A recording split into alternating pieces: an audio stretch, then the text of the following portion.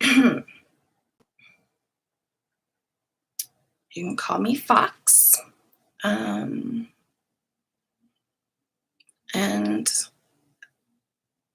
I guess that's silly because I'm sure people more intelligent than me would be able to dig into whatever, but it's an effort at a little bit of privacy.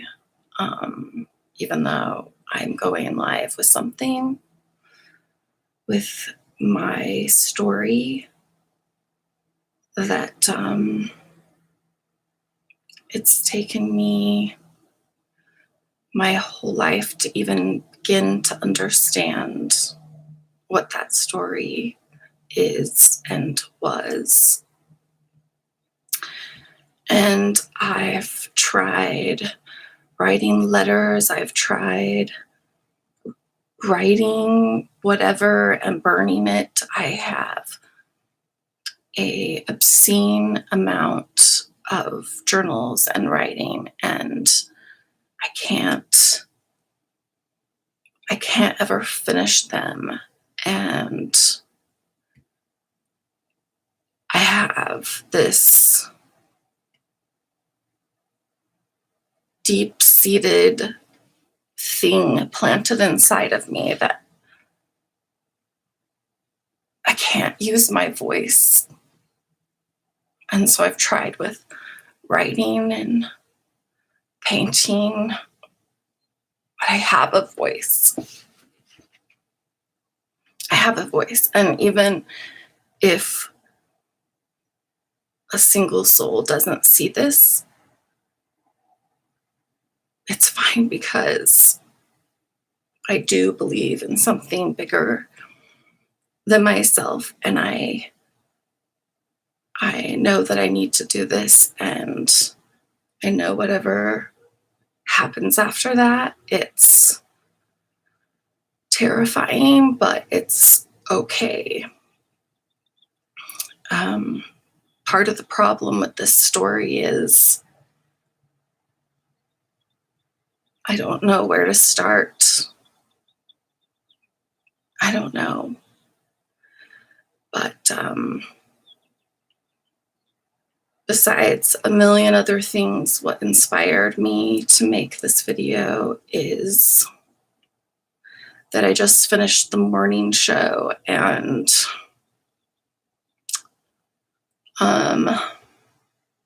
I've had a bunch of tragedies in my life, and they never stop. So far, it hasn't been a season. This too shall pass doesn't always, people, and we all know it, but that's what we tell each other. It doesn't pass for some people. All kinds of people. Everyone with PTSD.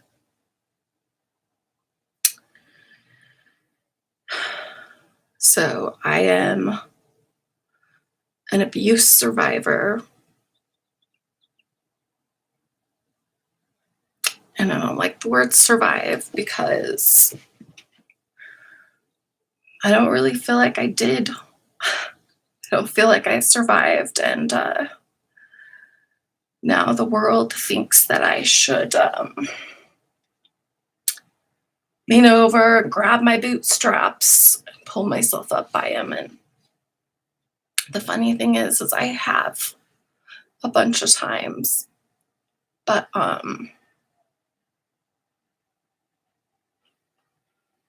I can't ever stay standing up. As soon as it starts going good, I get slapped down, or I just fall because I can't do it. And I have felt so ashamed of that. Every waking moment, I realized I've spent my life trying to be honest. And there's people out there that I've lied to, and I've done some shady things in my life, but come on, I think I haven't met a person who hasn't.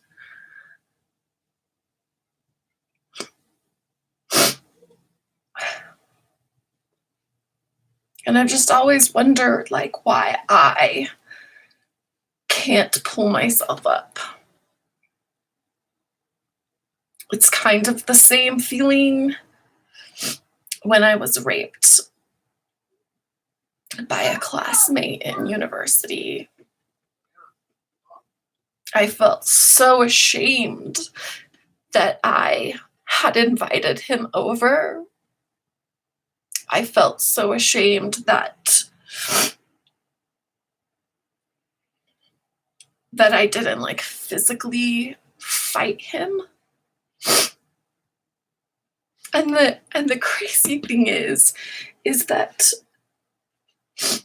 he was just one in a string, a string of what I now consider rape and molestation and assault. A string of them. Because before that night, I couldn't actually say the words no. I couldn't say stop.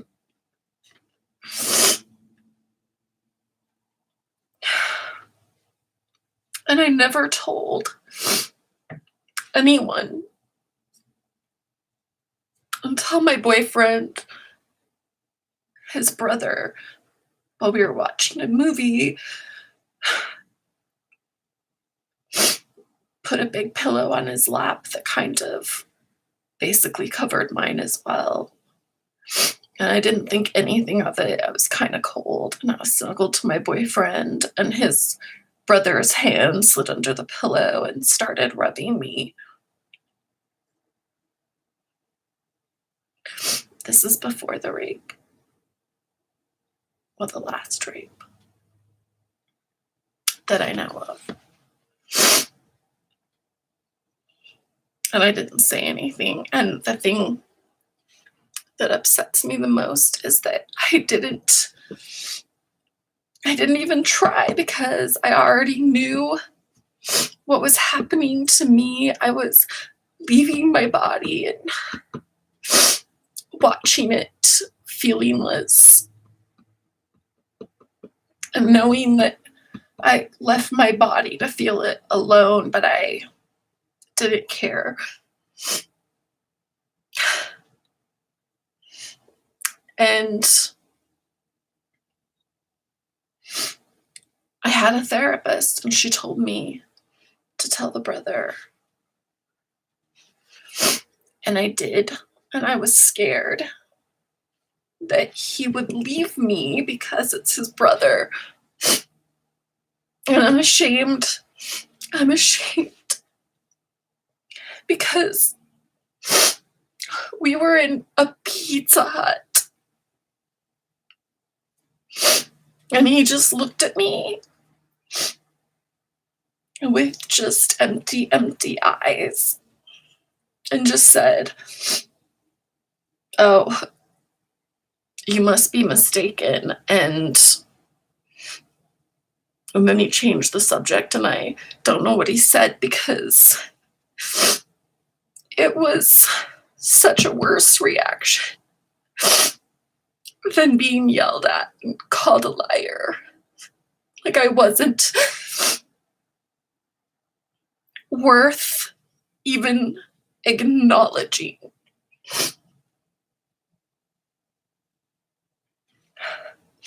And the only reason I was able to talk to my therapist about it, the only reason I was able to consciously come to the decision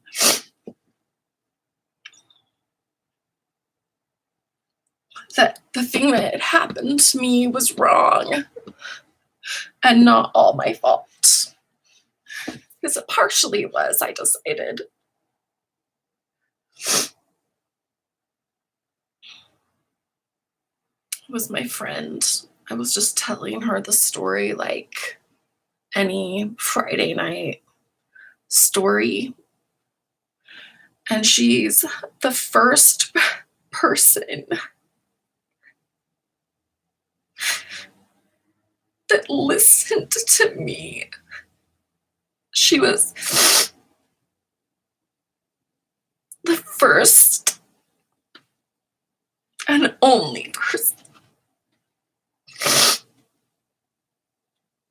to have really seen me and listened to me. And she caught it.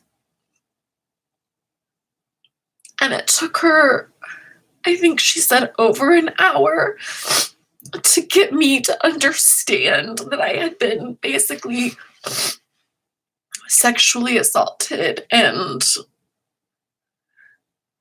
after it all happened, after I talked to the boyfriend, I stayed with him. And in the relationship, I turned into a crazy person. A batshit crazy bitch. The crazy eyes. So I just watched the morning show.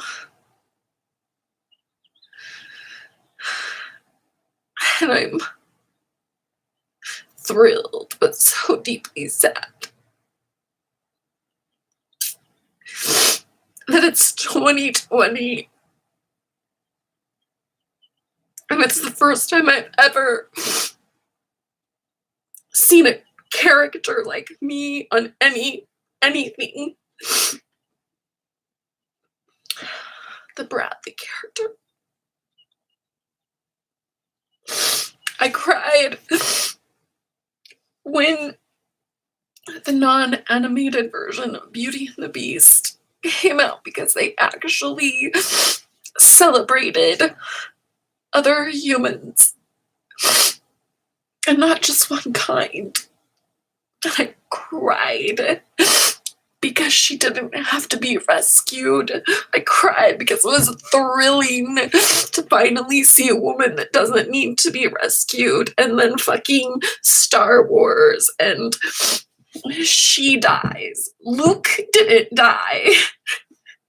She dies, and a man still has to climb out of a hole to bring her back alive. He has to give his life for her. It's fucking bullshit. And I thought I was just happy about the show. Thrilled that the narrative was doing something different. And it's the last episode. And all of this stuff has happened, and Jennifer Aniston has done her job so well, and Reese Witherspoon, and the guy that played Chip, and everyone.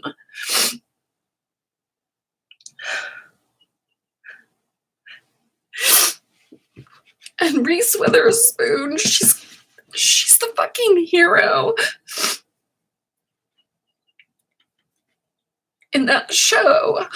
And they fucking have to have Corey, whatever his name is. He's back there. Another man, a white man pulling puppet strings, even if it's with good intentions. Still puppet strings. And I realized I still didn't see a person like me, because I would never have made it there.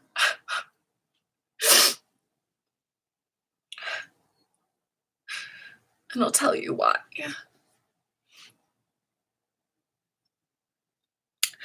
Because I was raised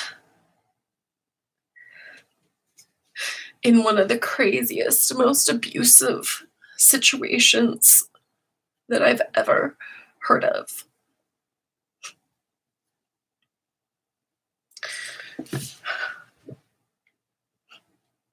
There was molestation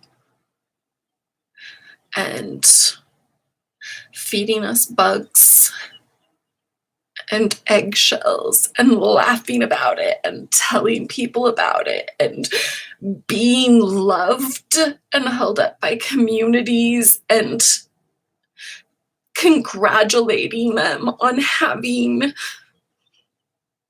well-behaved kids while your father chokes you under your hair, not your throat, your blood flow. And you see stars and it hurts. You're just, what, 5?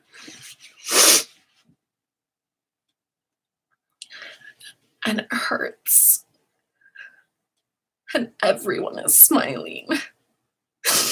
And you realize, before you should ever have the ability to realize this, you realize no one is coming for you. No one is going to rescue you. You are going to be in this torture prison with people that society celebrates.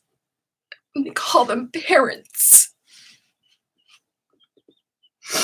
And parents have all these rights over their children, and children think that they don't have rights, even with the most progressive parents that I've met.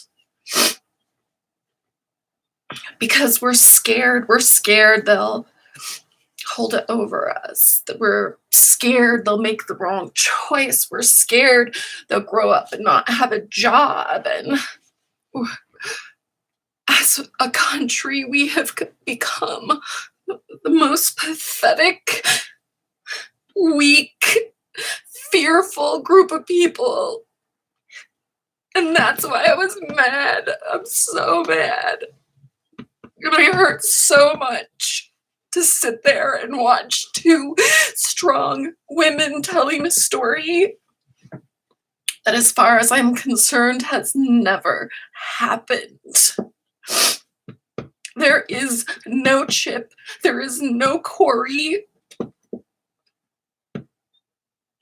There's no Bradley.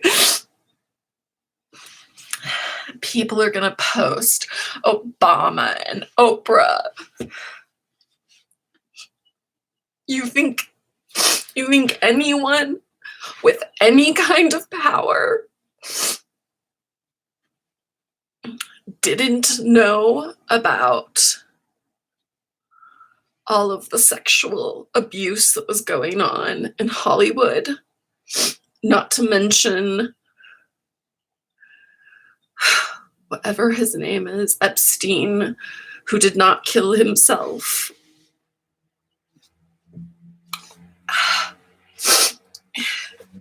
You are all so afraid of rocking the boat. But I have to tell you, the boat rocked and went into the sea a long time ago, and everyone, as far as I've seen, is just treading fucking water. Where are all Epstein and Weinsteins?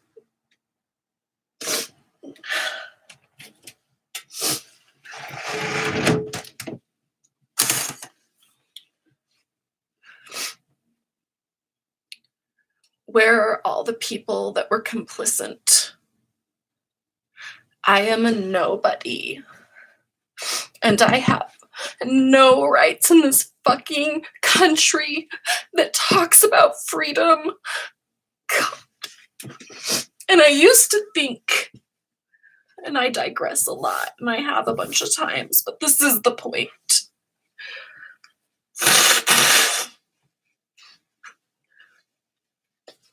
Yes, I am a woman, and I cry, and I look ugly, and I have snot. Oh wait, it's not because I'm a woman. It's because I'm a human. The point is, I sat there and thought of all of the politics and all of the money and all of the news, all of Hollywood. And the previous generations before this, they sold America.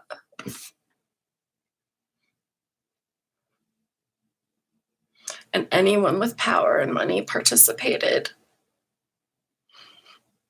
And they're so fast to jump up and act like they're heroes. And I keep thinking, like, did Tom Hanks know? Did Al Pacino know? I know that sounds so silly and juvenile, but I didn't have any adults in my life that were human. That were human, okay?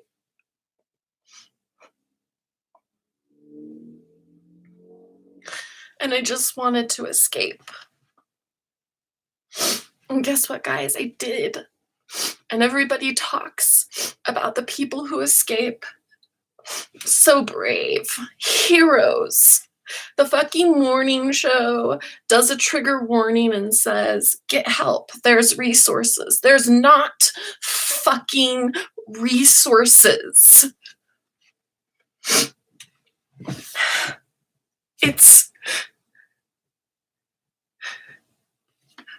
I got free to discover that there is no freedom for me. And I've tried moving. I've moved 3 times in the last 4 times in the last 6 years, trying to become invisible. And I changed my name. And they find me everywhere I go. And they make sure to do it in a way that you can't prove.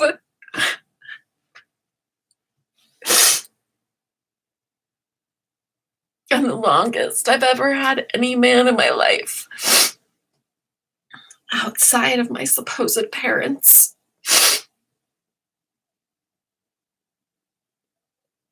when the whole Supreme Court thing was going on with Kavanaugh, I was student teaching.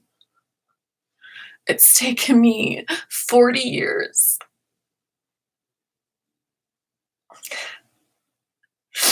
to get to the end of that tunnel with actual blood, sweat, and tears, and the fear of being caught. Looming over my head every second of every day. You can't live like that and not lose your mind. End of story. And somehow, as a little girl, I figured out how to make secret caverns in my mind to hold the precious parts of who I was, locked, unable to grow, unable to practice, unable to go through the developmental stages that I thought most people had the opportunity of going through. And I still believed in the American dream, and I still fought, and I fought, and I fought. It was never not a fight. And I sit in this country, in this planet, with a race of creatures that pretend like we have evolved from something less. But I don't think we have.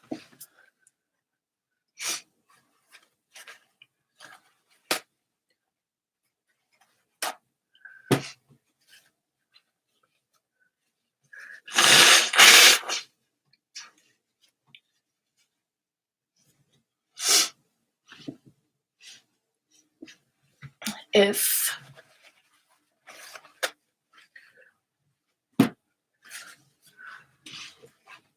the character was really about me, like me, she would have had at least a single, if not many, mental health problems and physical health problems, not to mention the fact that I didn't know that it was still going to be a nightmare once I escaped. I was so confused. And I don't think I really escaped really until 6 years ago. But it's just an illusion. So you're asking, what is my point? My point is that everyone is talking about how to solve the planet problem, how to solve the welfare problem, which candidate is the right candidate, and everyone in the fucking country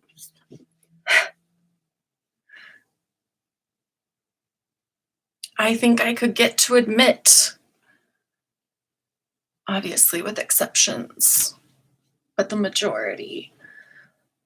And it happens every election. And the broken little girl inside of me is listening to these other adults. And I just kept wondering, what am I missing? What am I missing? My whole life. What is that thing that I'm missing? What am I doing wrong? How do I become good? How do I walk away from the chaos and the abuse and the psychological mind fuck of my life?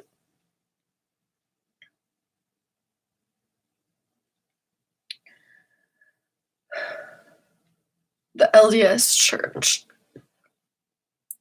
is complicit in the rape, molestation, and brainwashing of, who knows, countless people, countless children. My parents are a part of that. I'm not even sure if they're my biological parents. I have tried to investigate this as well as I can alone. I have talked to the police. I have reached out to reporters. And I'm told over and over and over again, there's nothing I can do.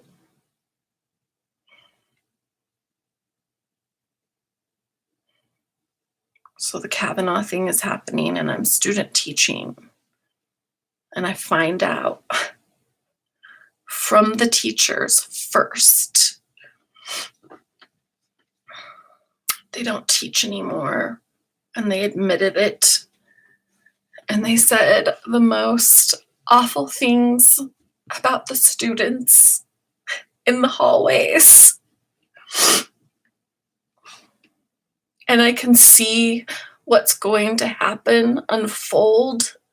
And everyone in my life, regardless of how much time they've known me, they wanted me to conform. They wanted me to conform so I could get on the inside and make change, because that works. That's why the world is in the pickle that it is right now, because of all the courageous people that did that. the bad guys, they really don't have any limitations anymore. Somehow, from me escaping my family to now, all of the work and all of the blood and all of the sweat that I put into staying alive and trying to figure out how to not be a crazy bitch and how to have a job, how to have a career, listening to everyone getting offended by the N word. And then, no, only Black people can say it. And my daughter's little Black friend, every time I do something, she's asking me, is it because I'm Black? And I finally say, have you ever experienced discrimination yourself? And she's like, no. And so I'm feeding her and ferrying her around.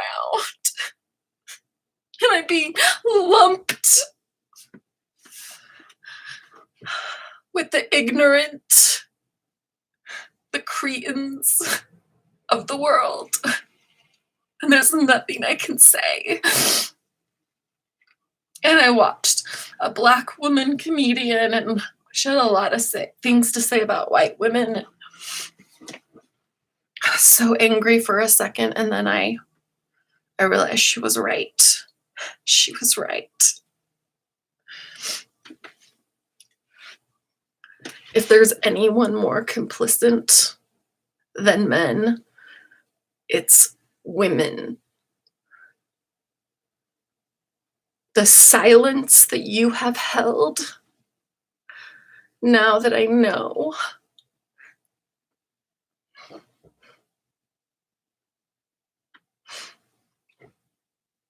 I had to make this video so I didn't have to feel the way that I feel about all of you, whether I want to or not, about myself.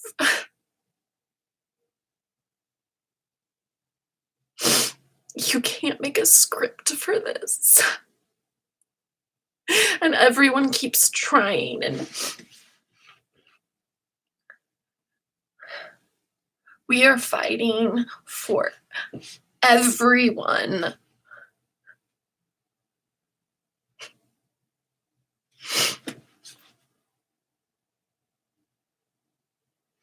Is it just me, or doesn't everyone have the concept that you can't cure a disease by only treating the symptoms? You are all bitching and moaning and shaking in your boots because you might get a new bug, because you don't have all the freedoms that you think you should have, or that these people that are suffering and can't get out of the fucking dark hole that is the majority of the lower and middle class, you're not helping. You think that you are by voting for government programs that are paying people to create oversight committees and to make sure that the poor aren't taking advantage, and to make sure, and none of it works. And no one wants to say it because they want to feel like they did their part, because they know they're guilty.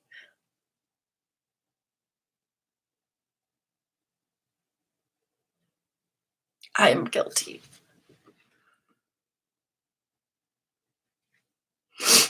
I'm so guilty.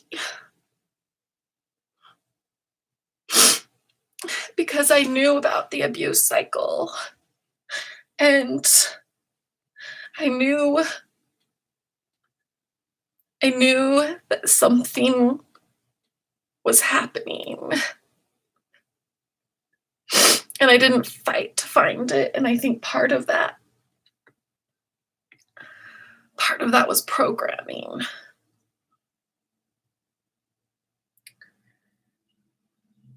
And I would have stayed stuck and being shut down. And I mean, actually shutting me mid moment and changing my ability to have free will. And I would never have known that without certain people in my life that took a moment to notice what was happening and help me notice it because I couldn't. I went to my father and told him all of the things that have happened to me. The dreams of screaming out for him and asking for his help, and him walking away. I didn't understand them. I wanted to understand them. And the gaping wound that was it, that was me, that is me. And now that I was a parent, I knew what I hoped to get from him. A hug. A sorry. A minute acknowledgement of my suffering, concern, anger.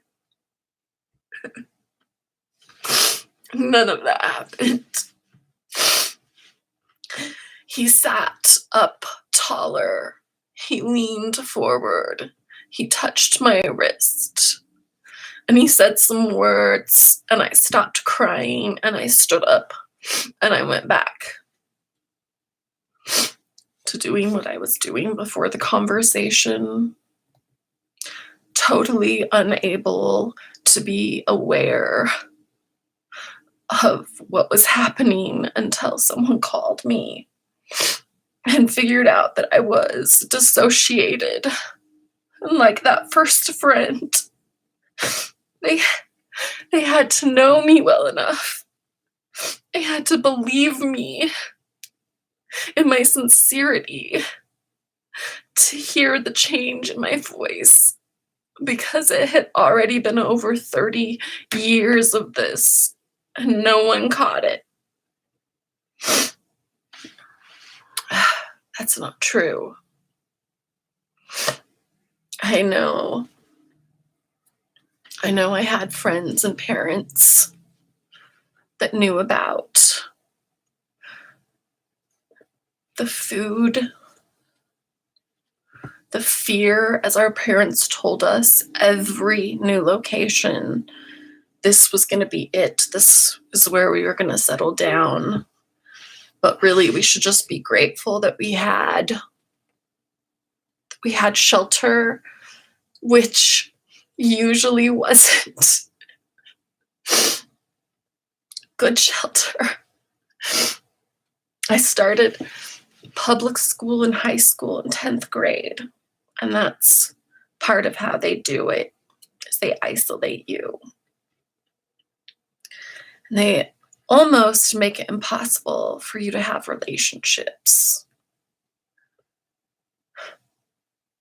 And they know how to manipulate to the kind of minutia and some kind of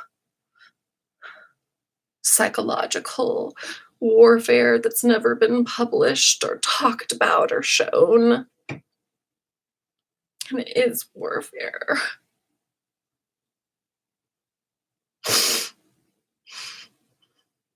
You spend your whole life trying to figure out how to be invisible from the monsters. Even when you can't remember who they are, you know it's happening. You know, and you feel it, and you're terrified, and you want to get away.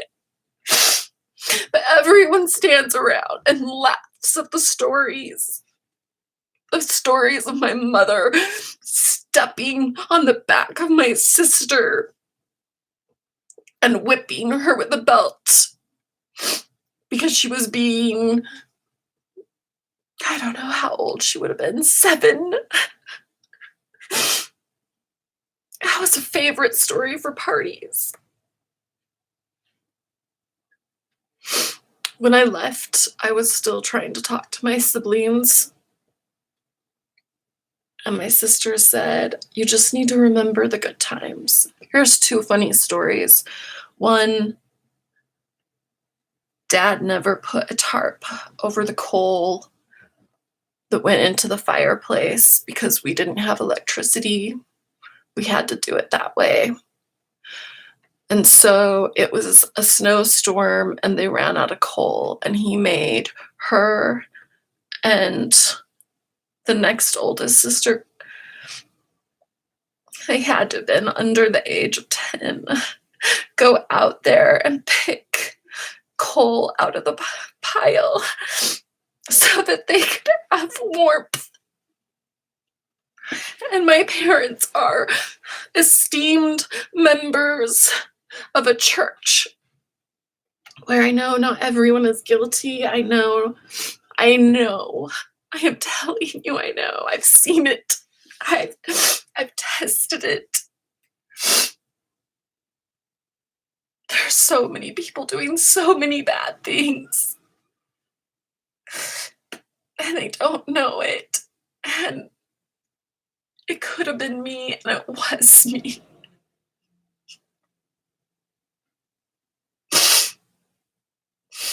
And deep inside, I've hated myself my entire life.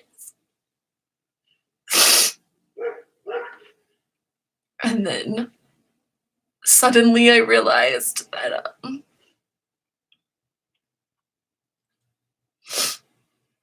when I started to change, when I started to realize that no one was going to save me and that my siblings would throw me under the bus if it was the difference between getting hurt themselves or having someone else take the fall. And I gave up on them.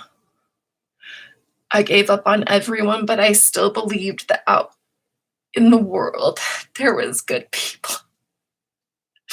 And I went out in the world and people hated me. Men became obsessed with me because I wasn't like the other women.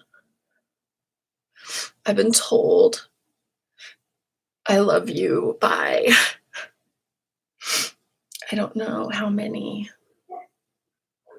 And it didn't take very many to realize that they didn't see me, they didn't hear me. And when they did, they shut it down because what I had to say was terrifying. And the real killer is I had no idea. I had no idea what was happening. Ever. Any social interaction. I couldn't even remember most of the time how to keep things straight. In my head, every decision I ever made was out of fear. Every single one. Fear does not lead to freedom. Awareness and a willingness to tackle yourself, to dive deep in yourself. That's what brings freedom. That's what would solve all of the problems in the world. But somewhere along the way, and maybe it was never there, and I'm beginning to realize that maybe it wasn't.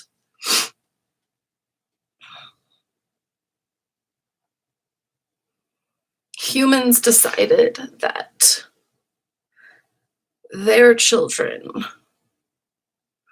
were more important. And I understood it. I was raised in a world being choked and hit and molested and taught to think horrible things about myself from the time that I was an infant. My sister said, She found me in a room and she realized they had left me there all day. And I wasn't crying and I hadn't cried all day.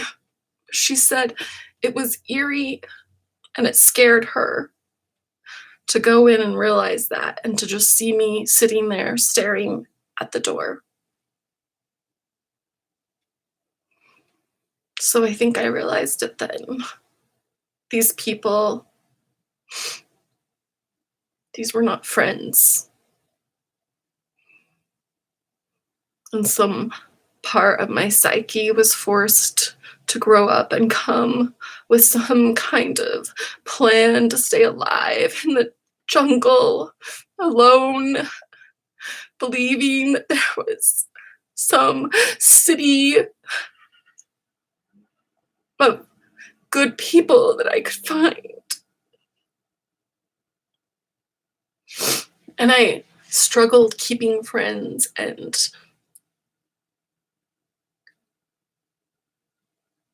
keeping jobs and marriage and a divorce, child, rapes, meltdowns, a 32 car pileup, discovering for the first time because no one had ever explained it to me. The insurance, they don't always pay. Not if no one can figure out who started the accident, and it was my entire life. And I have a job, and I get sick, and I find out later it was because of the illegal actions that the owner, McCoy's Carpets Orem,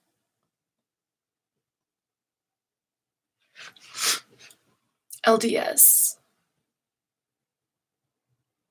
a disgusting person. And he knew that I was sick because of what he was doing. And I didn't realize it because I still thought that these other people would be good. I hadn't understood the reason that people thought I was cringy or extra or slutty or a prude or ugly, goddess beautiful. I've never met anyone like you. Cry, cry, cry, I love you. They hadn't asked a single question about who I really was. And I didn't understand why every interaction with a man led to something awful. I spent so much time trying to figure out what I was doing wrong.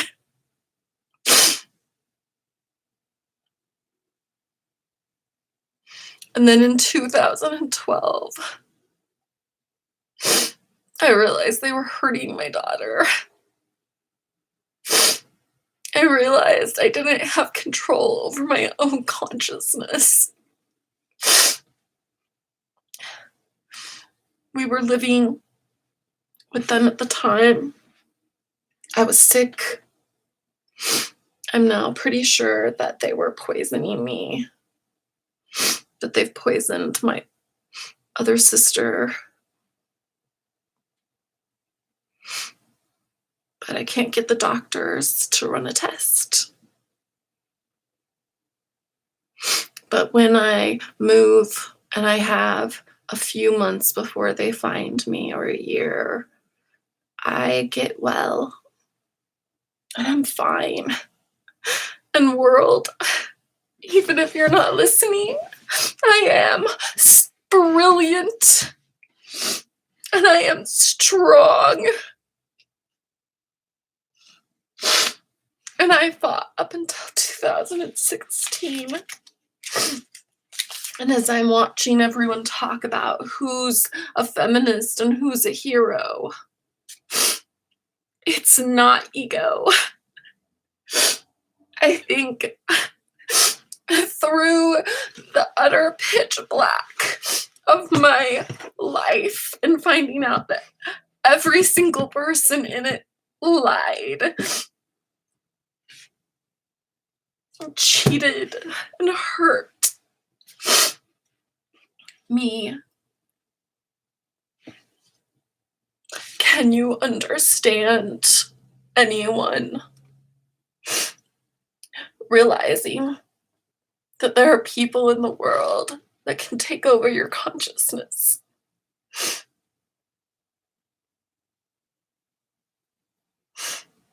That your child is being hurt because of the decisions that you couldn't even think about making, because they had removed the ability to think about those things.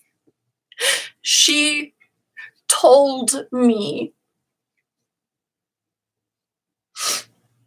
she said, Grandpa said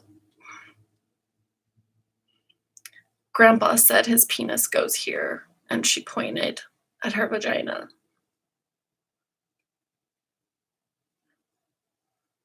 And I told my mom, and she ran and told my dad. And the next thing I knew, he was locked in his room. I was taking my daughter home, not knowing what had happened to her. Not understanding what had been happening to me my whole life. But knowing something was so terribly wrong. And the feelings and the experiences and the dreams.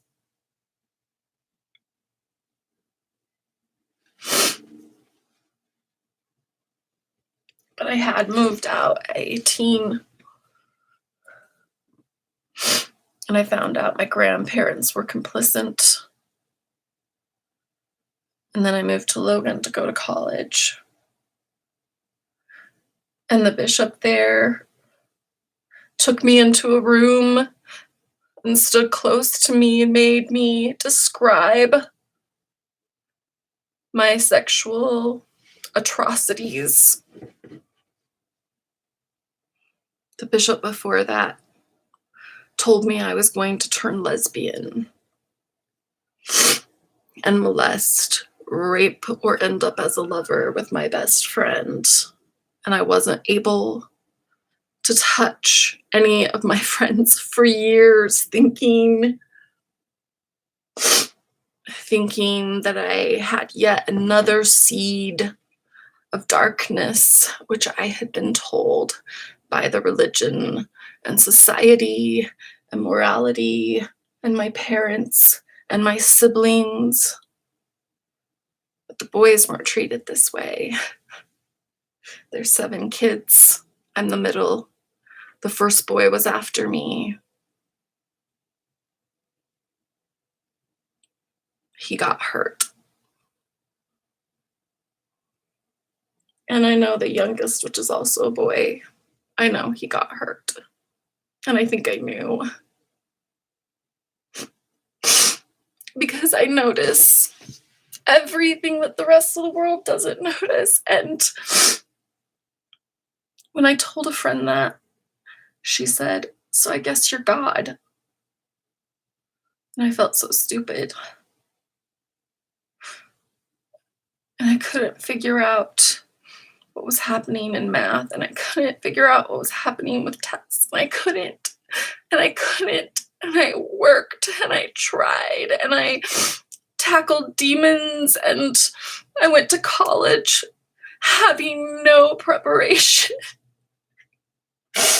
I was raped by the first guy that I met in such a vile way. And I thought it was my fault.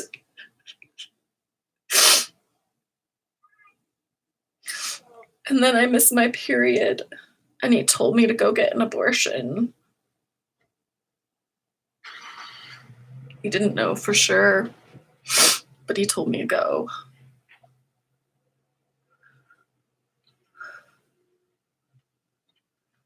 And I met my aunt.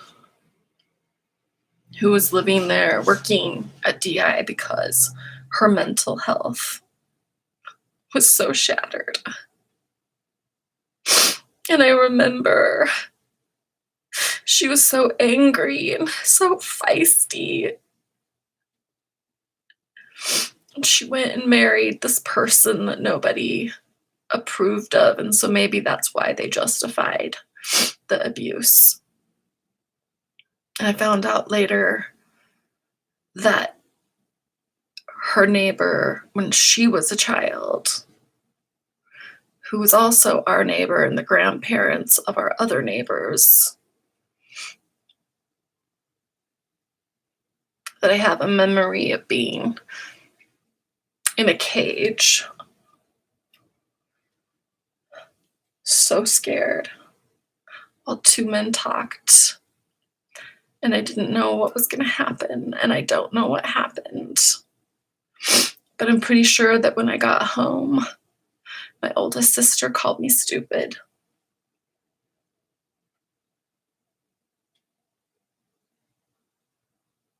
Her other funny story was that she couldn't get my mom's attention, and so she knew what dead people looked like and the chalk mark around them. She said she was like 6 or something. And so she laid in that position, the old fashioned, this is what people look like when they're dead, position to position.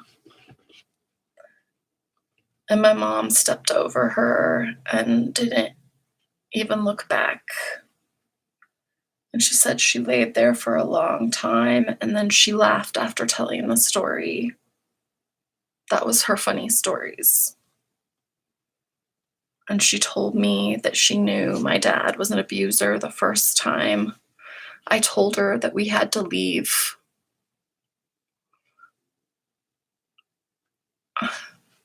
Two other sisters said they knew. I didn't know they knew. The other one told me she wasn't sure if she could believe me. She wasn't sure if she knew I was stable.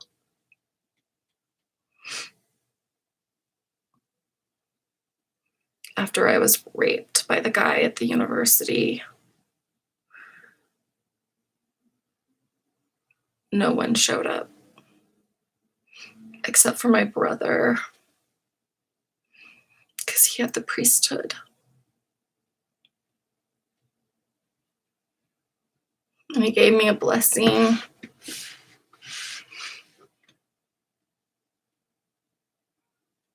And then he told me there was good news afterwards.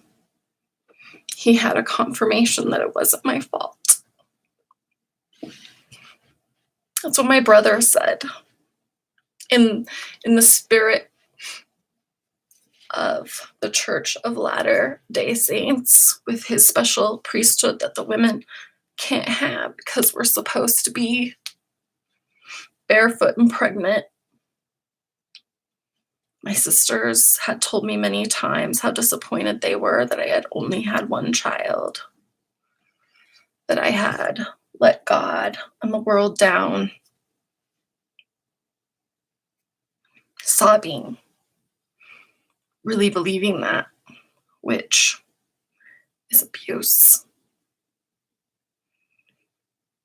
And I knew what abuse does.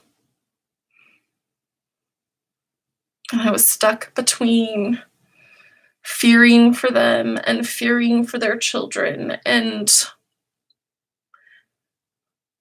knowing why they couldn't even understand who they were. And I would just have to know for all of us and step in when my sister couldn't come out of the bathroom after she got engaged. Step in after her wedding night because she didn't know her own parts. She didn't know how to have pleasure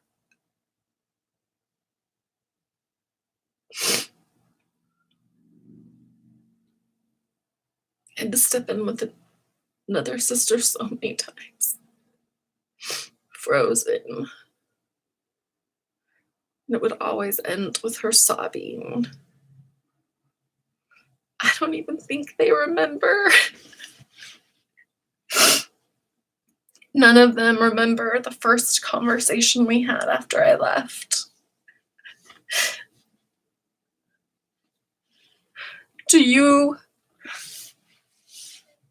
Does anyone begin to understand what it feels like to wake up and realize you're in some mad nightmare where people can't hear you no matter what you say or how you say it? And if they do, the next time you talk to them, they will have forgotten. They will stare you right in the face, in your eyes, and tell you that the things that you're saying that they said never happened. Even if someone else was there and heard it too. It wasn't real.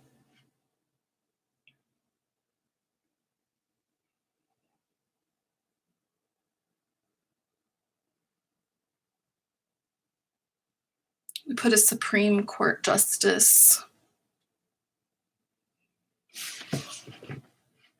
on the bench that may have sexually assaulted someone. And this man that I have been closer to with anyone in my life looked at me and told me that no man should be convicted without hard evidence.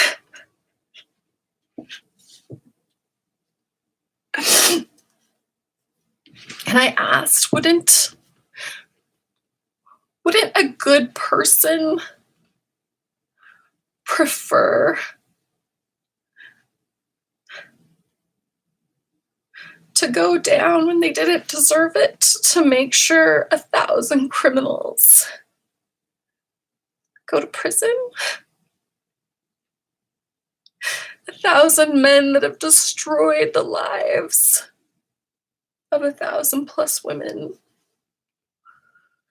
And he said no, because that would destroy the foundation of our country. And if I didn't like it, I could move. And I was being too sensitive about our president talking about grabbing a woman by her pussy and dragging her around or whatever it was. Everyone talks about it and debates what it meant, how it was said, whether we should care. Clinton, I don't fucking care about people's passions. Have your passions, live your life. We're in the 21st century. There's no doubt in our minds at this point, scientifically, that repression creates aberration. That an abuse cycle often just keeps feeding itself, getting worse and worse. When I graduated college, I was told that the rate of girls that high school, that graduate high school was 1 in 4 for being raped before they're 18. When the Kavanaugh thing happened, I talked to all these women who I thought were strong and feminists, because feminists should just mean striving for human rights. Let's stop saying for minorities or that or this. It's not about slavery. It's not about greed. It's the easiest math equation, and it took me 40 years to figure it out.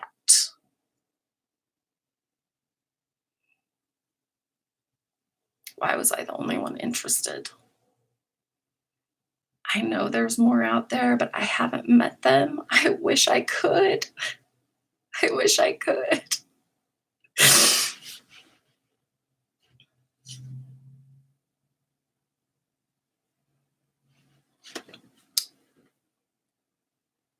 There was a play in college that was called All My Sons. Everyone should read it.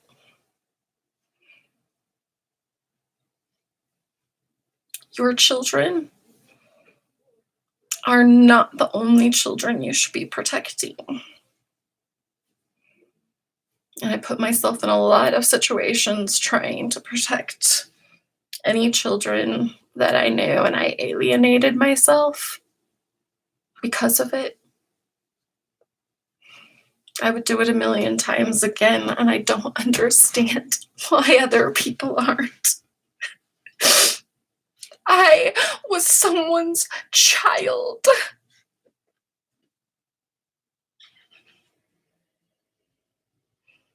So was the little girl when my daughter was going to elementary school who would tell us about the men her mom would bring in and the vomit that she would have to clean. Or half the class that didn't know how to read. And it was 5th grade. Realizing that the girl across the street was being abused, and when they found out, they moved, gone overnight. And I get to live with knowing that little girl is out there with the pain that I saw. And then I find out that human trafficking is at its all-time high. And then I go to school to become a teacher because I too want to make a difference. And I hear the other students and the professors talk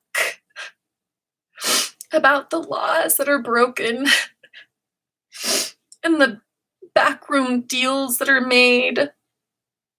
And it's the reason why teachers never see the money.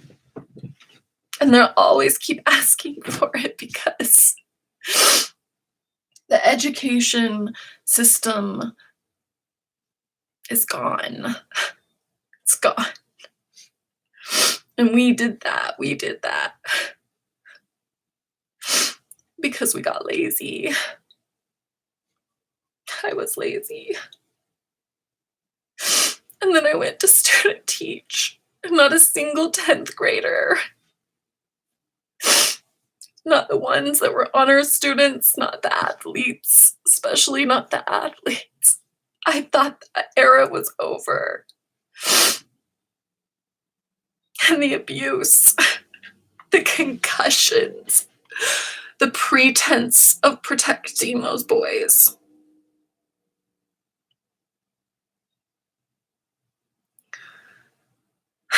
The horrible behavior of so many of those students. And the atrocities towards the underprivileged. Sandy, Utah. So pretty and clean and homey. And my daughter knew I was going to go teach. She said, her being a student at another school that's supposed to be amazing. What are you going to do about the boys that masturbate during class? I was shocked. She said it happened 3 times that year. And then she told me about the little girls on the bus talking about being eaten out, giving blowjobs, doing it in the room next to their parents, doing it at the park. She tells me about the friends who tell her that they've been raped,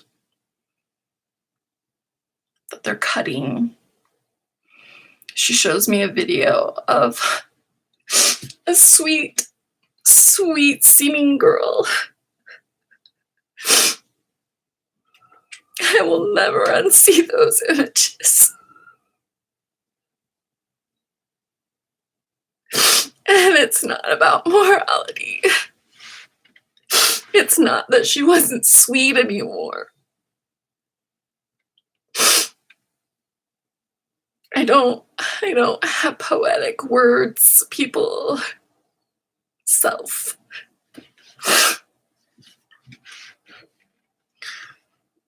I can't make a bulleted list. I've been investigating this for years. I've tried finding so many ways for proof. I've talked to social services, and apparently my word and my daughter's word are not enough to do anything, not even prevent my parents from having their grandchildren, which my sister, who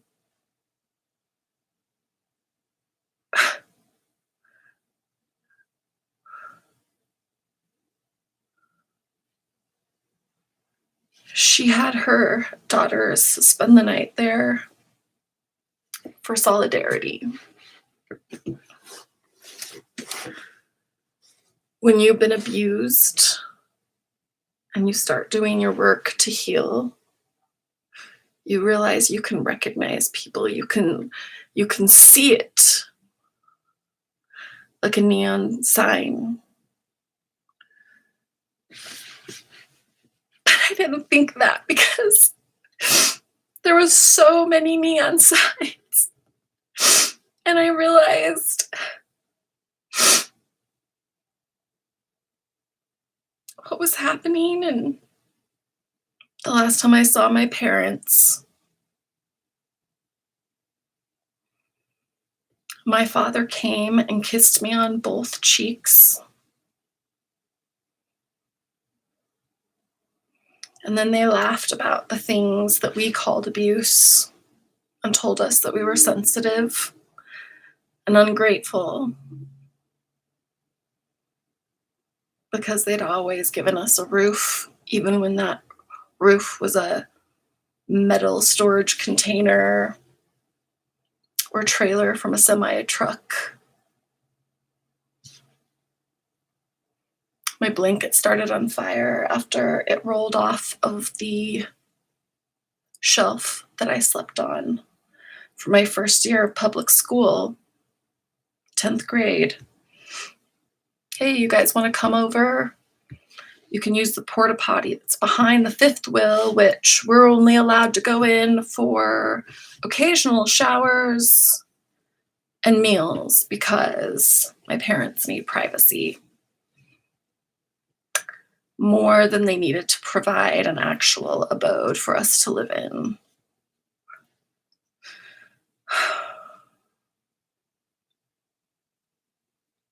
There's so much more. So many more details. And I have so much research because I was so lost for so long. And I got away from my parents and I got better. And I realized that my siblings weren't going to get better. And the things that were happening after I left were terrifying.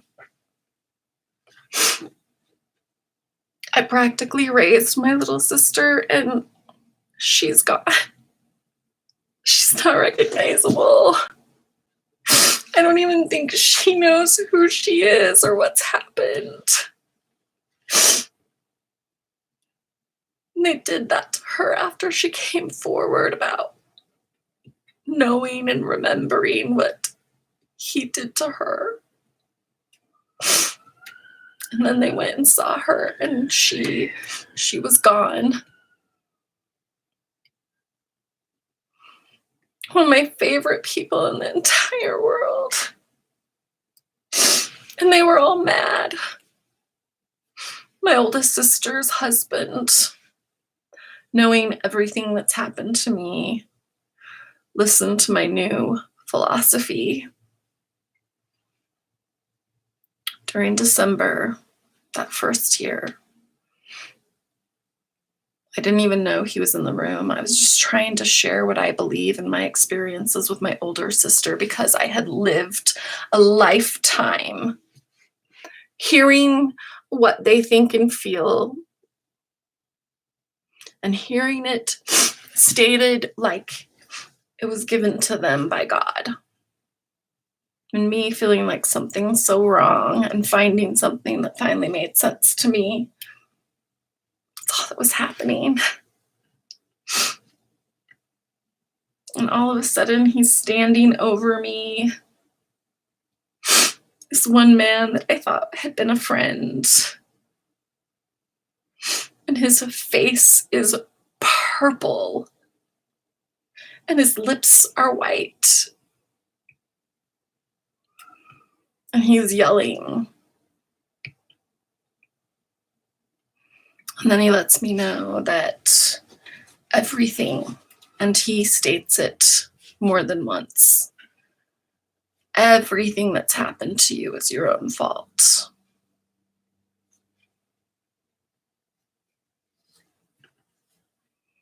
And I've had countless people tell me the same thing.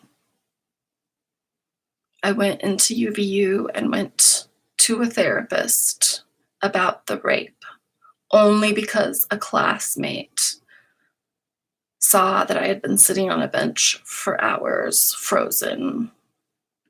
I would have eventually gotten up and I would have tried to finish school and I would have ignored it. And I thought I was a person that would never do that.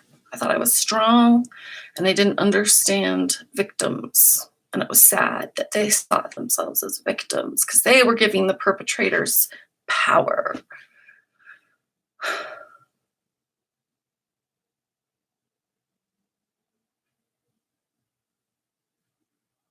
I'm a victim. I'll always be a victim. Fuck everyone that makes you feel shit about being a victim. Fuck everyone and their political correctness.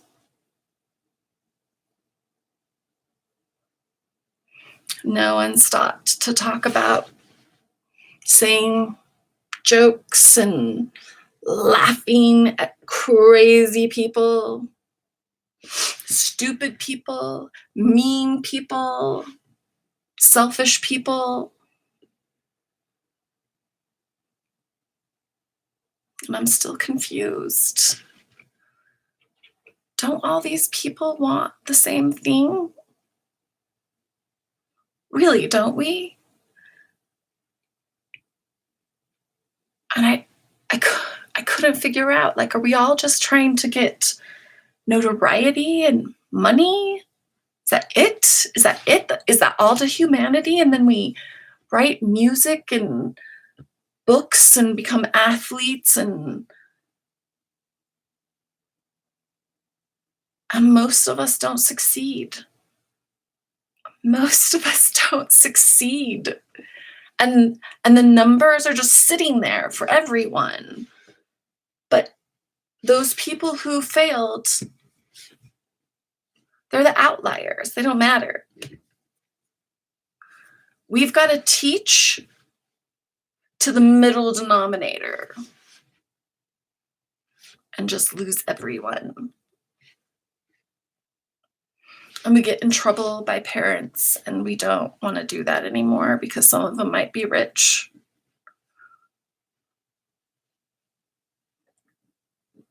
We don't do it anymore because someone might look at us. We don't defend children. We don't make them take responsibility. I ended up student teaching at 2 schools because I was fired. I didn't even know you could get fired from student teaching, but I was at 10 p.m. one night after an amazing lesson. I did it for a couple people and they called me genius. And the people that really know me have always called me a genius. And it felt like a fucking joke.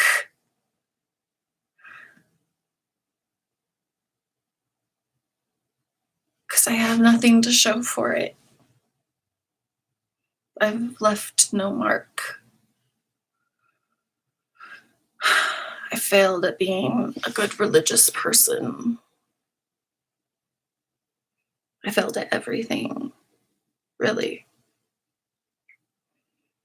I did get a job at the U here in Salt Lake. I've been told that they were humans.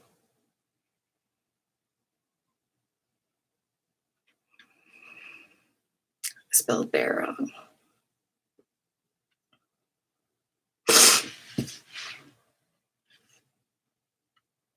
And I got a job for vascular surgery.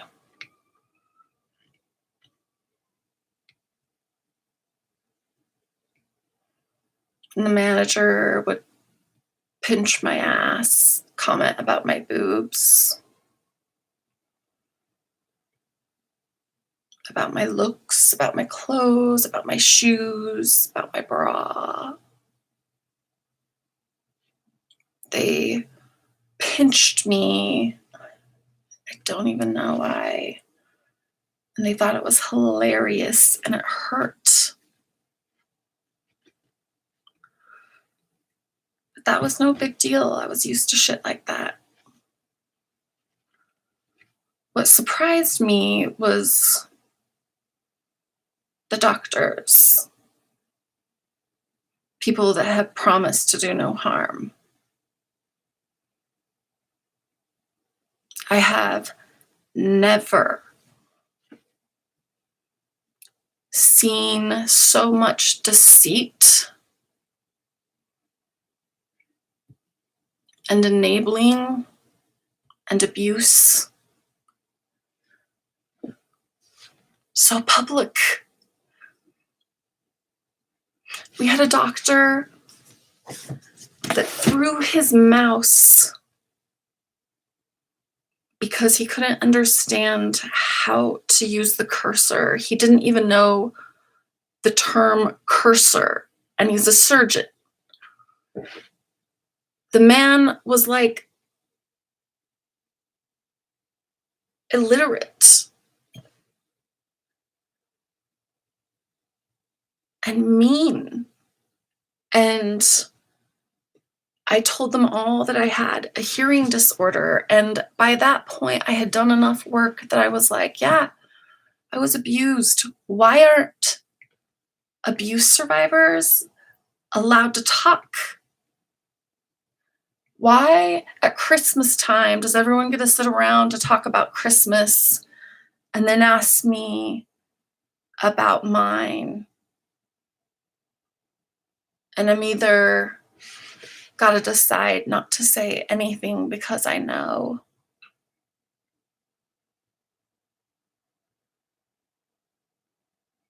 And I realize it's not fair, it's not right, it's not helping anyone. So I start learning how to tell the truth, and I didn't even know I wasn't telling the truth. I wasn't.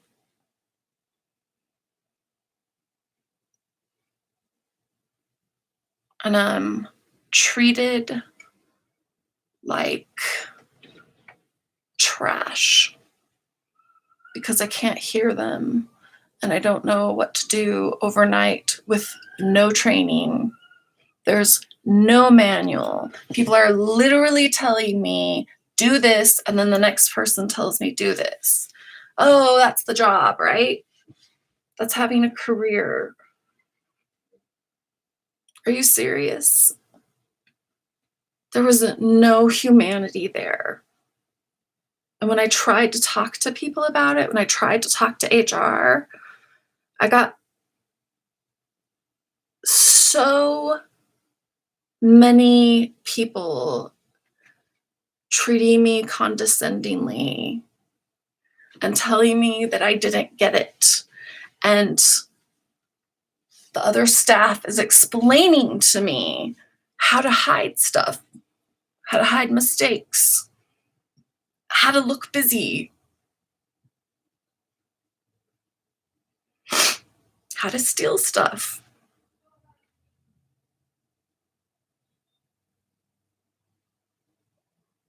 I briefly introduced myself to someone and they said something, and the honest answer was, "Oh, I don't talk to my parents. I came from an abusive background." He later stopped me in the hall and told me that that was offensive.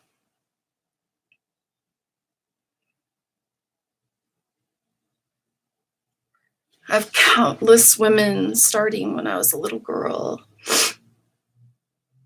that have confided in me. Everything from I'm not allowed to fart because girls don't fart, to my grandpa raped me every night, and it's my job to make sure that we heal. I had my daughter at church, and a couple who's over the primary offer to babysit, which is a huge deal if you're a new mom and new in town. I found out that her husband was a registered sex offender for child molestation and porn, that they were actually violating his parole to be primary teachers. You'd think the bishop would have checked that. They wanted my child to go to their house and babysit her. I didn't find out until later, but I had a horrible feeling and I said no.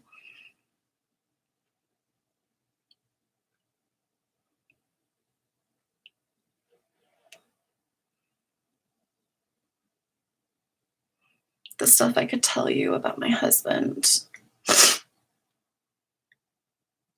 lies,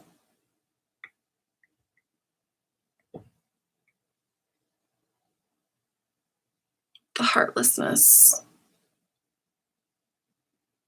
the cowardice, the alienating, to the point that right before my 32 car pileup, we're divorced. He's now married to a woman that he was in a relationship before he broke up the last, which he was in, I guess, before he told me that we were getting a divorce. And then she left and we got back together. And then he ghosted me before the term existed. And my daughter came home from visiting her dad one day with some intricate braids. And that's how I found out that we were not seeing each other anymore. And that second child we were planning, fuck that.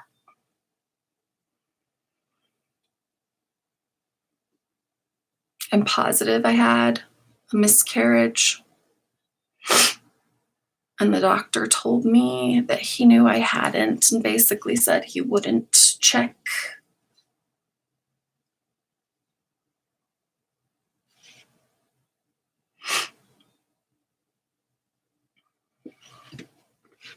Here's the problem. People are listening to this and they've fallen asleep. Like the last cop told me, unless you're telling me the location and the juicy details, I can't help you. And I said, the juicy details of me and my daughter being molested and raped by my father. And his reaction was, yeah, I mean, that's the only thing that convicts. And it often doesn't unless you have proof. Yeah, I mean, I was 5 and I put a hidden camera in just decide not to turn in the evidence. Women that falsely accuse men are exponentially worse than the men, any man that's raped.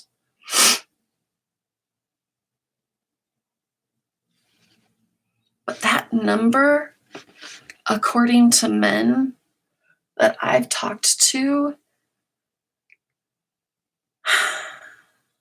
it's minuscule. And let me put it into perspective. The Native Americans were horribly treated and still are, and there's stuff going on that is mind-blowing.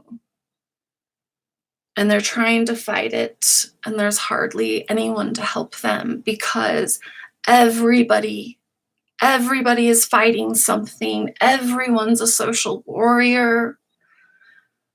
Everyone supports the 1-800 numbers that you call if you're thinking about suicide. And the rape center, because I want to go to a place where people see me walking in that's called the rape center. And I want to keep hearing people say it. Come back to the rape center. Go to the rape center.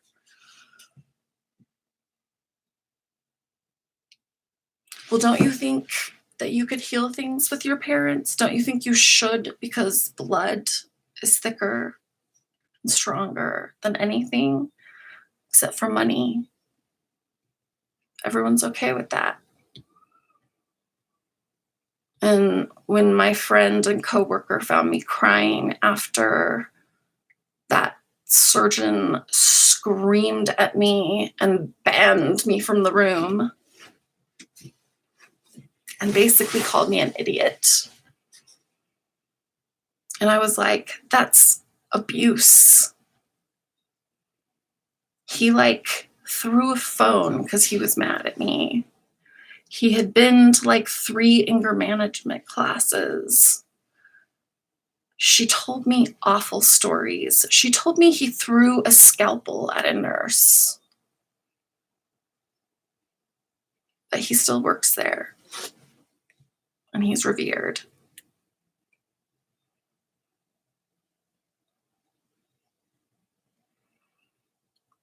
They still use fax machines and endless paper. And when I was trying to get everyone to recycle, the chief told me that the hospital doesn't actually. So I didn't need to work so hard. And when I told him we could create the entire program he needed to do the stuff that I helped with, he said, no, it's too hard for doctors to change. So fuck the environment. And I'm anal and I'm sensitive and everyone knows, and I don't get it.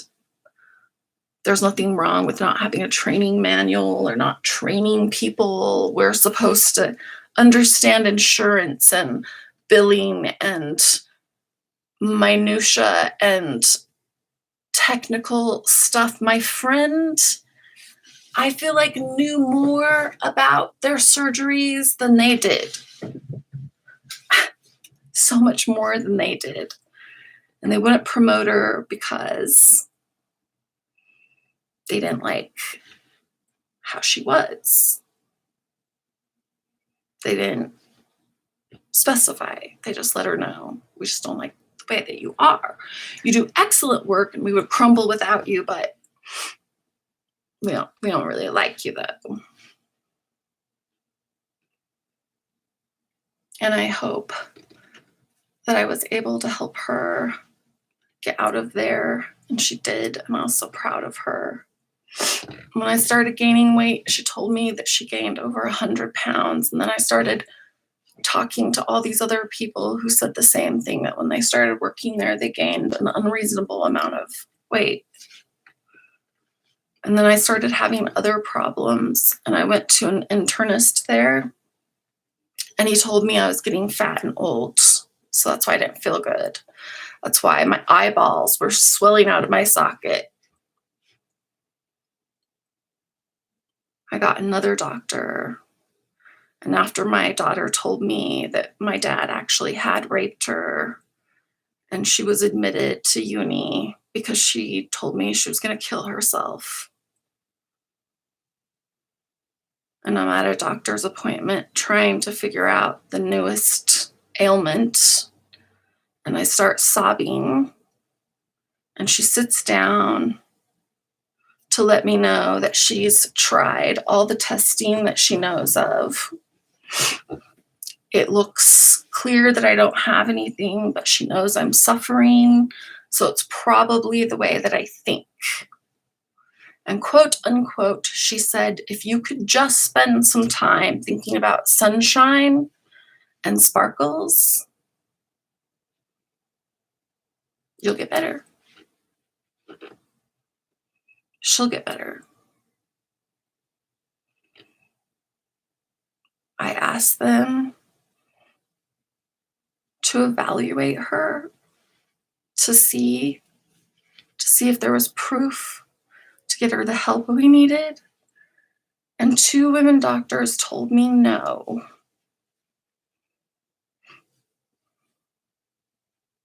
When I got the rape kit, which was as bad as being raped by far, they just simply told me there was no evidence that I had said no. No bruising. There was lacerations, but could have happened with regular passion. And more that I'm not going to share.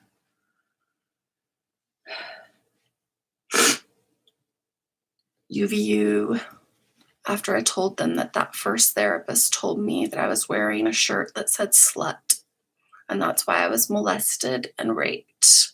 And until I took that shirt off, I would continue to be molested and raped.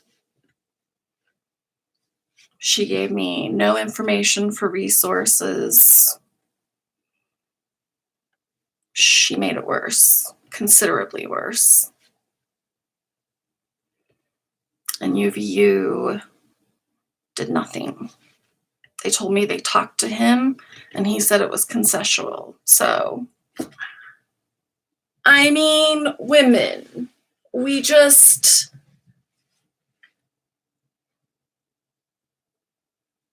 you know, we're so stupid for not having that evidence of rape when we need it. It's nuts.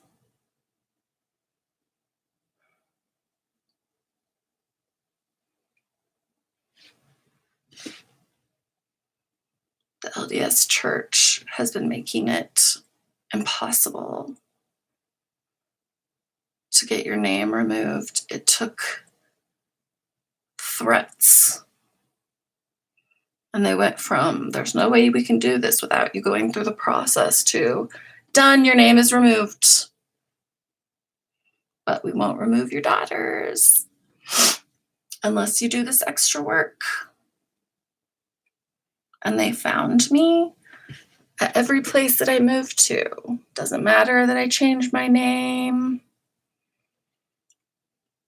Doesn't matter that I didn't forward my addresses. They found me right away. How the fuck is that happening legally?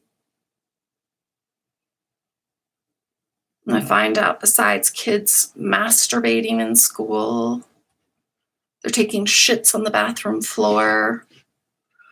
And none of the parents' children are the ones that are doing it. None of them. They're good. They're wonderful. Especially if their kids are white and they have a lot of money. But they're probably feminists. They probably care. They've probably donated Most of them are members of the LDS Church who practice Christianity but kick their gay children out, remove them from pictures, and think that they're Christians. And the best part is the people like that friend who told me that I can leave is listening to my family and almost everyone in the church making fun of these kids, making fun of people with mental health problems, making fun of everyone that wasn't like them. My dad would drive us around from the time I was little, and point out yards and houses that were in disrepair and let us understand that there was not a home that would be better than ours because horrible things were happening behind those doors, even the well manicured ones, and we should be grateful. And if we went to the police, oh, the things that would happen to us because the police are bad. And if we went to social services, the same thing would happen. Or mental health services. Hell, we hardly went to the dentist or the doctor. My brother broke his arm, and I had to threaten my parents to get them to take him to the hospital after it had been broken and was swelling and turning colors. Him going to church, my parents doing all of this above the board, no one giving a single iota of a shit.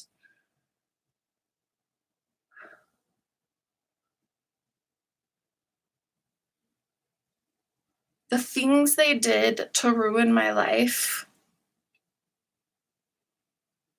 And then when you try to confront them and you don't understand, they are the reason that these things are happening. Like they planned them. How did they know how to do this? How did they know how to touch my wrist? Why did I shut down? Why did I start seeing it happen with all of my siblings? Why can't they remember things that they've said? Why did my little sister call me in the middle of all of that weird shit? She drove down the highway, talking, and in the middle of a sentence, screamed help. And I tried to tell her that I heard it and that I would.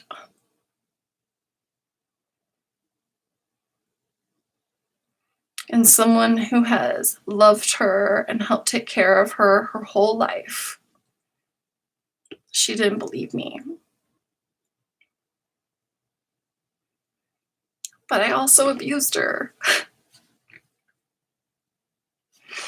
I did horrible things to her.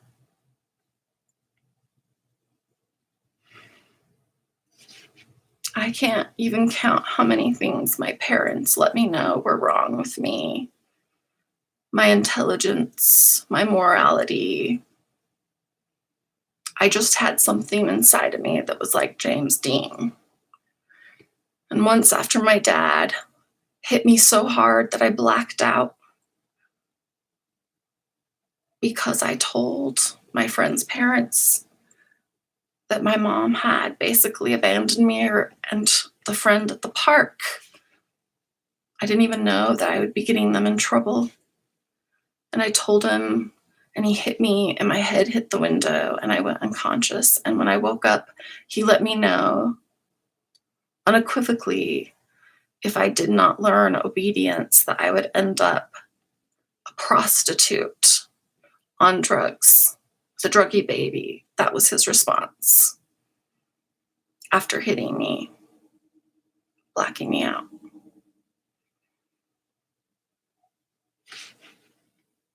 My brother told me the same thing, 10th grade.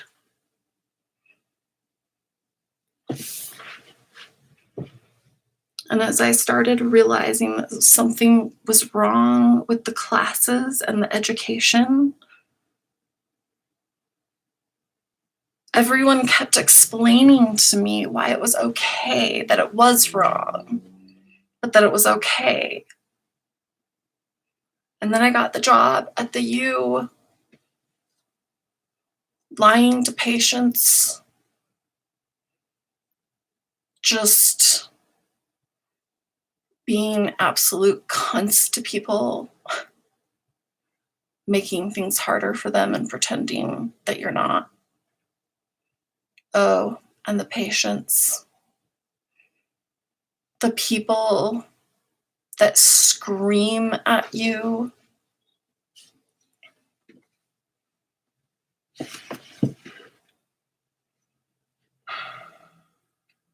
I don't think I've met anyone that's actually kind about my disability of not being able to hear well, except for a deaf counselor that I had. Kids, adults, siblings, my daughter. It's annoying that I can't hear them. They let me know.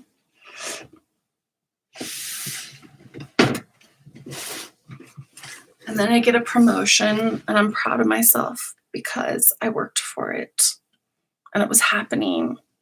And my manager loved me and she cried when she told me that she was going to give me her job when she moved.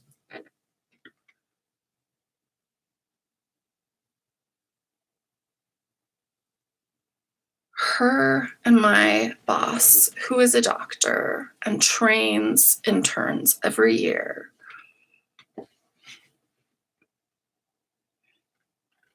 I thought people like that only existed on television. Everyone made fun of that woman behind her back. Frankly, she deserved it. It took me over a year after I left on FMLA to understand what had happened.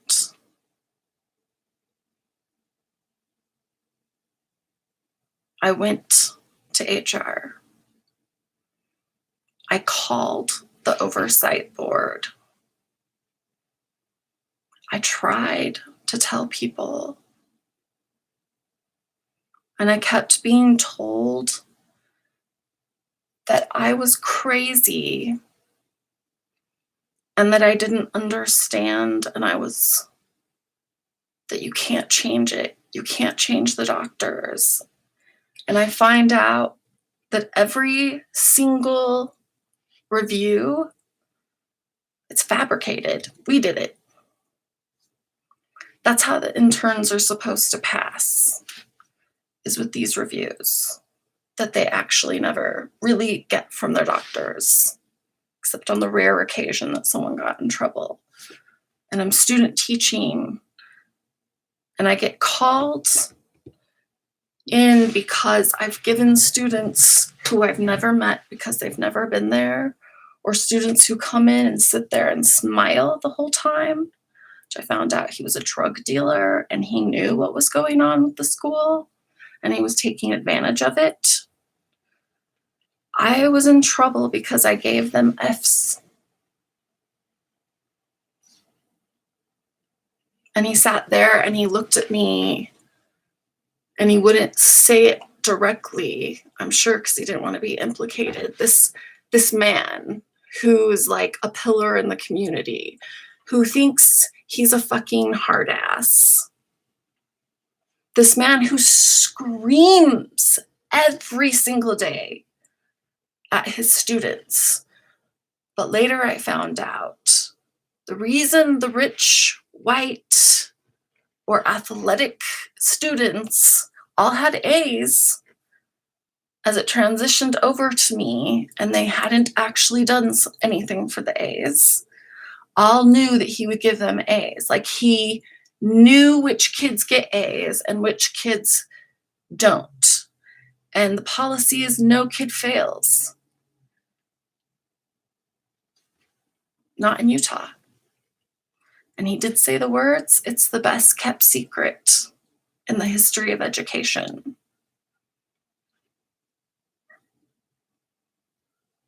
And then I got fired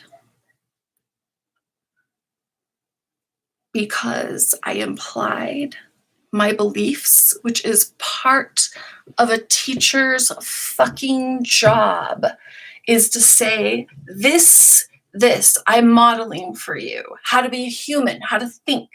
That's what English teachers are supposed to be doing. These kids didn't know grammar. They didn't know format. This one boy who reported me cried almost every day because I wouldn't give him an A because writing on a piece of paper or reading How to Kill a Mockingbird was abuse. This white, rich, entitled little shit. Everybody's worried about women screaming rape when it's not real? Give me a break. The boys in that classroom, it was a horrifying situation.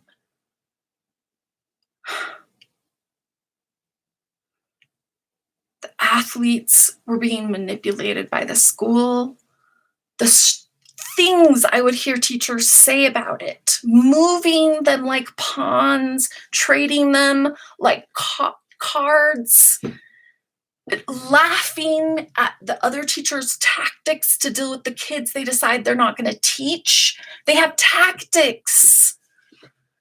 And I'm going to school learning how to be a teacher, and I'm told, don't scream, don't make a fuss, treat the kids respect, diversity, equality. But as soon as you become a student teacher, they're like, if they ask for a blowjob, give them a fucking blowjob. Everyone I talk to. But a new lady was supervising me, and she was trying to help me. And I had these students that couldn't speak English. I had no idea that there was no real help for them. I thought we were doing stuff. And there's programs. But using Google Translate, I learned from many of them that they literally just get put in school, some school lunch situation, and then they're just shuttled through high school, not learning a thing and being treated like dirt, as everyone smiles and pretends that they support diversity. The things that these Latino girls and kids from Zimbabwe, I think, and these athletes, that what they would tell me, that little cunty boy who would cry to me every day because I wouldn't just give him an A, which they told me to fix it. I had to spend 4 hours changing all of these classes and all of these kids to give everyone A's, B's, with the rare exception of a C, I was told. Period. He asked if I wanted to be shown how to make it just happen on its own by the way that we list our homework assignments. And he began teaching me all the ways to lie and to cover up. And then I did parent-teacher conference. All these people from Sandy, all these Christians, we have to have them in the gym because so many parents, rich parents, have physically attacked the teachers. But it's hush-hush, just move it to the auditorium where privacy is impossible, but we also pretend to keep it. We don't. They didn't, ever. And I sat, and I was so grateful to meet the few parents and students that appreciated that I was teaching their kids actual information on how to think, how to make connections. How to have a conversation so that other people with different opinions and you can collaborate. That was my lesson, along with the connections I had made in history with Kavanaugh and How to Kill a Mockingbird. And it was a great lesson. And I get dramatic because how the fuck are you supposed to keep a class of 30, 33? I think one of them was 40. How do you teach that many children who are totally given up on the system? How do you keep their attention? You get loud, you get big. And I was fair. I had come up with a way so that no one had to get a bad grade if they wanted to learn. That's all. And it made so many privileged kids mad. Long story short, I got fired and professionally investigated. I was taken to UVU, sat in a room with 2 men, and told that I had 3 choices: to disappear. They actually told me that.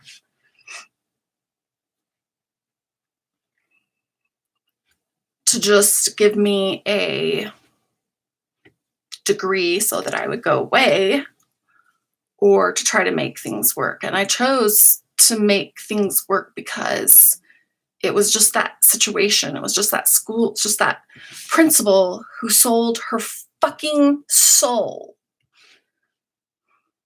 to the highest bidder and pretends like she runs a clean, tight, healthy, they have a pantry room. Because teenagers are going to walk into a pantry with all of their peers and get food because they're being starved at home.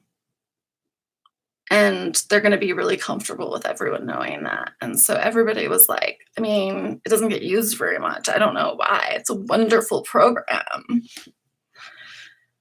And since it was supposed to be a higher income class of students, I had to ask. I asked every class, so is my daughter just crazy, or are kids really shitting on the floors at high schools? The room erupted. And they all said it was like prison. And you can't be real. You can't care about learning. You can't have feelings or you'll get your head stomped. All of them said that. All of them said that. And that they saw human shit on the floor pretty much every day. And a kid came to me and said that someone wrote a date and time they were going to come shoot the school. And I tried to take it to the principal. I took it to my supervising teacher. They did nothing until apparently somehow another responsible adult found out, and they published that it had just been done, which was a total lie. He'd been there for a couple weeks. Nobody tried to get that kid help. And at the school my daughter was going to, a bunch of girls reported a boy who was very sick and abusive and threatening to kill them. And the principal and the cop, and it turned into this thing. And every single girl except for my daughter and one of her friends ended up retracting. And that whole school was watching and making note. Don't tell on people. We're not going to be listened to. And the girls definitely got the message. We're dumb. We're stupid. It's not valid. It doesn't matter. And the principal and the vice principal, who's his brother,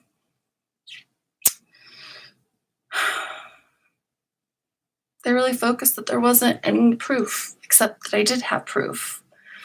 And no one wanted to see it. No one asked me to see it.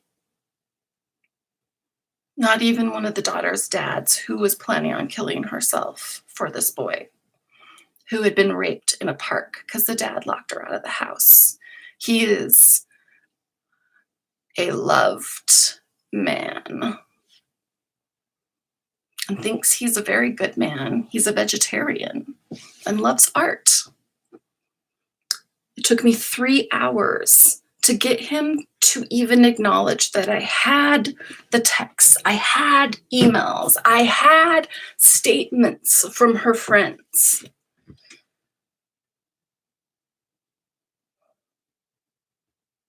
So many stories of so many of them. There was one girl that tried to kill herself regularly, and I called social services, and he told me there was nothing to do about it because the family was Asian and they basically were using some kind of religion card, which I don't understand that, and nothing was done. When I called about the prostitute mother and the vomit, the lady literally told me nobody would do anything about it, about any of them. And I found out later that her teacher, who basically wouldn't teach the girls math, that doesn't happen. I watched it. Every year, he accidentally broke a child's bone. A bone. 3 kids and counting. Still had his job.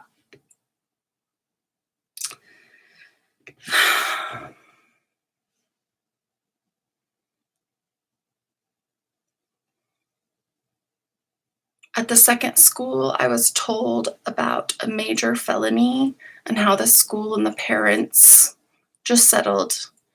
Nothing happened to the kids at all.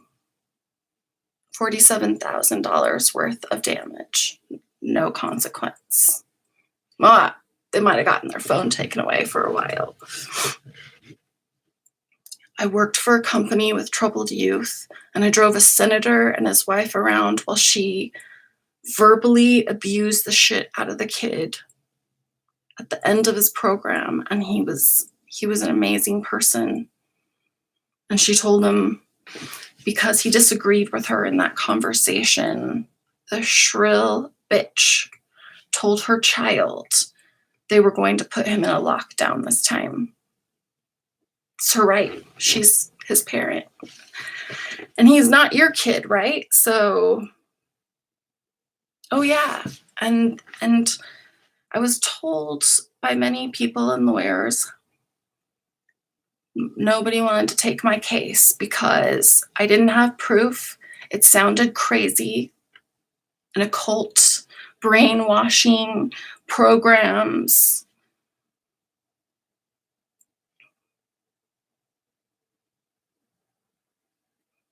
My dad was a police officer. He did a lot of research about child laws, and they covered their asses and moved us around a lot. By the time I was 21, I had moved 21 times. I have no idea what a real home feels like. None. I've had so many experiences where people are like, what are you doing? And I'm like, this thing that I have to do because you have to do it. And then be like, no, that's horrible. You should never have learned that.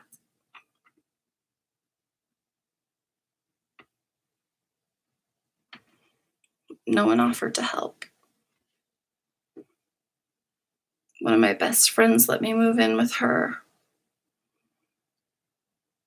Something's wrong. She doesn't believe me. My parents have sent stuff to her house a number of times. A man showed up at my work and told me he knew who I was. And then later, I found evidence that he'd been in my apartment, and the police wouldn't come because I have an active imagination, apparently. They don't know me. They don't know my story. No. A car hit me going the wrong way down a lane just a couple of years ago. Police didn't show up for 45 minutes. and told me there was nothing they could do.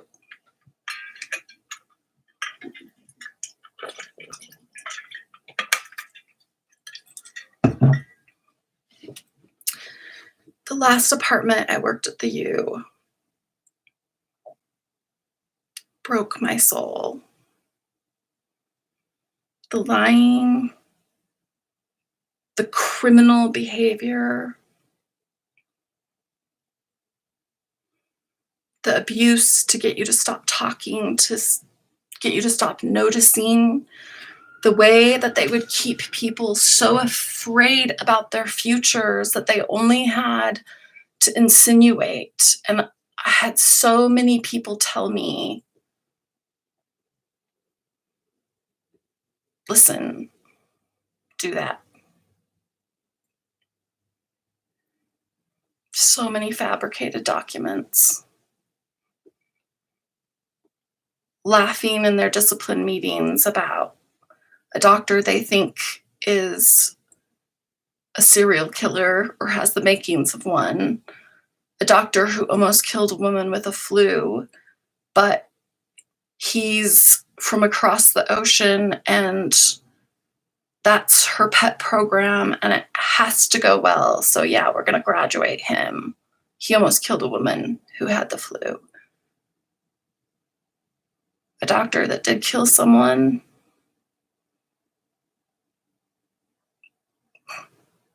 I watched as everyone cleaned that evidence up. And a boss, that woman,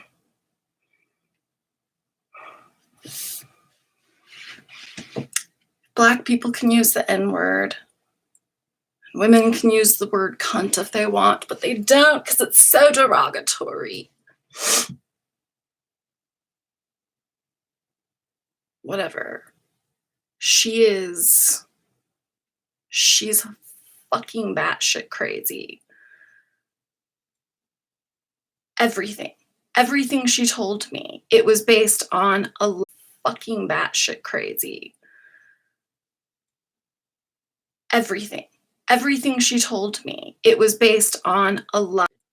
And then when I'm student teaching, these parents yelling at me because I gave their kids a grade they didn't like, which was higher than they deserved.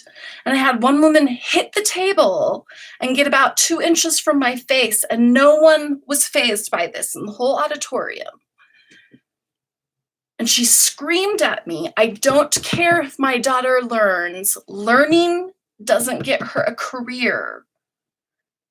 Give her a fucking A. And she basically threatened me.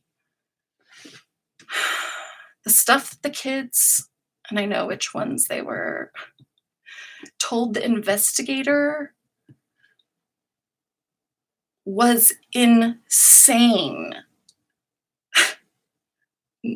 and not remotely believable. Things like, I would slam the door. They have air hinges. You can't slam those doors. That I got mad at a girl and lost it. I didn't. I went and asked my supervising teacher what to do, and he said, put her out in the hall. And I did. And I told everyone that what she did was rude, and it was. And everyone acted like it was abuse. And I've just had to live through all of this and the way UVU handled it, and then finding out from a bunch of other students in a bunch of other areas that they got made the same offer, and most of them just chose to disappear because they were scared, because people of influence were reporting them, but they weren't reporting them. They were just saying, this person doesn't march to our drumbeat. Get rid of them or else. And the people over the program at UVU only pretended to be partially nice to me, but man, they got rid of the woman who was helping me. I don't know what happened. She said she could no longer speak to me. She was like a witness. They refused to acknowledge any wrongdoing on anyone's part. They told me basically I had no rights as a student teacher. I looked it up. We kind of don't. I tried to get a lawyer. She said there was no case. When I left the U on medical leave,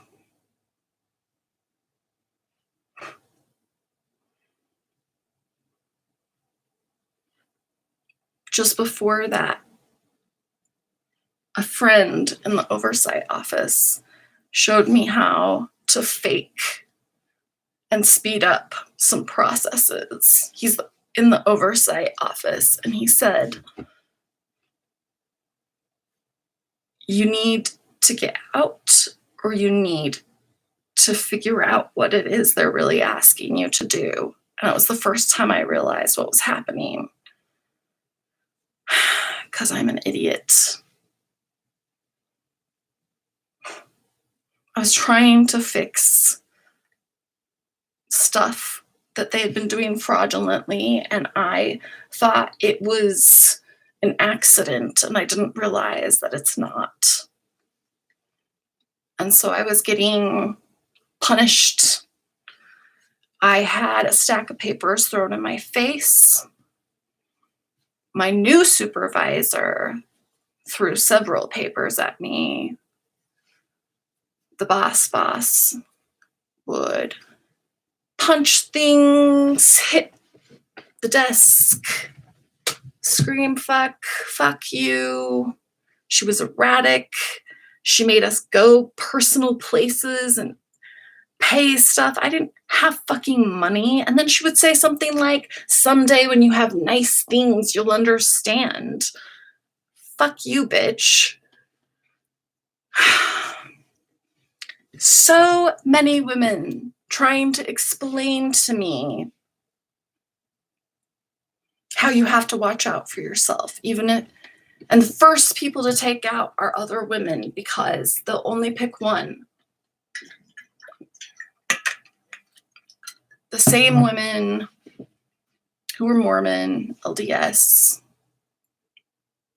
very similar to finding out that everyone that I knew before that in Orem participated in shady shit. And they all went to the temple. And bishops told me that I was bad.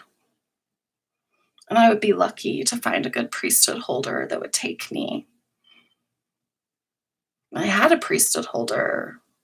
And when he came home off his mission and he found out everything that had gone down, he said, okay, and we got engaged. And then I said something about it, and he whirled around and said he hadn't understood that.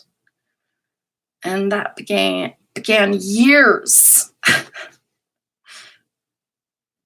years of shit and drama and dissociation. And I found out later, my mom was behind that. And that my best friend and him were hooking up.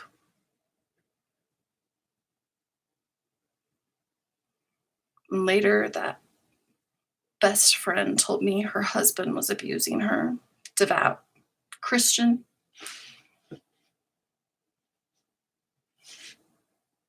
And I was trying to help her get away. She kept dissociating. And I finally got her off on a plane away from him. I took her kids to meet her in England.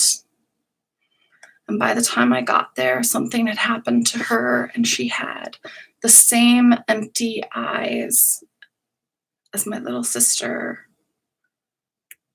And she was a different person, a monster. I watched her hurl one of her kids and drag the other one around and say the worst things to them and threaten their friendship if they didn't stop annoying her.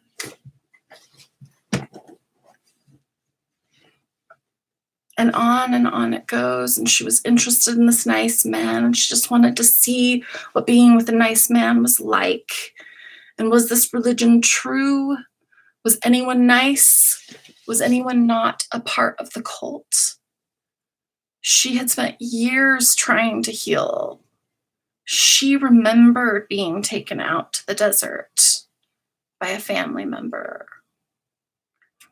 When I worked for the Troubled Youth Program, there was tons of evidence, and whenever we called the police, it was always gone.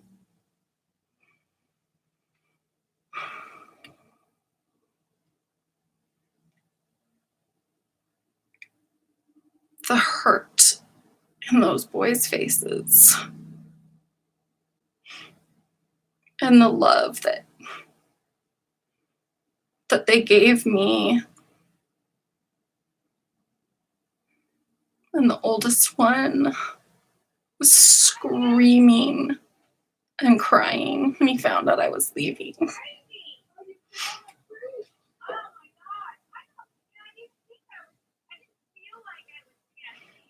And I think she got back with her husband. And the boy said so many things that were so clear that they were being abused. It was cult related.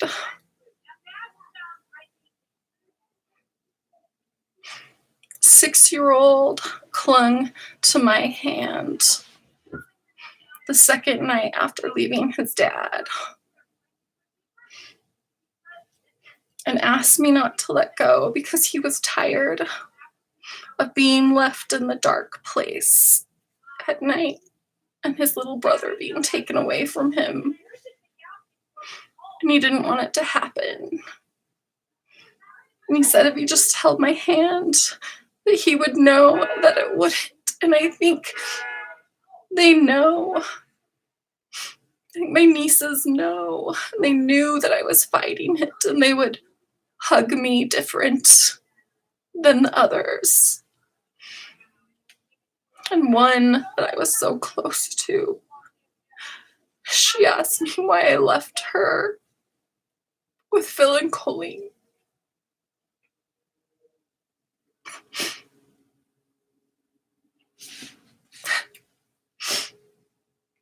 They felt abandoned. And I don't know how I could have done it better. I tried. But when you are fighting an enemy that sounds like a movie, like a fantasy, like the Manchurian Candidate, and you just have these little pieces of evidence, a million, but no one cares.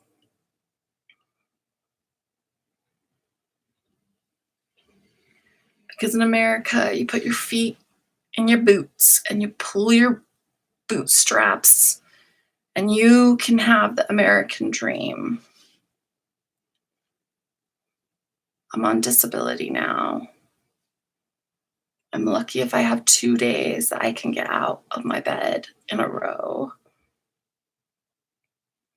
I have to do a small sink load of dishes in multiple different time spans.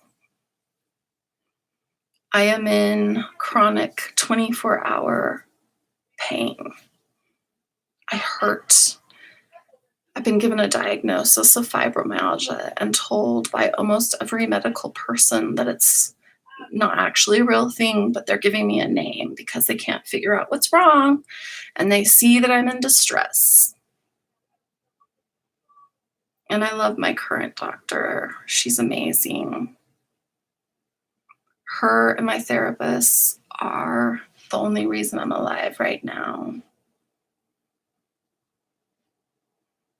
And sometimes I don't think it's enough.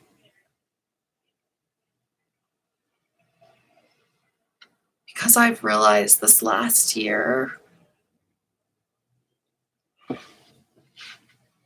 I sat in a room full of women trying to learn how to paint, And I get those reactions and those looks that every abuse survivor has to get if they talk about their life, period. So people stop, but I'm not going to, because I'm not at fault for the way that people can't handle the truth.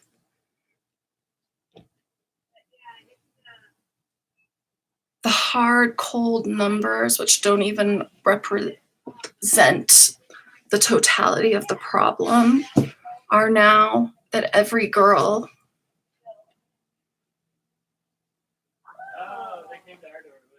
three out of four now will have been sexually assaulted by the time she graduates high school.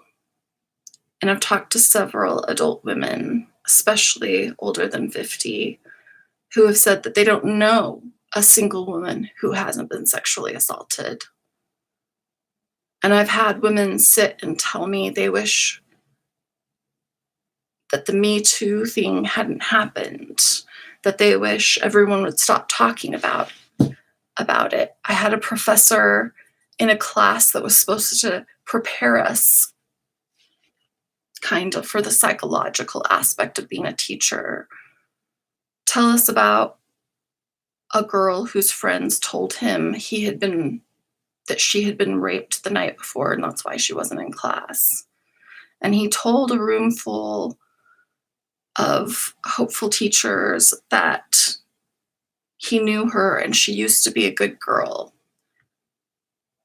And now he would have to see her and know what happened. And what was he supposed to do? He didn't know what to do. Nobody trained him for this.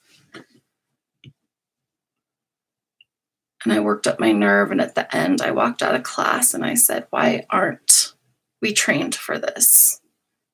And I wasn't brave enough to say, a crime was committed and you didn't know what to do.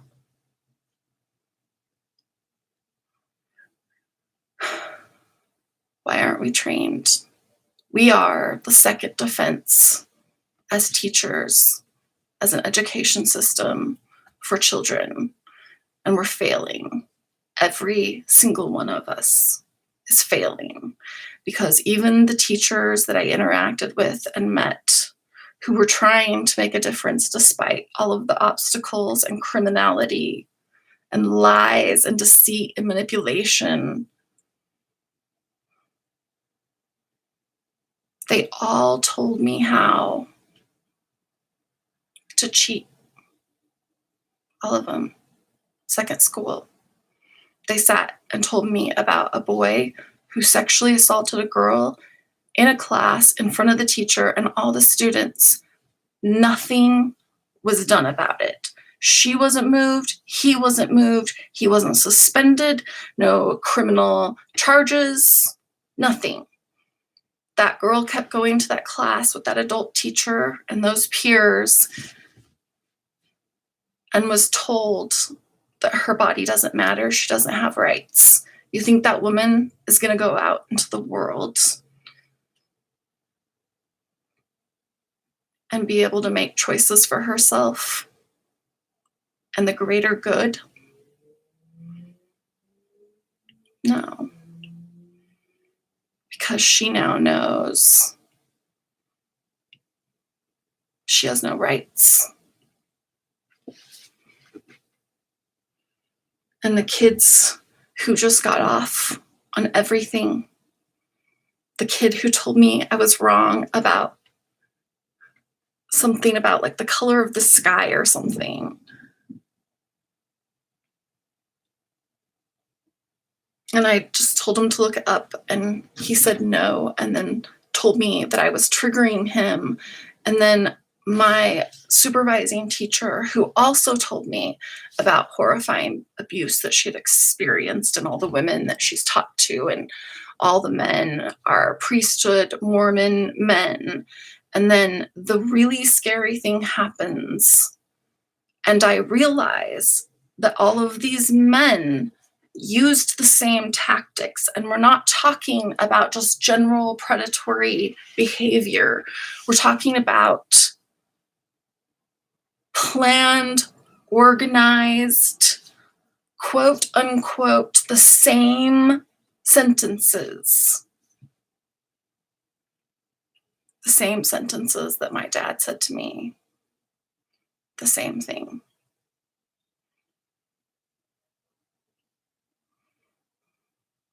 Her son works for her dad. And things are better now. So it's fine. She's not going to get her own father in trouble. Oh, and she thinks he might have done something to her kids or some other kids. 3 other people that I know of have reported my father, and bishops told them to keep it in-house. My aunt, who peed herself on my stairs after having dinner together, after she had been kidnapped and placed in an insane asylum. That's what it was. That's what it is. And they put her on stuff that she shouldn't have been put on. And I finally had 2 uncles that I guess are not total monsters hire a detective after years, like decades.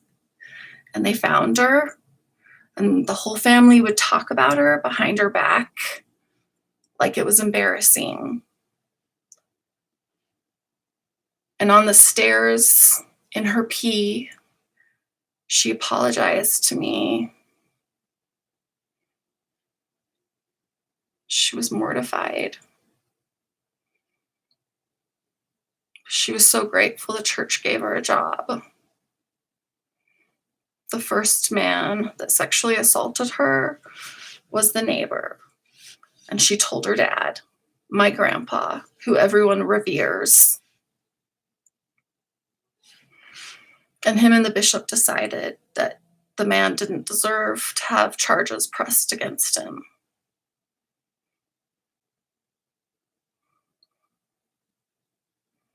I met so many people with stories about the occult.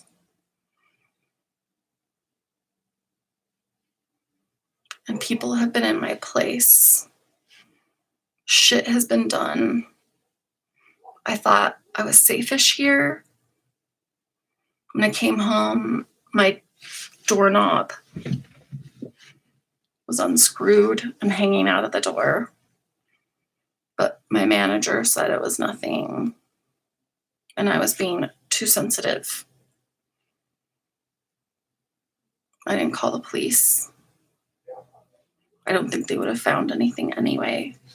I come home and there'll be like Coke poured in the bathroom. Spices go missing. My mother's spoon ended up in my utensil drawer. And everyone I tell, even the people that have helped me escape, think that maybe the spoon was already with my stuff, because I wouldn't notice the spoon of a woman who I had to literally escape with my child, who told me that she would try to fight for custody, who attempted multiple times to get alone with her. Her words. She showed up at my ex's house and said, I need 2 hours alone. That's all. She didn't ask why I left. She didn't ask if we were okay. When she found out, she called me on the way home from this trip and asked, is it done? And I said, yes. And she gave the phone to my father, and he didn't ask. They never asked. She only became more and more aggressive about finding out where my daughter was, where she went to school, kept breaking boundaries that I was trying to set. I asked if we could all go to a therapist. No, they didn't want to. They had tried that once after I was raped, and it was pulling the family apart. The first time I went to a therapist, my mom and dad didn't talk to me for a couple of days after they walked up to me, having found out, and said, that I had hurt them in a way they had never been hurt, and they were so disappointed in me. After a man tried to run me off the road and I asked if my dad would go to the police with me, he told me it was my fault. And he hit me in the chest. And I was an adult. And I have had so many men ask me why I took it. Why didn't I say something when I was a kid? Why didn't I say something after I was an adult? Why did I go back and live with my parents? And I've thought a lot about that. I don't know why I got away, ish. And the others are just getting farther and farther away. I don't know. And I have survivor's guilt all the time. And I haven't even survived. Because privileged people love to talk about people who commit suicide being selfish. Or scared people who've also been abused. And they think the repression that they've managed and the abuse that they give to coworkers and employees and the abuse that they receive is the way the world works, and there's nothing you can do about it. I have found out that before slavery, and I didn't know this, nobody taught me this in high school or college. They also never taught me grammar. And they were going to give me a degree for English. It's not a qualification, like mandatory. And I never could get the class to sync up with the rest of my schedule because they didn't care. They didn't work that shit out. And every person that I talked to in the program expressed fear and disbelief and confusion about what was happening, what we were being told, how we were being told. It was endless insanity and lack of logic and mixed messages.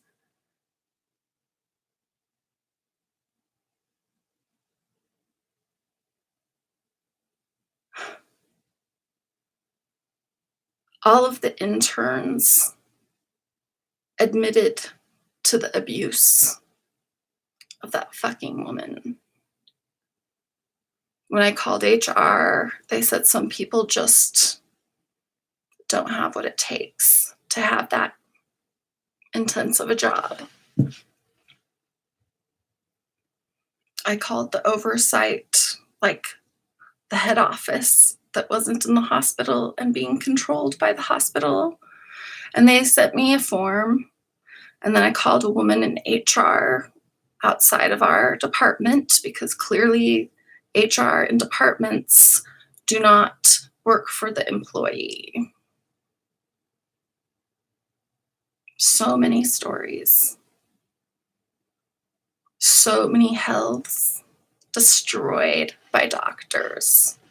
And I'm the only one commenting on the irony. And it's like, how? How are these people this crazy? And so many of them stupid, dumber than a bag of bricks.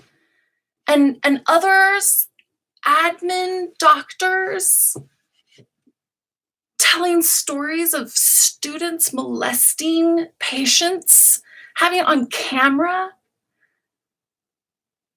The manager that I had before she moved was part of it.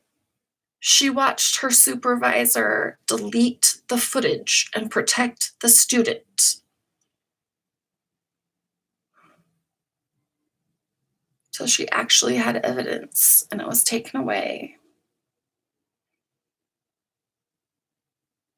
It's 3 out of 4 girls They're girls. They all know it's gonna happen.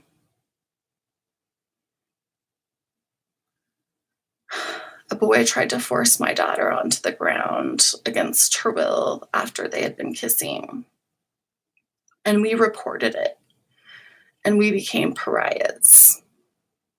The teacher that we both had loved, that she was in the class with, a woman who had worked with me and knew me, I feel like she knew that I had integrity, told me that she had never seen him display that kind of behavior. When did criminals let us know they were criminals in the history of time?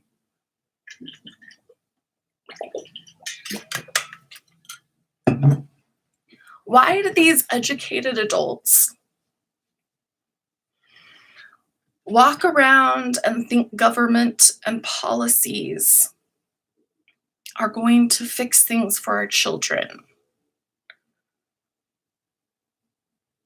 But none of them will do anything about it.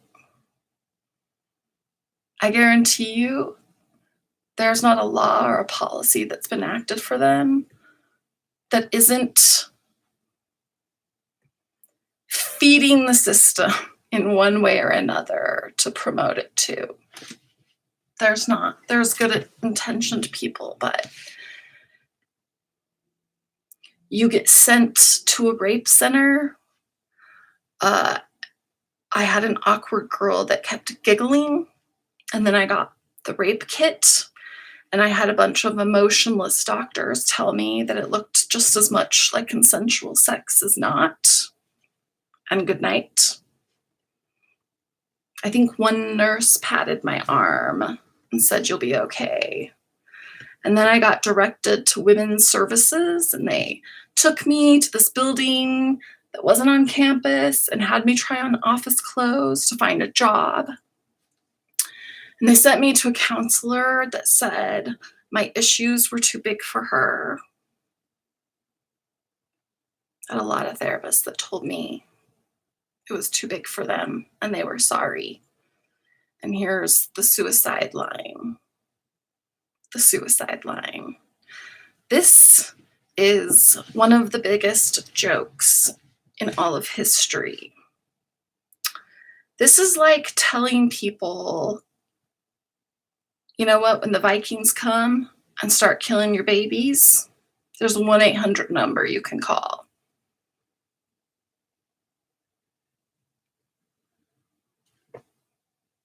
We've done our job. They're not our kids. They're not our kids. Do you know how many parents told or teachers told me they're not my kids? They're not my kids. Neighbors telling me about people they knew that were abused. Clients telling me stories of how they had to deal with their child, usually a daughter, being abused. A client that told me regular stories. Her husband is high in the church and respected and successful and rich, and you would not believe the things that she would talk about as if it was unavoidable for her children or her husband. Like the abuse was unavoidable.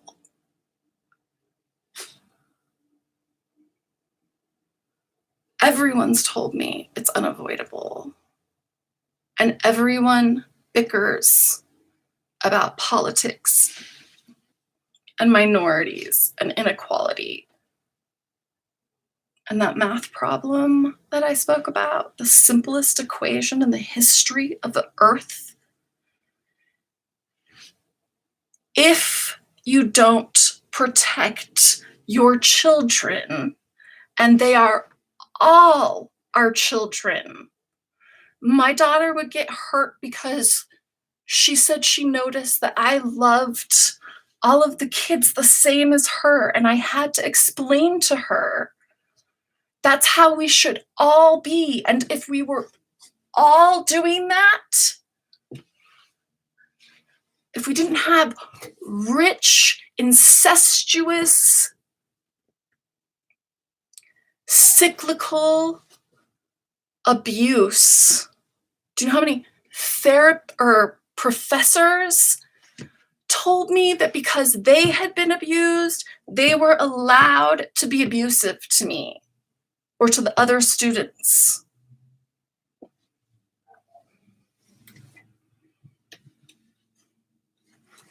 I've been told I work too hard, I don't work enough, I'm stupid, I'm a genius, it's all my fault, everyone has to deal with shit. Okay, well, there's a difference between your dysfunctional family and being put in a bathroom when you're 8 and told that until you get it so clean that there's not a spot in the room that your father can touch and feel dirt, not necessarily see it, and I should have known that I can't have food. And that's how I learned how to clean a bathroom. It took all day. At the end of the day, he still told me that I hadn't succeeded and I couldn't have dinner. And I sat and cried in the bathroom. And then he was my champion and snuck some dinner into me without anyone knowing. He came into the room a lot at night. He was the good cop. My mom was the victim. She let us know that regularly. He would line all of us up in our underwear.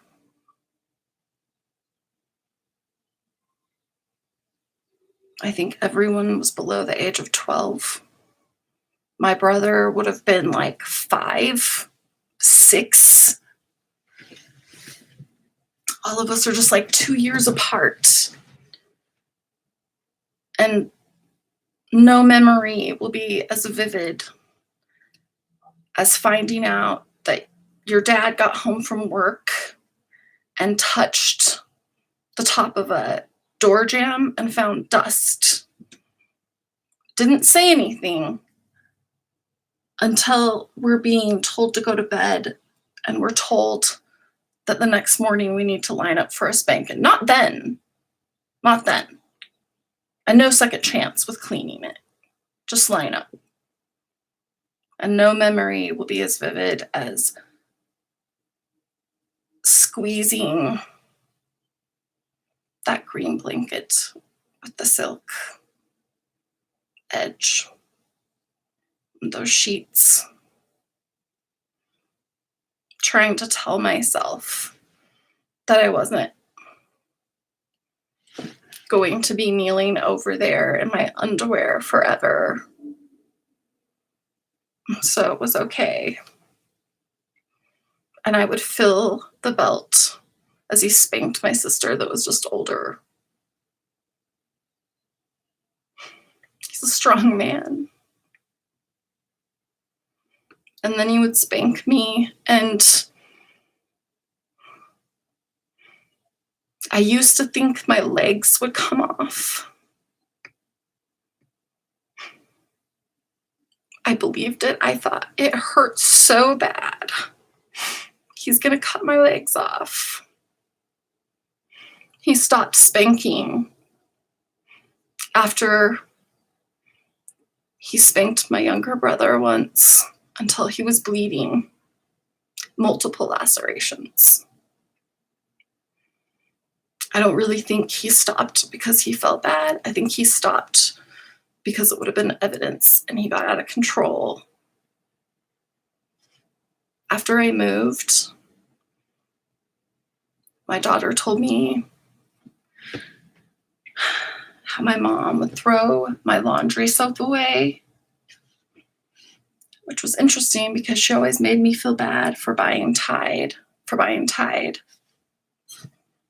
Would turn into I'm not grateful, I'm making poor decisions, I shouldn't feel bad for myself since I do that.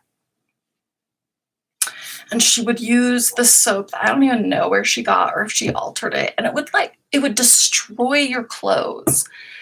I didn't have new clothes that weren't heinous until I was an adult and I bought them myself. I remember feeling ashamed when I was like 13 because I told my mom I needed a new bra because it had been hand-me-downed at least 2 other times. And it was being held together by multiple safety pins and kept coming undone when I was in public.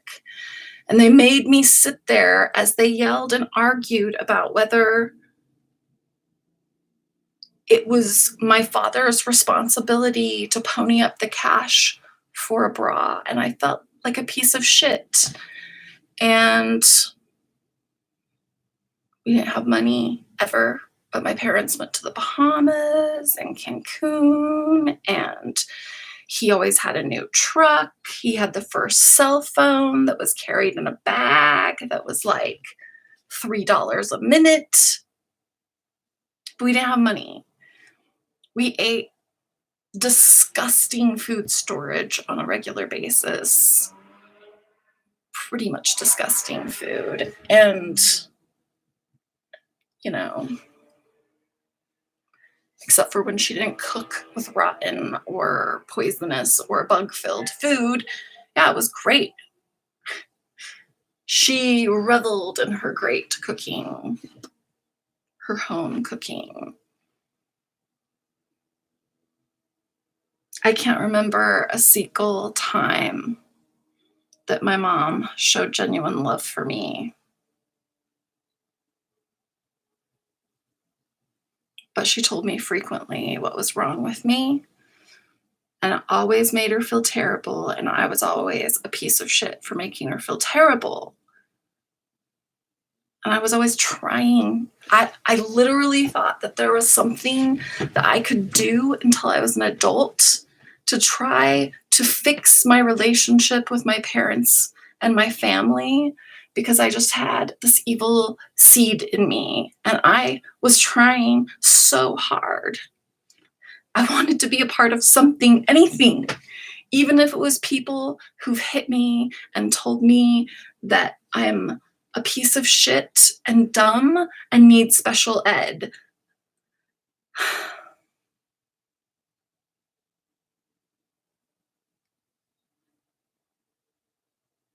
I don't care if you have children or not. They're all of our responsibility.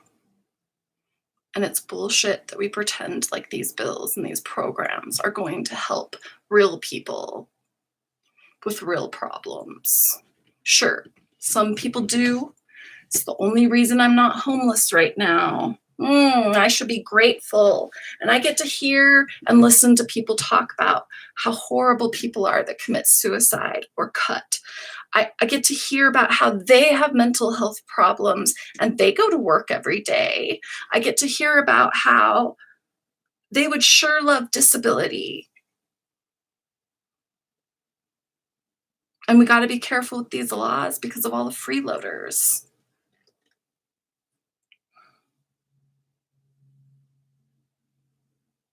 I wasn't going to be able to give my daughter Christmas.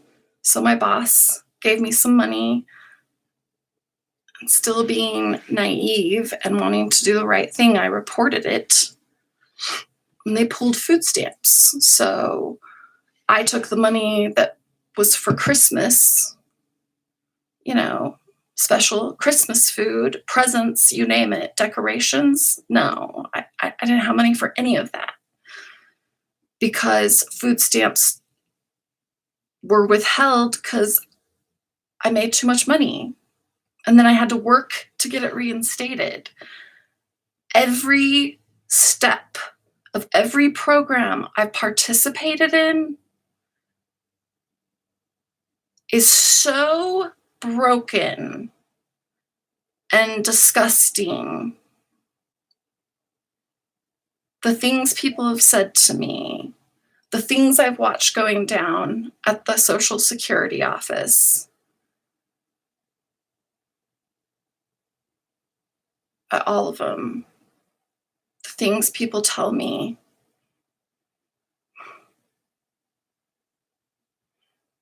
there's no way we weren't going to end up here.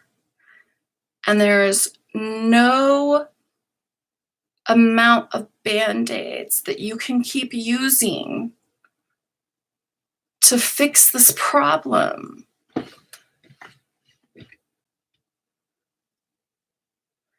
If you're rich, you commit crimes, and it's a rare thing that you're caught and that you have to pay.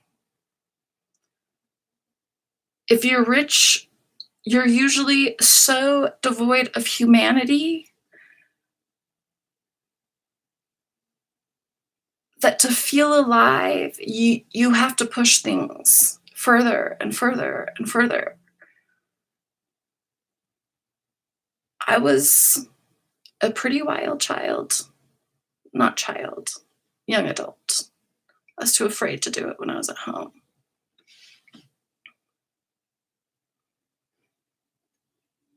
And I found these pictures on my daughter's phone of people who have cut off limbs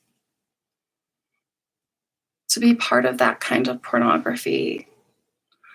Women who have cut the space between their vaginas to their buttholes.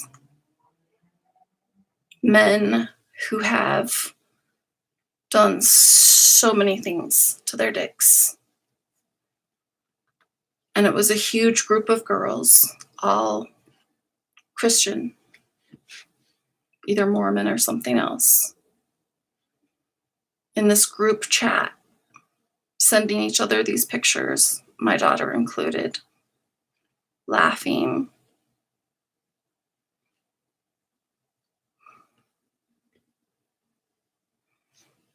She tried to tell me how they got into it in middle school when her friends started having sex. And I started talking to young adults, and they all told me they lost their virginities by 14, and that was normal. It's not fucking normal.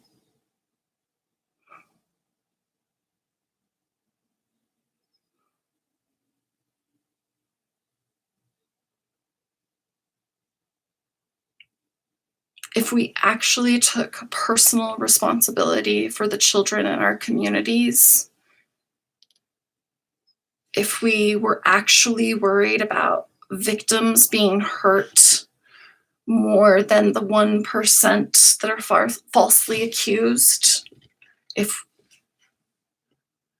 we trained our teachers and police and medical staff to handle this stuff, and they do. They train them. They had a seminar that was taught by some perky, privileged person so that they can sit down and tell us to think about sunshine.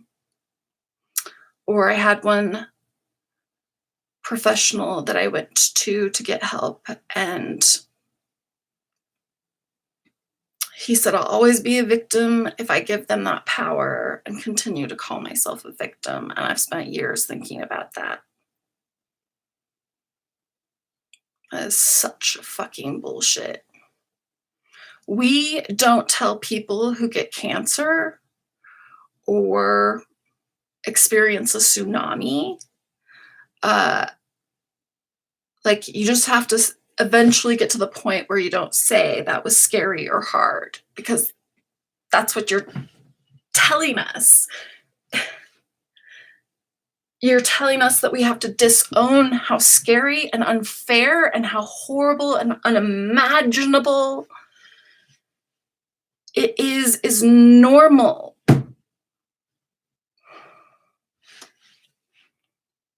Hairstylists have told me about their parents coming home and finding them laying in their own blood as a 10, 11, 12, 13. How many women have told me this? I lost count. This has been happening to Black women and brown women and white women since the beginning of time. This is bigger than the Holocaust. This is bigger than slavery because it's global and it's been going on for as long as we have history books. The year I started the education program, they did a survey, and the girls said they refused to show that they were good at science or math because they knew you can't date and you can't get married, which is your duty to be able to get to heaven. My parents would joke that if I didn't get my shit together, I would be a street sweeper for them. And they would ascend to godhood. And my oldest sister told me that the family was doing better without me. And the sister right above me told me that I destroyed the family and I made them grieve me like I was dead. I literally said, you guys, my nieces and nephews, can still call me and visit me, just not know where I live and not go to your houses so that I get accosted by your husbands or the people that call themselves parents. And they tried. It wasn't like I didn't have reasons.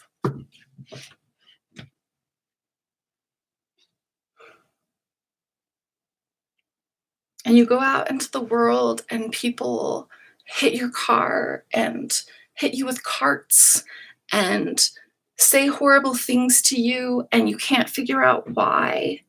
And everybody's telling you it's the way you think and the way that you feel, and it's your fault, and it's like energy bringing like energy. And you try hypnosis and every herb, everything, every oil, every application, every pill. You go to hordes of doctors who pretend to validate you. And then you work for doctors and you listen to them laugh at patients.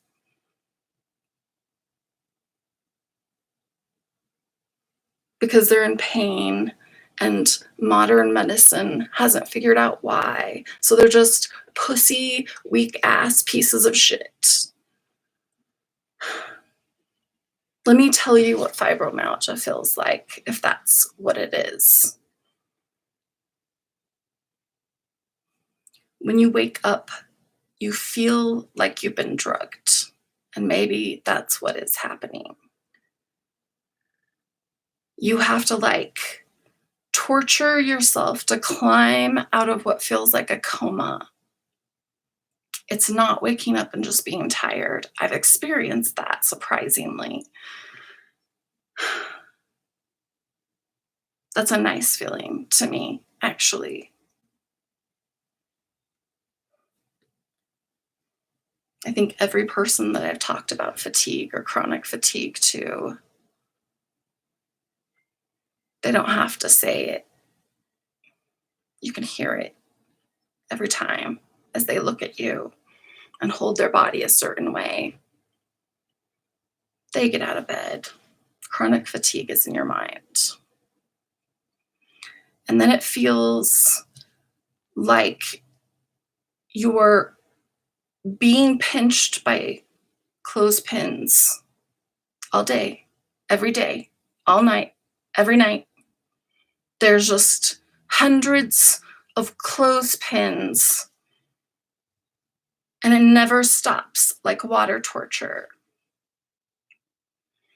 And I started injuring my feet, and then I started having weight gain that was unexplainable overnight. I stopped being able to exercise. I I started vomiting. I was having stomach problems. My eyes were swelling from contacts or makeup. My hair like was basically falling out. Um, Hives, unexplained hot flashes, cold chills, PTSD, depression, uncontrollable anxiety, um, lacking an entire lifetime of learning social etiquette and having people just look at you like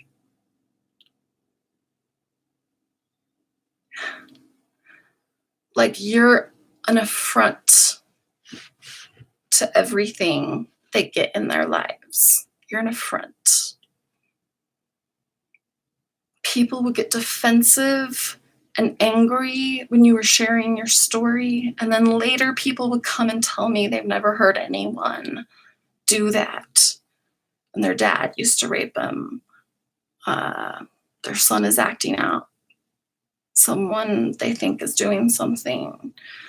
I had a coworker tell me about horrible abuse, I think by her grandpa or her father. She never did anything about it. I was the first person, and I'll probably be the only person she's ever told. And she tried to explain to me how she was able to go on with her life and be successful. That's the reason I'm making this video now and live, even though I don't think anyone's watching it. I'm guessing nobody probably will. It's long. What I'm saying, everything can be explained away. Trust me, I've heard people do it.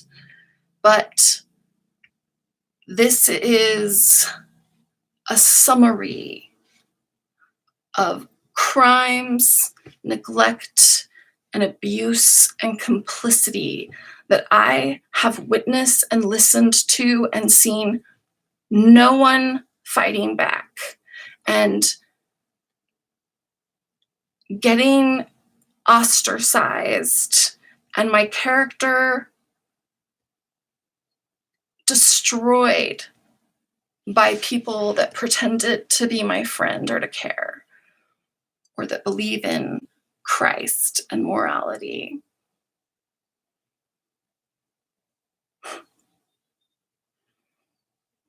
Listen to people talking about the gay kids who get kicked out. I mean, but now these houses have been set up for them, and boy, would I love to be given a house, is what I heard from a dude.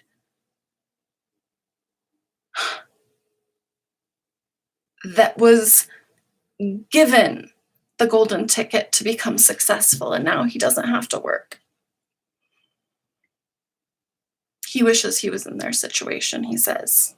Fuck you. No, you don't. You wouldn't survive a day.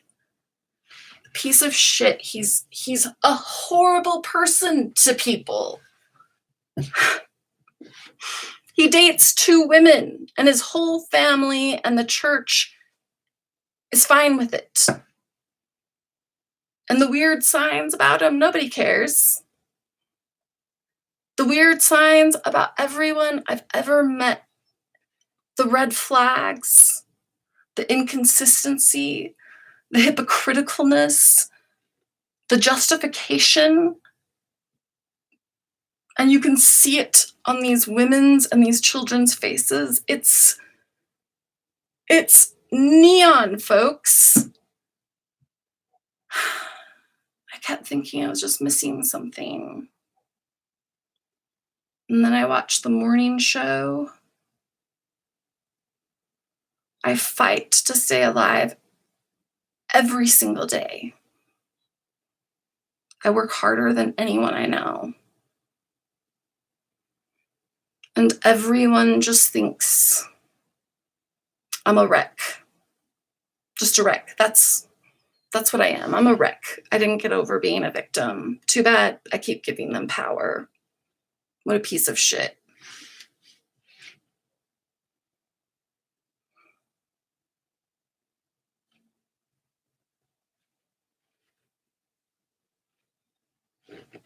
I have no rights. And I'm expected to vote and work and pay taxes unless I can't. And then I am put in situation after situation after situation with mirroring abuse.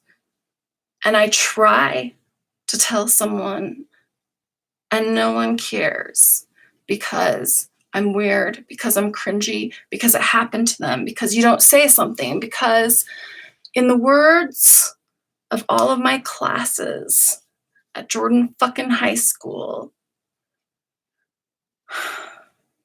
from all of my students,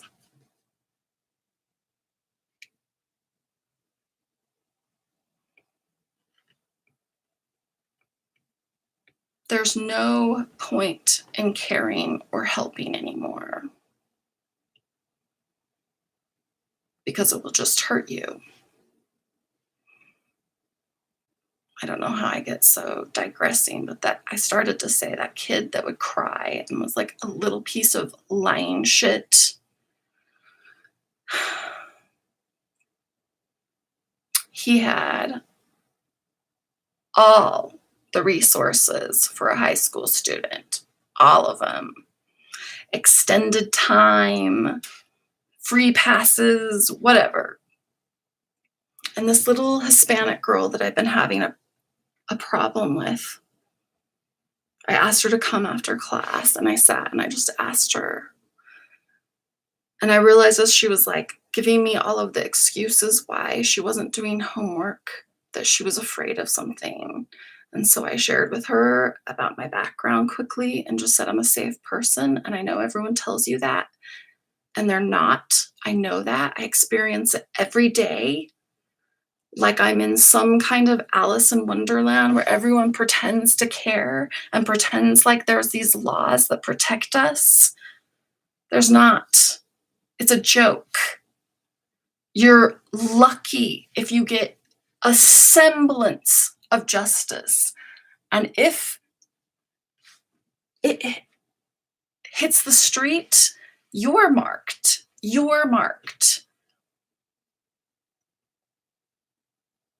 Adults don't act human anymore. I had one parent that was excited I went to go meet her. The rest acted like it was weird. And I'd be like, do you not care who your children are hanging out with? Kids post. My daughter would show all the time proof. Weed, sex, violence.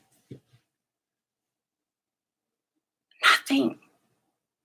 No reactions, no news. The social service guy told me that my daughter's school was being investigated because of all of the suicides. I was then told that there was like 21 out west at one of the high schools, and they buried it to make sure it wasn't on the news. And it wasn't just kids, it was their parents too, at once.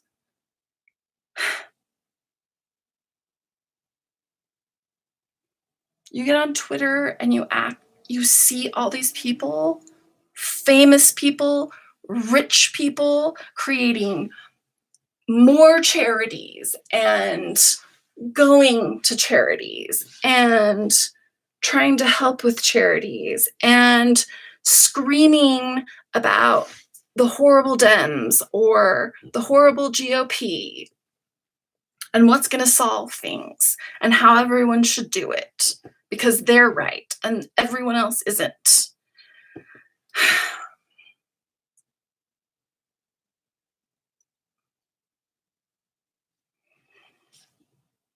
How did we get here?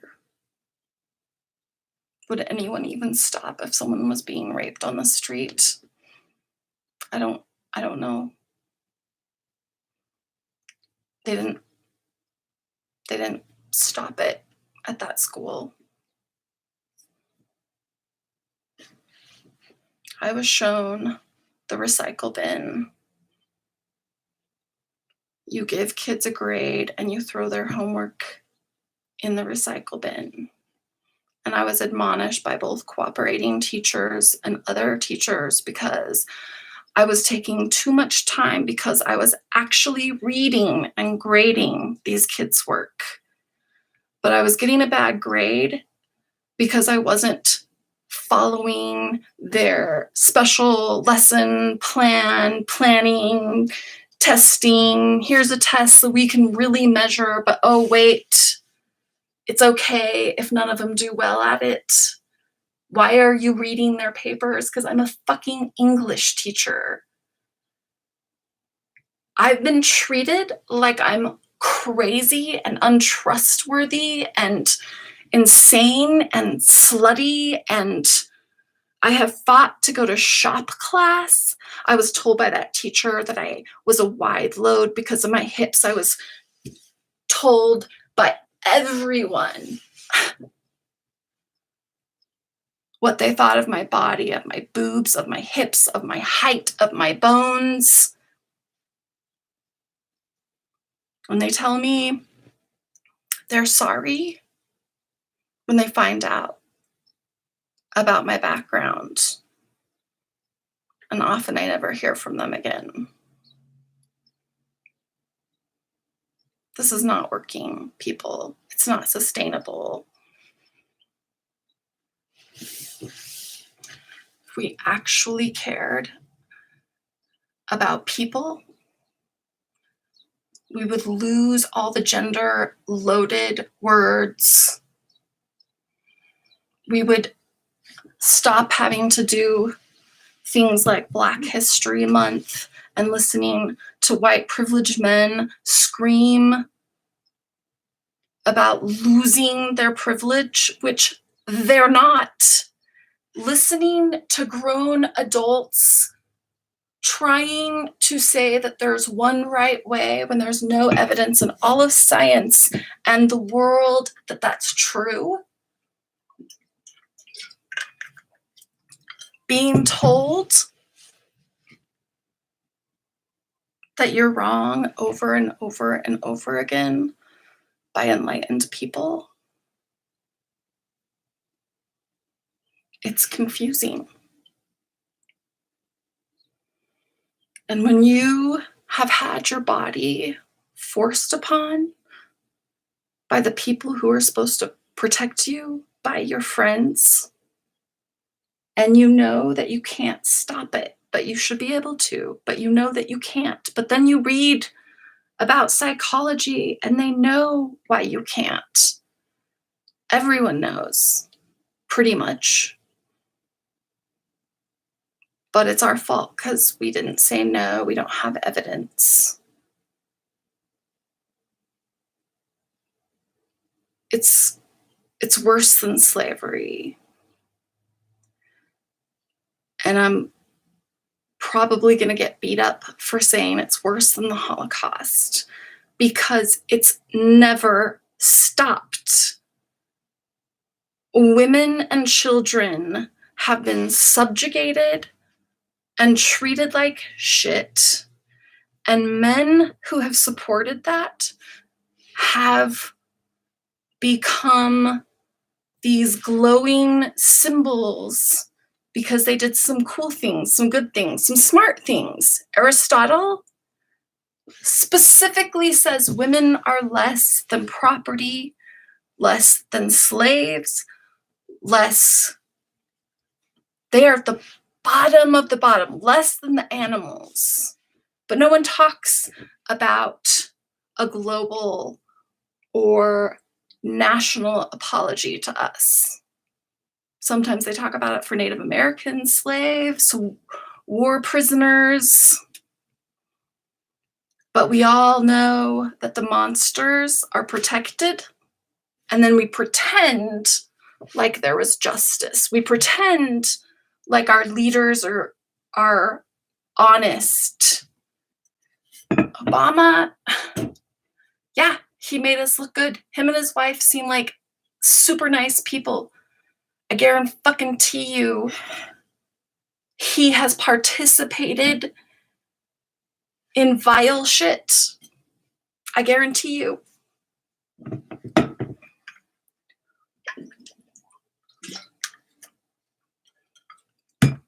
There's actual evidence and statistics about all of the abuse, about the things that that does to your body and your brain. Narratives that we can finally come forward. Yay, so progressive.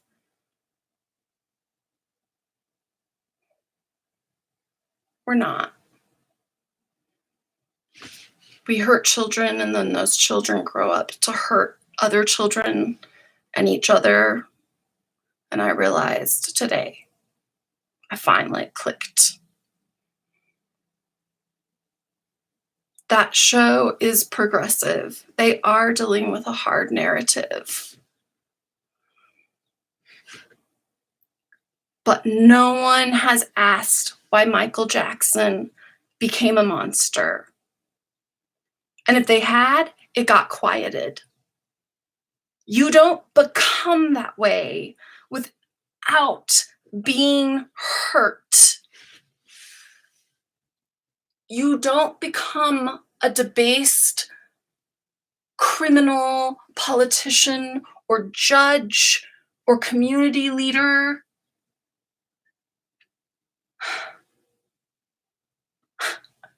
Wake up. There's pictures, there's documents, there's everything. And we're all like Colleen, our hands are tied. None of us are the villains. None of our children are being hurt. Not ours, in our home. They're not thinking of suicide. Yes, they are. Yes, they are. This world revolves around denial and money. And the only problem we have to solve to fix it is to help people not be afraid and to have happiness. Because you don't grow up and rape women and do cocaine.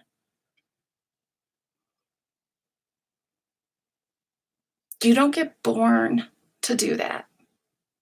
And yes, there's physical reasons people have mental health problems and they're born with them.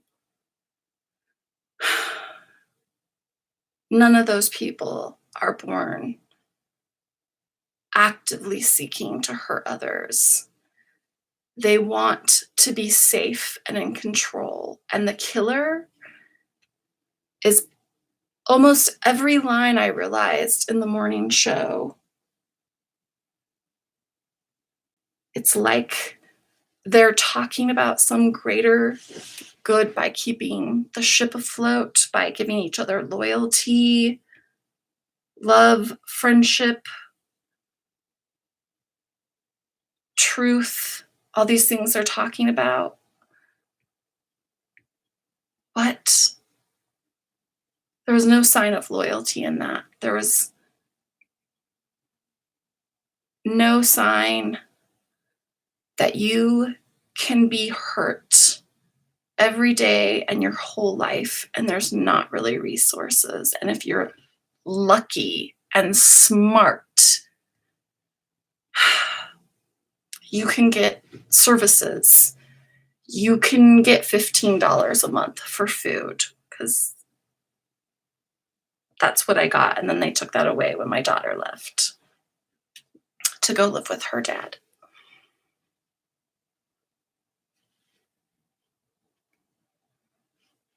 And you try to talk to people about how to buy food, how to pay for utilities, how to be a good, honest person in the world and survive and not become homeless. And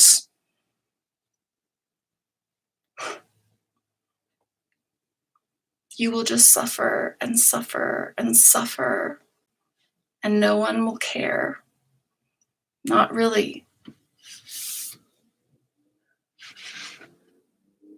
Because when you care, you show up. And the rich and the powerful showed up for the fires because they had a stake in it. And they turn a blind eye, even if they're good people, but that's a crime. And if someone found out that I knew about a shooter, a molester, a rapist, especially as a student teacher, I'm an accessory or whatever after the fact or before the fact, I don't know. But I would be in trouble.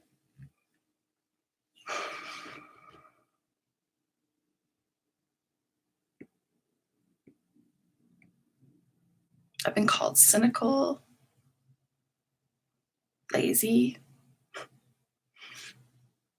I get up every day and force myself to do a certain number of things so that I know I'm not lazy.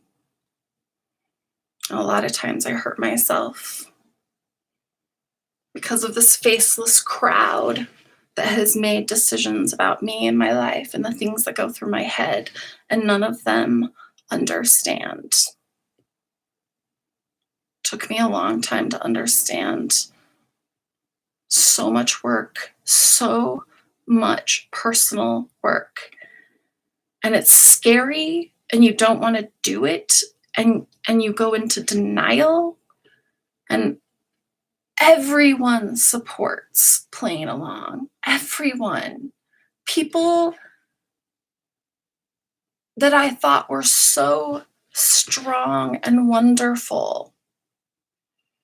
I've seen them presented with things that they should stand up and do something about because they're not on disability. If they can do dishes in a single standing, they probably hire someone to do dishes. When I wasn't sick, I've offered my expertise, my time, my sweat to help in all sorts of areas. But if I didn't have money, then I couldn't do that, and I couldn't do this, and I couldn't do that. And then I hear rich people and they're like, well, I'll give money to programs, but the money doesn't cover actual bodies participating in the programs. And you go when maybe you're in college and you see the misery and you hold a little kid's hand and you're good. And you go have kids and you would kill for them and you think you're a good person. Not in my opinion. Because the neighbor child is just as important. And the more we have focused on our kids only, and the more we have focused on success, human trafficking is at an all-time high in this enlightened, equitable world that people are taking advantage of because they're a minority or a woman, or we are a minority and a woman, and we're either wailing about it and saying hurtful things about other people that don't deserve it, or we're complacent.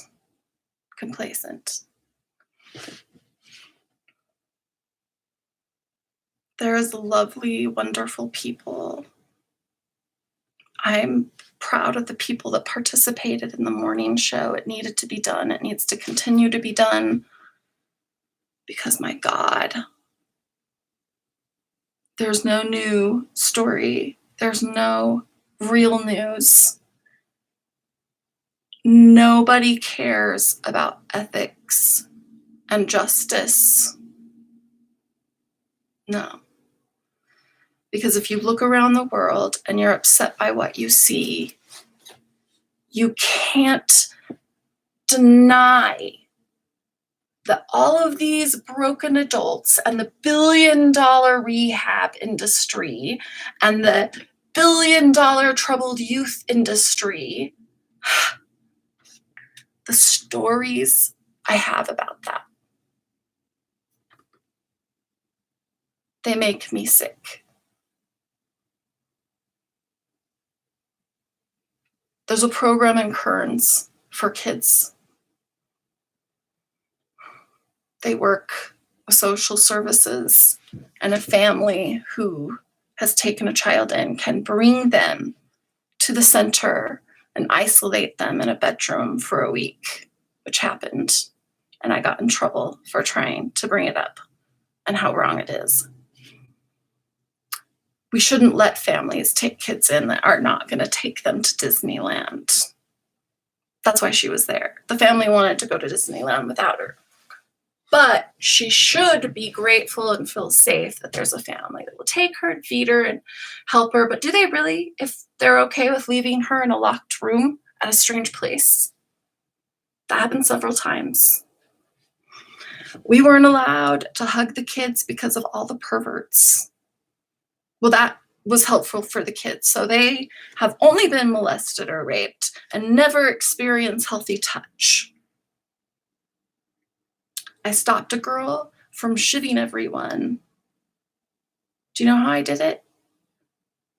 I walked out and I asked if she wanted to go with me to get a donut.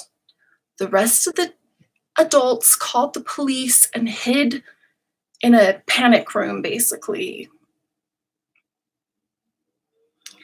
She had ovarian cancer because her uncle gave her genital warts, she thinks, and they were going to send her back home soon. And at home, she mostly sleeps on a couch.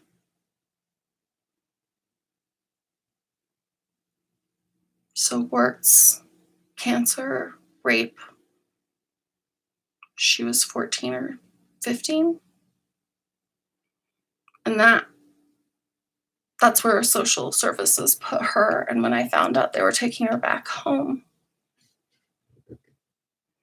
they told me to mind my own business. She's not my kid.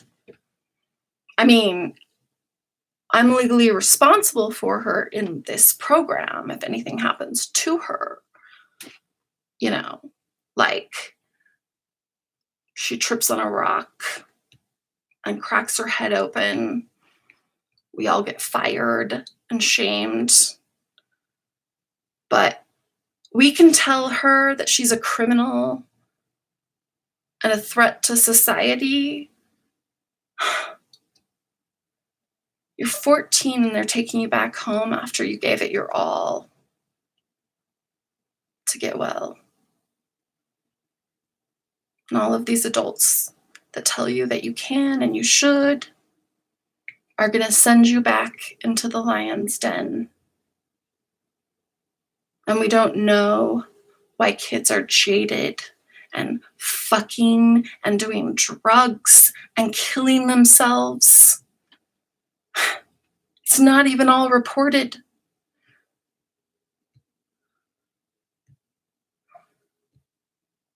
I've gone to officials.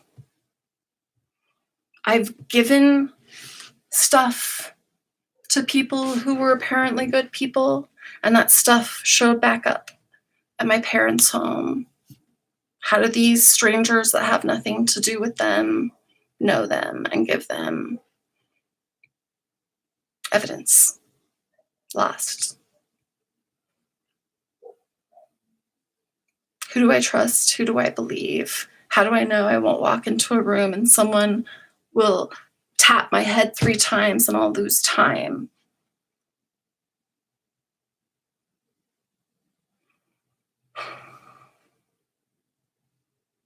HIPAA violated, shut out. Nothing anybody can do. Sent home for 2 days while I was in labor. Wasn't believed that I had broken my water because I didn't have the right facial expression. Turned out 3 days of labor. Both me and my daughter drastically affected.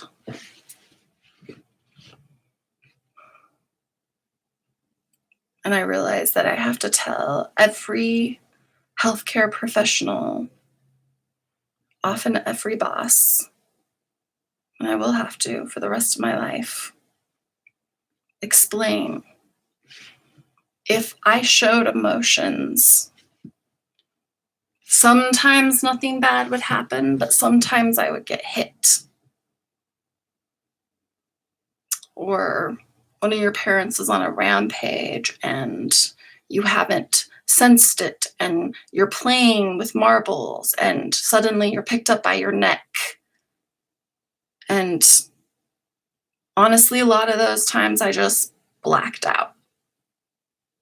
So you listen and you watch and you notice humans' body language and the inconsistencies and the lies and the fact that no one wants to know the truth. They want to be right. They want the juicy bits. They want you to work hard, because if we all work hard, it will be fine. But there's nothing you can do anymore that you don't need a license, a permit. You need money to create a charitable foundation. You spend 90% of your time trying to make sure you're dotting all your I's and crossing all your T's, and you're being sexually assaulted, according to another woman that I met for 5 minutes. And she tried to report it. She got fired. And she was trying to find a way to stay off welfare. 5 kids, single mom.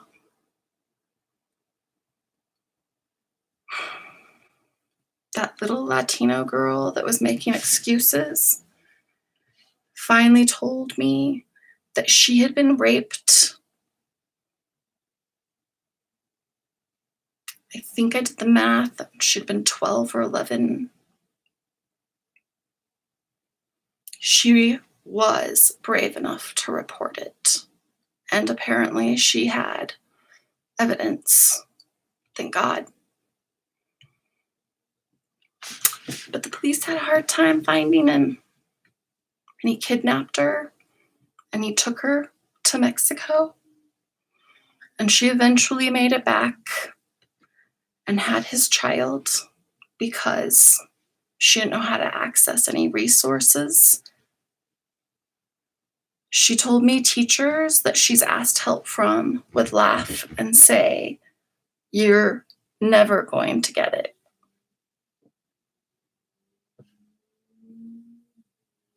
An athlete's mom told me, as he sobbed at parent-teacher conference, sobbed. She made fun of him and then told me that he has to figure that shit out because he needs to become a famous athlete to support them all and make up for the fact that she took care of him. Bitch, you got pregnant. That's your job, not his. And I asked him to come after school and asked him why he was crying, and he apologized to me. And then he started telling me what was going on with sports and at home and at school, and what the fuck? And everything like that that happened, I reported, and nothing was done. And these white kids with all of these services. And then I tried to get her services because the guy had finally been caught and she was in the middle of the court proceedings and being a witness, and her child being sick, and it's just her and her mom raising this kid, and they have nothing. And when I tell these stories and I tell this next part, everyone just hears, you just think you're great. No, I don't.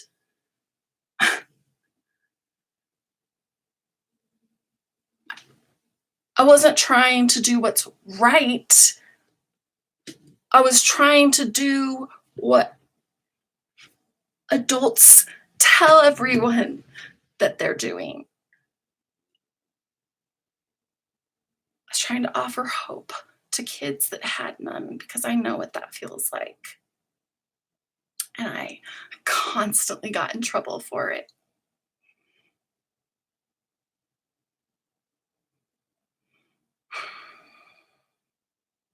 religious freedom. You're right, as an American, apparently that only applies if they agree with you. I was told that by several educational people, that we know this and we know we're supposed to be setting an example, helping kids how to find their way through all of this. I got in trouble for trying to help that girl because I told her about the services. Turns out she was actively involved with one of the school counselors, and I was told we're not supposed to tell the student about those services. They get to decide who needs them, and she didn't need them. She told me she didn't think she was going to be able to graduate. She should be able to graduate. She didn't rape herself. It's all lies. Everything's a lie, and every person I went to acted like I was saying they're not feeding them gourmet food. Did I miss something? Is it okay to take the education away from kids? Is it okay to favor the ones whose parents are going to line our pockets? Or that professor that told me about that rape girl, and I asked him, he said, because no one wants to acknowledge that the abuse is real. And then he laughed and said, it will never happen. And we don't want to deal with it. That should be the parent's job, he said. The parent or the church's job. Yeah, the LDS Church has saved a lot of kids. And the country is so proud of our freedom, the freedom that we have. Because when you're taken as an infant and you're told that you're a piece of shit endlessly, and you never know a day where you're not terrified. And I don't know, I'm just supposed to say I'm not a victim.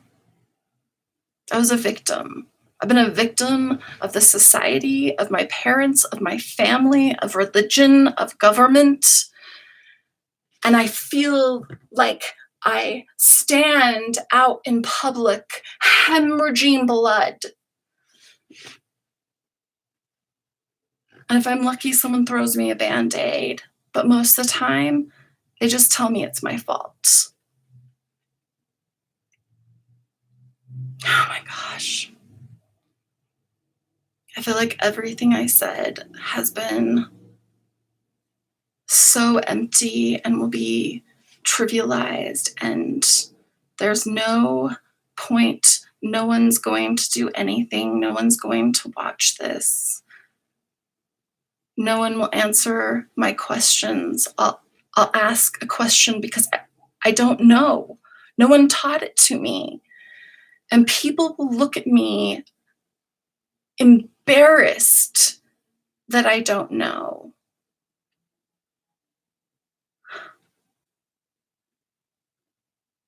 There's a whole world that you can't find the answers for on the internet or in a book. I've tried.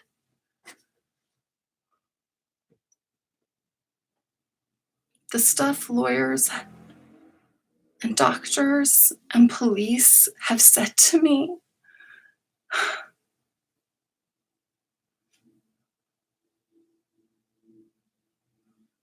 people have offered to help and then asked for exorbitant amounts of money and told me if I really wanted help, I would find that money.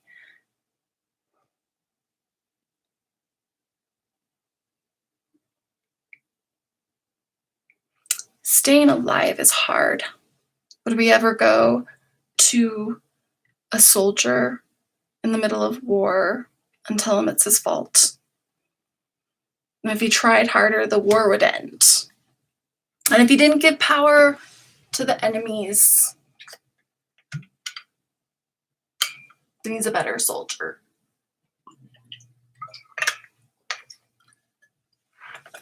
And women can't fight. Women think differently than men.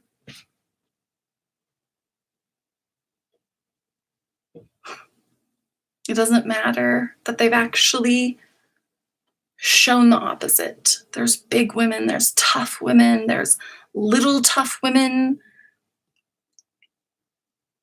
Forces of nature. There's men that dance and sing.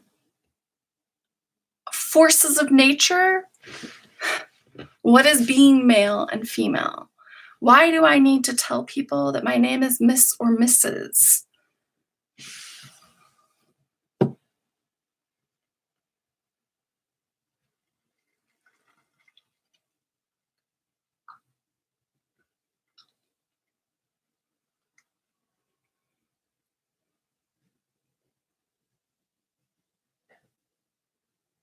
There isn't a way for a victim to summarize or list.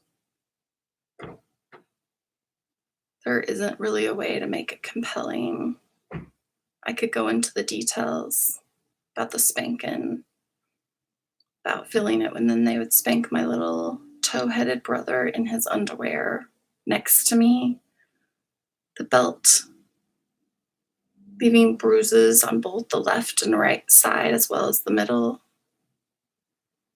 The images I have of dark rooms, tables, torture, recurring dreams. All of my sisters have had dreams that you don't have if you haven't been abused.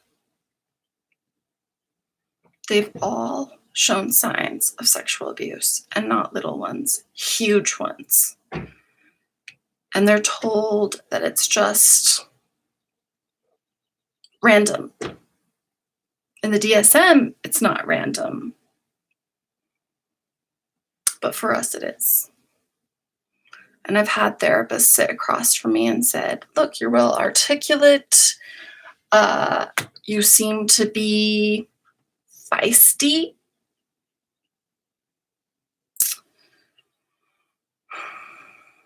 You smile enough. Gee, thanks. Nothing's wrong with you. That's what he told me. I went to him for help. But then I was told I was bipolar, might be schizophrenic, chronic depression, severe anxiety, didn't really understand PTS and didn't get the diagnosis until way late in the game, still figuring it out because no one has. And it's one of the worst things in the world to experience. You don't have control over your own body after the fact. My life was orchestrated. I was decapitated, cut off at the knees, whatever you want to say, over and over again. My parents made it impossible for me to have money for college, so I tried to do it myself. Every job, every close relationship, there's always a moment where people just decide, like, I'm too much. And you can see it. And most of the women that have experienced take that as a sign. They just need to push it down further. And they'll make a change on the inside, but they don't. Because of the abuse cycle, they don't. They're afraid and they're hurt and they're traumatized. Chances are it's not the first time. And the boys Boys don't graduate high school now without being sexually assaulted. I think the last numbers I saw was 2 out of 4. I mean, are we serious? We're talking about 50+% of our children are being assaulted anywhere in America by the time they're graduated. And you think your kid's not the one that it's happened to, and that kid isn't being told over and over and over again by their parents to be moral, to be good, to be thoughtful and polite and whatever. And then they go out into the world and are told that if they don't stab each other in the back, and then we have reality shows and competitions that are set up to train them and to train us. It's a dog eat dog world, and we're like proud of it. And people act like they're proud when they reach the top and they worked for it, so they deserve it. It's a lie. Nobody gets anywhere anymore on their sweat, labor. Houses are being bought so much with cash now. You can't be like a poorish person and get a loan and show the bank you're going to flip the house and make money. They don't do that anymore because someone with cash will just buy it. So sellers are now listing only cash. Cash is king. I've been hearing it all over. Cash is king. What is cash? Cash is safety. Cash is happiness. Cash is the root of all evil, but please give me more and more and more. And it doesn't matter how much I have, I need more because of the necks that I had to step on to get here. I've either got to come clean or I have to push it down further and further. And the more I do it, the harder that's to do. So it gets more and more and more aberrant.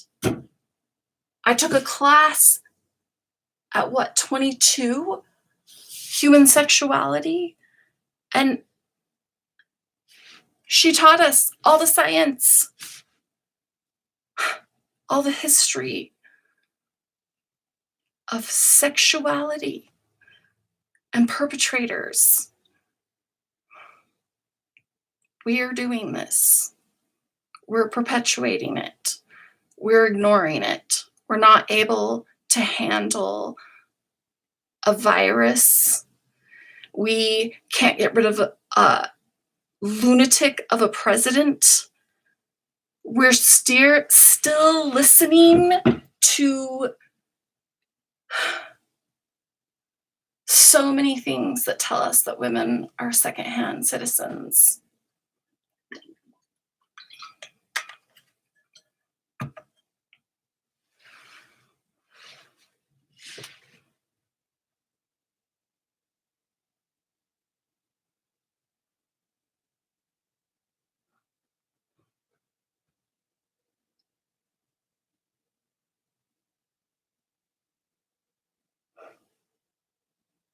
There isn't anywhere that this isn't happening.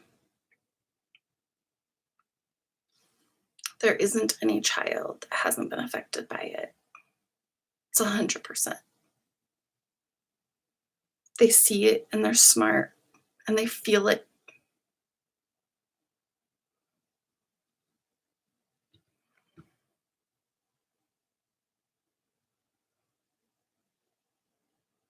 I think history will describe us as a bunch of children that never got help and grew up. And we're so focused on trying to succeed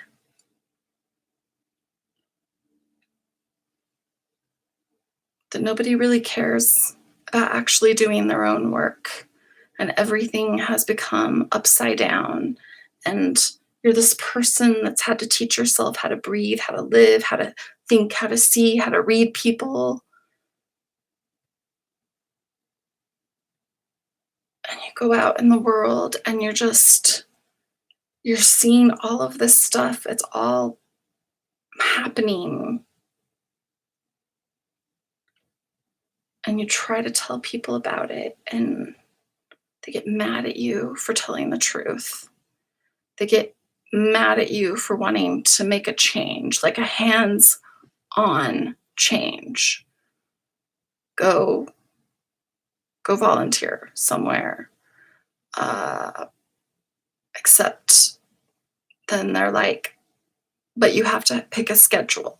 I can't. I don't know when I'm going to have a good day. Then you can't volunteer here. I was told that by the VA. Everyone's saying thank you for your service to vets. Sure, that makes them feel good. Just like when people say, I'm sorry that happened to you. Kind of like when teenagers say sorry and just keep doing the same thing over and over and over and over again. The things I've seen in rehab centers, the stories I've been told by patients, no one is immune.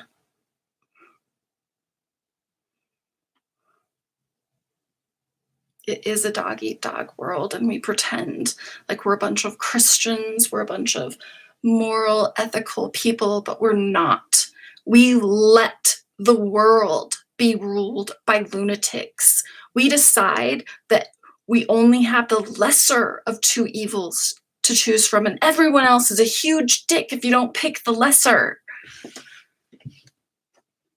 No, you're a huge coward.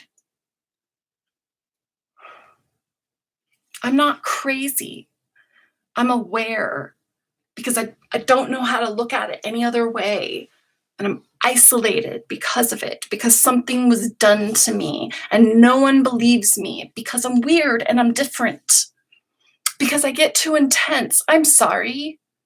I'm sorry that I'm too intense for someone who's been raped 3 times. Possibly more, but I can't remember because I dissociate and I lose time. And I may have multiple personalities. And maybe those personalities have things. So I've been told.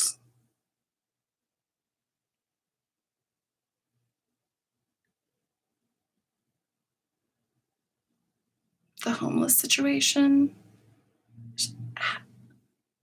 How are we having these conversations? They're not real. The stuff that Salt Lake City is doing is not going to work.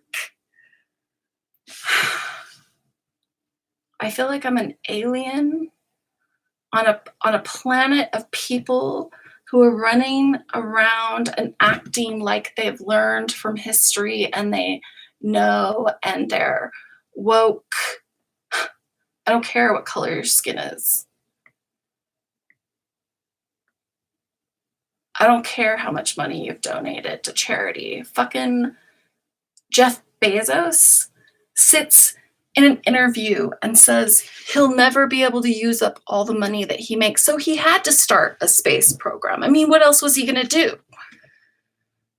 Pay taxes and try to help fix the education system? Get to know the kids in his neighborhood? Make sure that they're all safe? Help them improve their lives, their wisdom, their intelligence?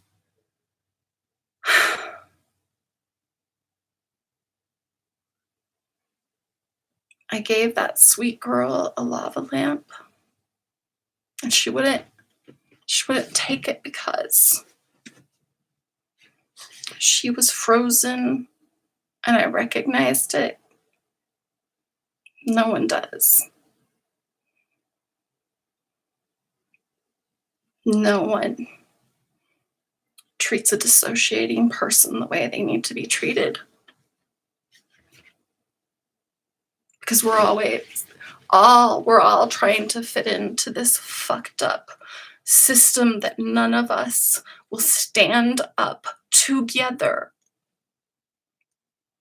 History shows us we have to do it together.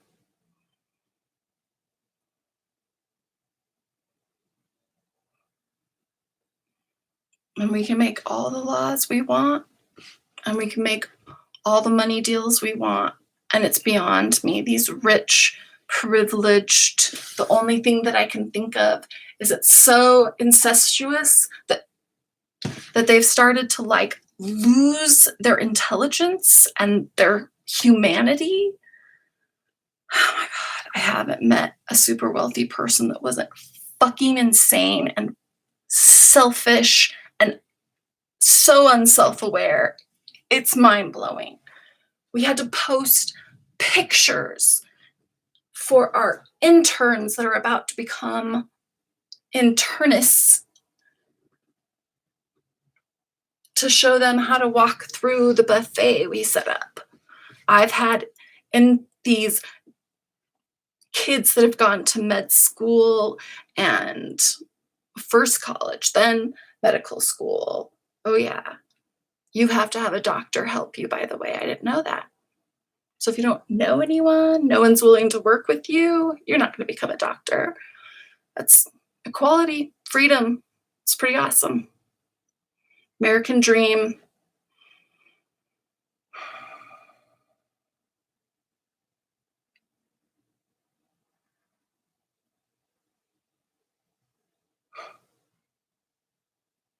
For the first time in the history of the world,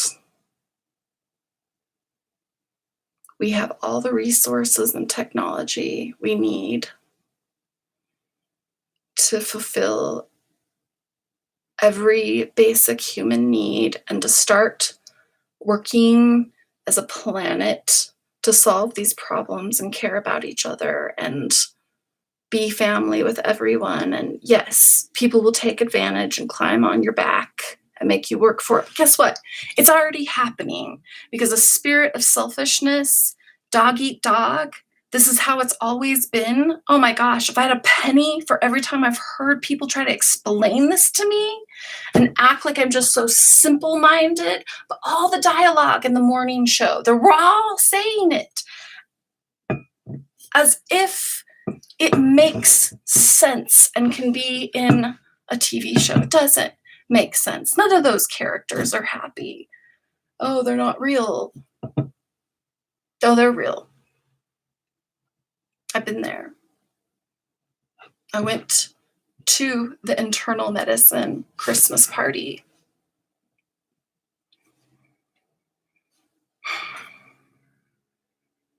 Segregation, it's a joke. Doesn't matter what color your skin is. At the end of the day, if you are an abuse survivor and you don't have connections or resources, and even sometimes then, you're fucked. And we all know it, and none of us want to actually say it, and no one wants to admit that they're a part of it. I'm part of it. I did things to my little sister because they were done to me. I don't know if it's true, but I heard she did things to her kids. I heard she was crazy before she got whatever they did to her whammied.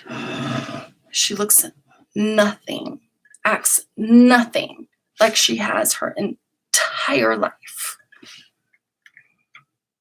My sister sits there and tells me about the medication they've shoved down her face, and she starts doing good. She got a job, and they gave her money to go marry a man that she got away from, who's abusive, that my sister says she's seen it. It's a crying shame. My other sister is in an abusive marriage. The bishop's trying to help out. That's neat. That's better than usual. Her kids are afraid of their dad. It's fine. It's normal. Deep down, they know he loves them as long as they don't wear shorts because they're not allowed to. And my daughter was sent home because of a shoulder or leggings and that boys wouldn't be able to study. No wonder they grow up to men who have sex with you that are incapable of noticing that you're freezing, that you're crying. I started crying in sex one time, and it's talked about on TV like the woman is a piece of garbage for crying. It's funny. I would never want that to happen to me. I always thought having feelings and demonstrating them, being vulnerable was weak. And I just wanted out of this prison. And I fought hard for it. I believed the lies that I could fight and win. And then it was doctors. It was doctors that committed the last cut. And I ended up unable to get out of bed, falling on the floor, unable to get up because I'm crying so hard. I'm breaking blood vessels in my eyes. I puke, I have diarrhea, I can't poop. My stomach's like a foot out more than it should be, but nothing's wrong with me. I just need to get over my depression. My neuropathy will go away. Nobody's really worried about hot flashes. But when you're buying groceries and you have hot flashes, it's embarrassing, right? Because I can control that. What happened to humans? Where are we going? If we can't stop saying it's always been that way, if we can't stop talking about democracy like it's one single way and it's the way of all ways, what the fuck are we? Even animals evolve. And when I say even,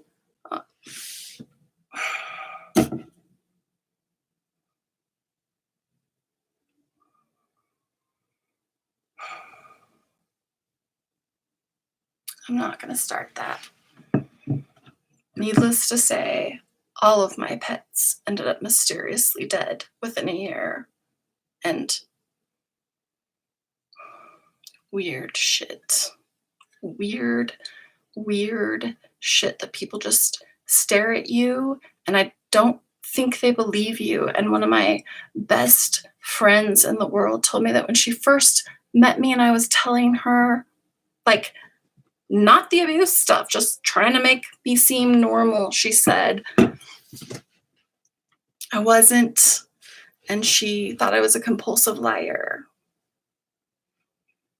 My boyfriends think that I'm lying or I'm manipulating. I had a boyfriend tell me he was going to go back to his prostitute girlfriend who does cocaine and does all of this with her kid in the house. And he was dumping me because I didn't make him feel needed enough. But I had spent my life being told that women are too needy and clingy and emotional. Been told a lot of things.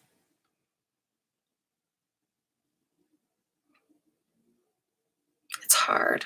It's hard to talk about. It's hard to write about. It's hard to not spend your entire life in PTSD because you're screaming, but no sound is coming out. There's no sign that any sound will ever come out.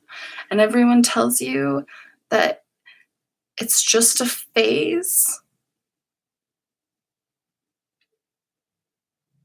How does another adult who has known me for any length of time, how do they look at me, know about my life and what I've had to do to even get as far as I did, and tell me that it will pass? I just got to keep the faith. What faith? And who? And what? The magical guy in the sky that's doing this because I'm so strong, who's doing this because there's a magical purpose. And I just have to do whatever it is I need to do to fix it all. Well,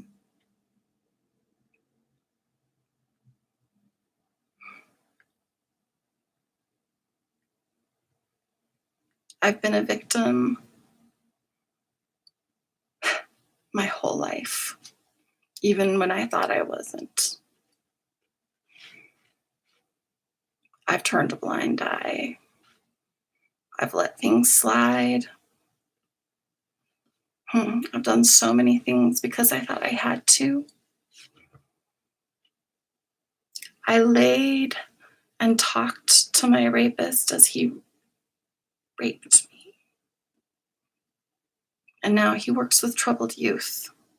How many kids do you think he'll hurt? It's at a really nice place, so they're all kids who are connected and will probably end up as senators, actors, actresses. How many people knew about Weinstein and Epstein? How many women are trying to make a splash in Hollywood that knew about it for decades, that had made it to the inside?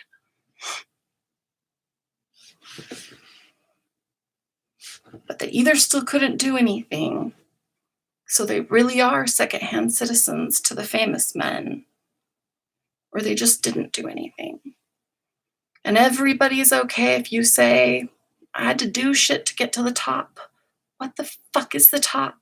Do people really lay in their second homes and their mansions and call themselves a Democrat,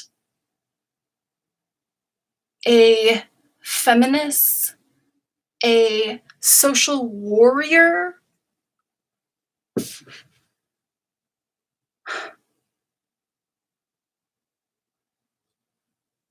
I've asked people for help. Took me a long time to be able to, and I've asked. I was about to lose my apartment because social services doesn't cover you while you're trying to get your shit together. And if you do anything to try to get out of it, you lose it before you would be able to not need it.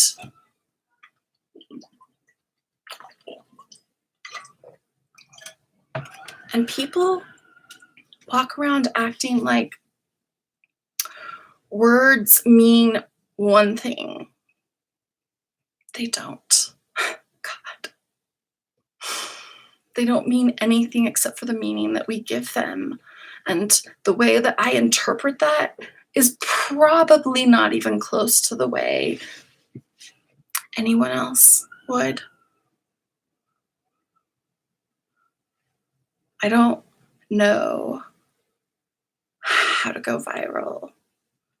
I don't know how to do the stuff to become a YouTube person. I've tried.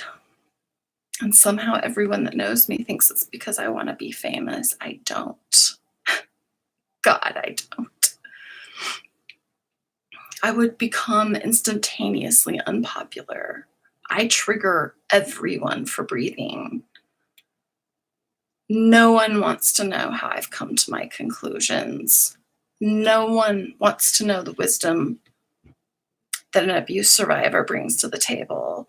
No one wants to give you a chance because they don't have to, and it could hurt them.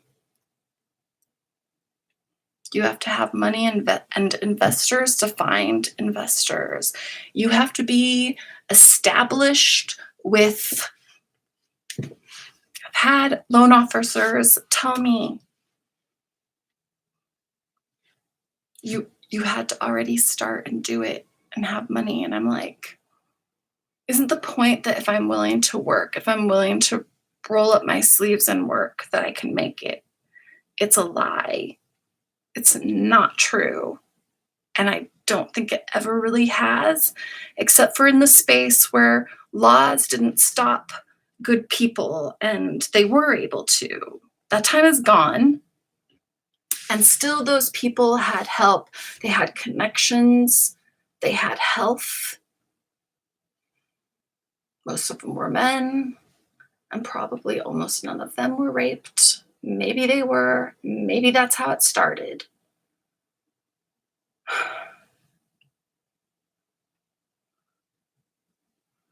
No one knows what they're doing, and everyone is so desperate and afraid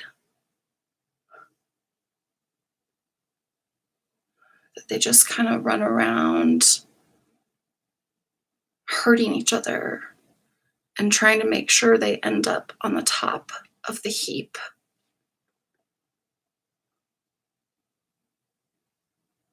And I'm so grateful for the people that I do see trying to roll up their sleeves and make a difference. I see it and the movement, and I'm so happy about that. But I am so sad that it's taken this long and it's still this pathetic of a movement, that there aren't people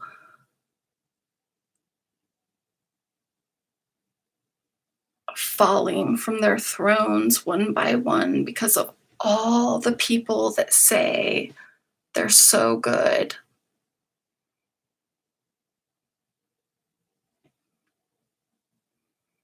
But they know that sometimes you have to give a little bit of your soul up to get to where you want to go, and you want to go because you want to make a difference. But then without pieces of your soul, you just start doing the same thing and justifying, or you leave. You leave, and everybody talks about how you didn't have what it took. It's the recipe for sociopaths and narcissists. And they're all on television. We're all watching them. We're all trying to find reasons to think this person or that person is great. And there's some that I think is great. I'm like afraid to name them because instantaneously you have a group of people that want to crucify you. No one wants to ask questions. No one wants to know about the truth. And no solutions will ever be enough and sustainable as long as we keep the cycle. And it's just getting worse. Colleges are money makers. Hospitals, money makers. We were told flat out to lie to everyone who called to ask about how to get in the program. And we said it's all about a holistic take about your life. It's a lie. I don't even think they would read most of these people's application. They just look at test scores. And then you're warned and warned and warned not to say it. And then we get these people, and this is a true story, who were in their 30s, ready to become a doctor, having worked so hard, and their mom calls to reschedule their appointment. You don't get a job at Shopko if you just have your mom call to reschedule an appointment.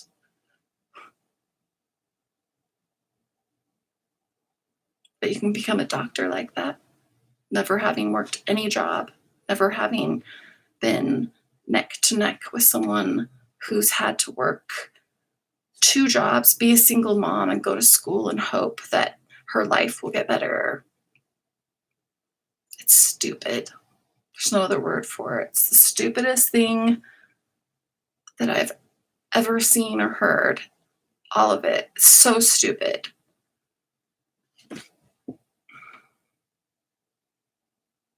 We are literally talking about being herded off the cliff. We'll Twitter about it. We'll say we're scared. We'll say that we'll leave the country. Knock on your neighbor's door and offer them a plate of brownies first. See if there's somewhere where you can help. And if you can't, ask for help. And fuck anyone who makes you feel like shit for asking for help, because everyone needs help. Everyone. Everyone started out as a child.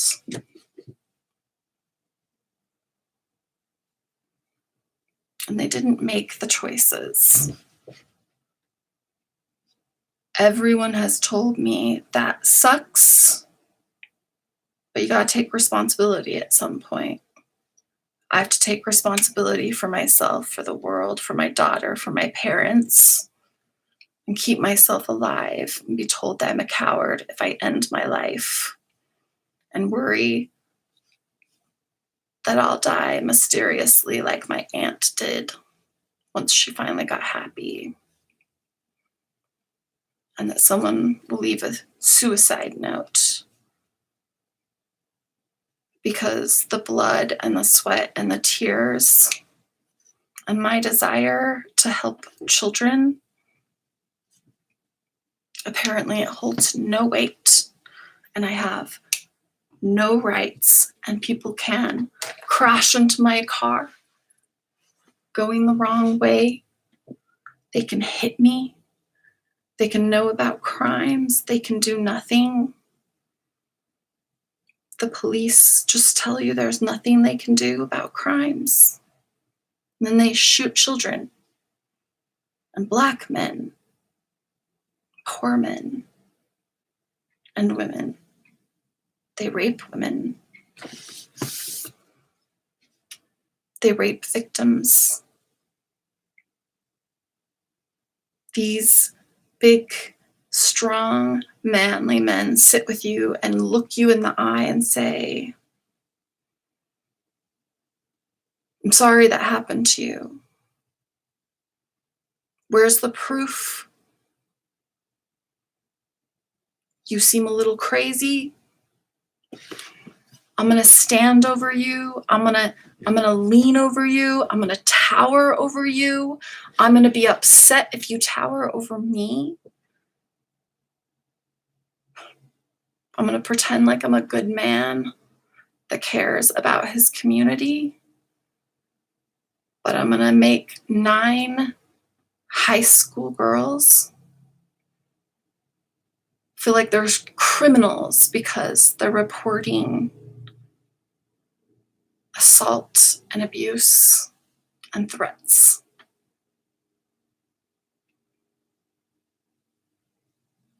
The school counselor,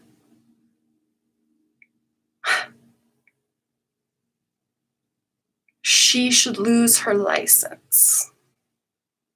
She lied to me, and I found out from a large group of students that that's what she does with the parents, and she does unconscionable things, and she breaks privacy all the time. And we showed her, the principal, the proof. Nothing happened. Nothing. Doesn't matter, actually, if you have proof.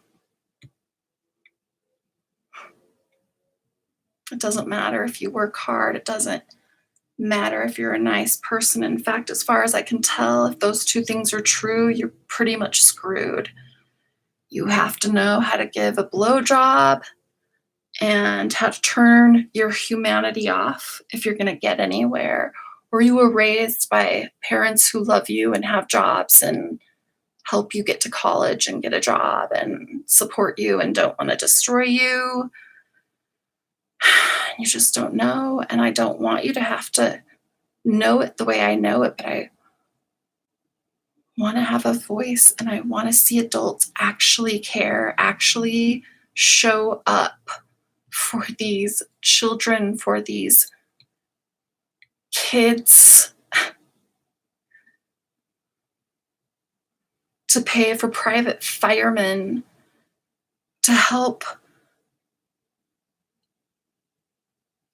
the community ones, the whatever, to just stop the fire. Maybe the fires would have just gone out if that's what happened, but we had them hop forward and save the people who were paying them enough money to save their houses. And it's tragic and it's sad. And some of us will care about the planet.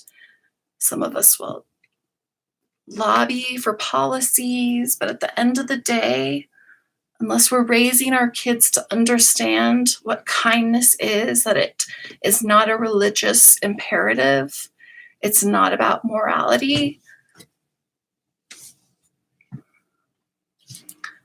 Kindness and concern for the welfare of the people around you as much as you are for yourself. That's how nations survive. Enslaving people and pretending like that's not happening, not giving them the same rights, not caring about them like you care about your own. That's how nations fall. That's how the Holocaust worked. That's how slavery worked. I had no idea after 3 years of high school, like 6 years of college. I had no idea that the first slaves were brought over by a Spanish ship. I had no idea really that it started out with indentured servants of all nationalities, which is still shit. It wasn't a race thing yet. And all these wonderful freedom fighters came over to America, and it wasn't just white folks. And we were building a country, and we were building a dream. And then people wanted more than they needed, more than their neighbor. You're not doing it to better the world. You're not doing it to protect your children. You're doing it because you're so terrified of being alone with yourself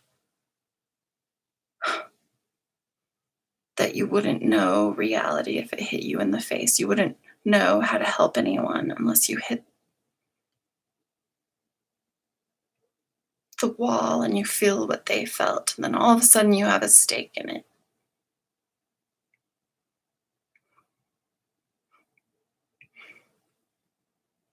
It's insidious.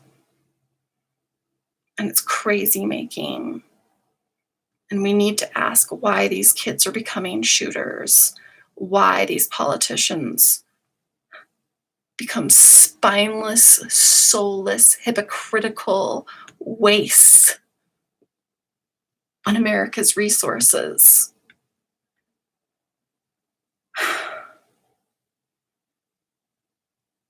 You get a world full of people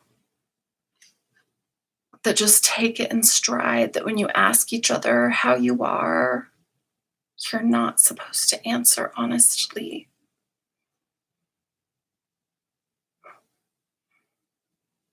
Somehow we became obsessed with success and failure, and what the fuck are those? What are they?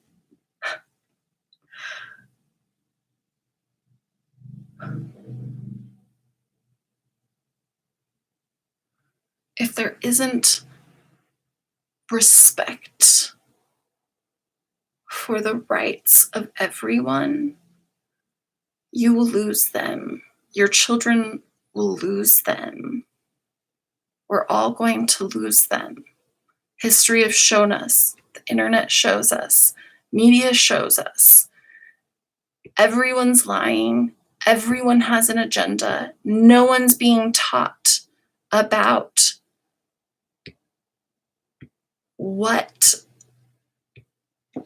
education means, and the entire point is building knowledge and evolving and growing and becoming a planet that we're proud of, becoming generations that people say that we stood up and we fought and we evolved. Because right now, we're generations that buries nuclear waste, tosses trash out into the ocean, and uses humans like disposable tissues. We have children that don't even know where their food comes from. And I am not shitting you. They don't know what tuna is. They don't know what washing dishes are.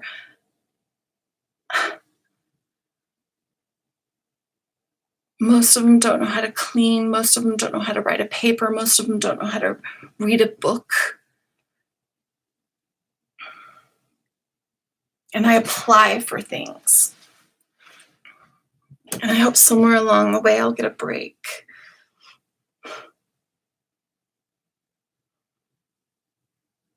But I only imagine what goes down in the room when people are reading applications, if mine get read. I work so hard on them. And then I meet someone whose application looks like trash. And they have a high school degree. And they're like at the top running things without the ability to problem solve. We're now spending money trying to figure out how to work with millennials. We don't deserve to go to space. We don't have a right. Governments are not being honest with people. People are not allowed to vote. It goes through a middleman. Our school hasn't evolved in over 100 years. People are pretending like there's a right way when the entire purpose of America was about being able to do it your own way and be safe. It's a lie. Might have been true before, but it's a lie now. And everyone knows it. And I've heard society is a social agreement on the lies.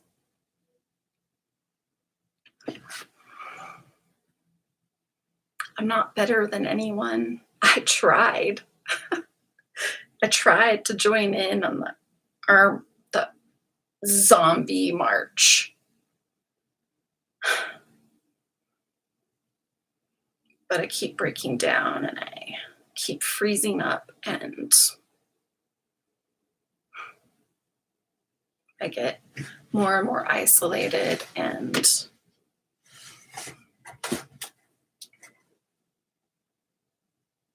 I show up for people and then they don't want help.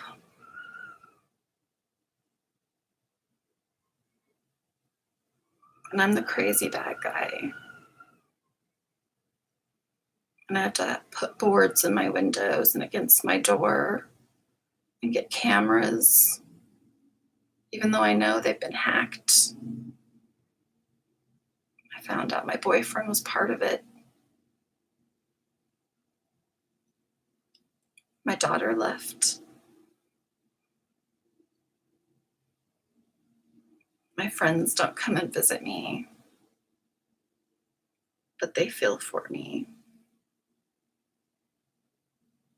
on text if they're not too busy. And I don't resent them. I resent the society that has made it so We're always too busy. I have a job and I'm endlessly busy. It's fucking ridiculous. I don't think anybody has watched. I don't think probably anyone will watch, but it's here. I put it here. If the universe wants it out, the universe will get it out. I will continue to try to fight and tell the truth. But you can't have change if nobody wants to ask questions, and I sure don't see questions. I only see accusations.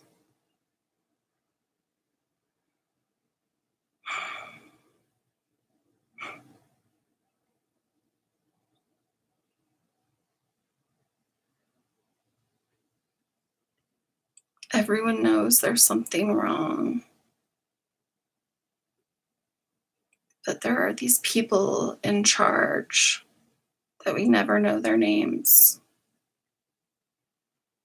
And somehow two nobodies, two psychopaths, came together and got trained on how to brainwash and manufacture and control other humans.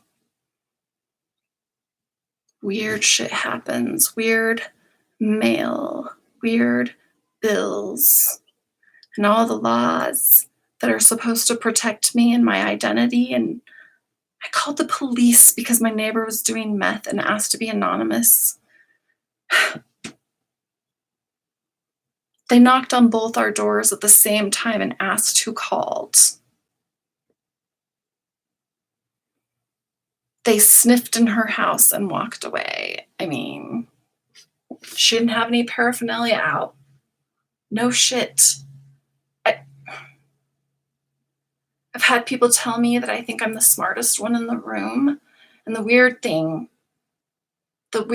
is, at this point, after spending a lifetime thinking that something was wrong with me, I think I am. Because I'm the only person that realizes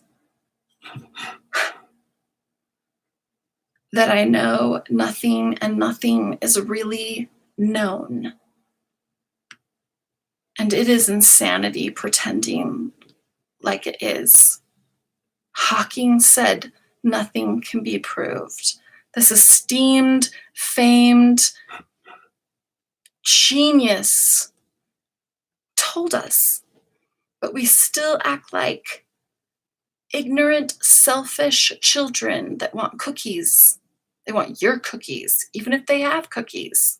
I've been a nanny before. Rich people. Neglect and no consequences and flat out abuse. It's criminal. And everyone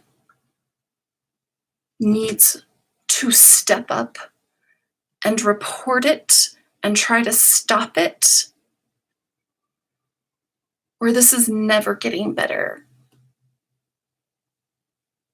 It's only going to get worse.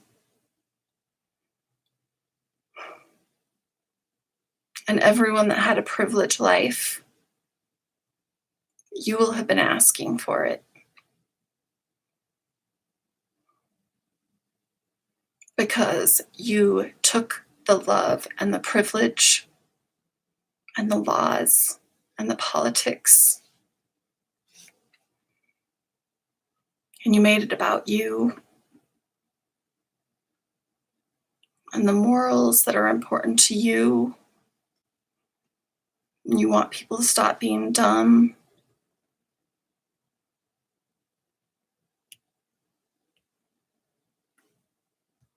While you hurt your children and you let other people hurt their children.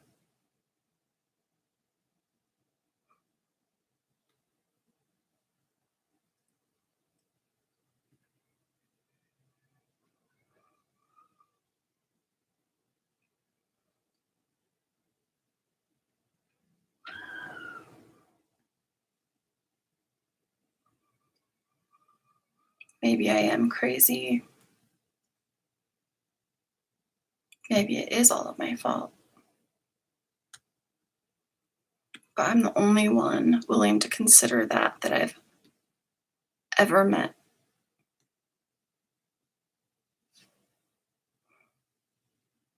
I don't understand where the other people are that are willing to evaluate themselves. I'm willing to have kindness and share the justice and share the wealth without people calling it communism or socialism. Give me a break. None of you know what that even means.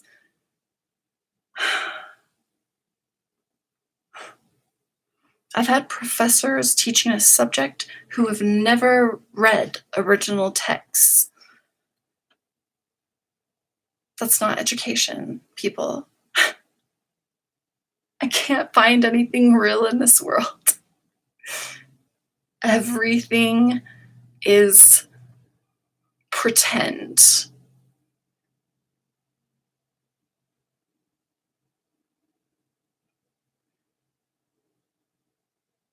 And even when a kid walks into a school and asks someone to help him, the only way he got that help is by taking a gun. And the white people, the rich people, the privileged of all manner of skin colors, the people that started at the bottom, however, I've not actually met anyone that didn't get help to the top.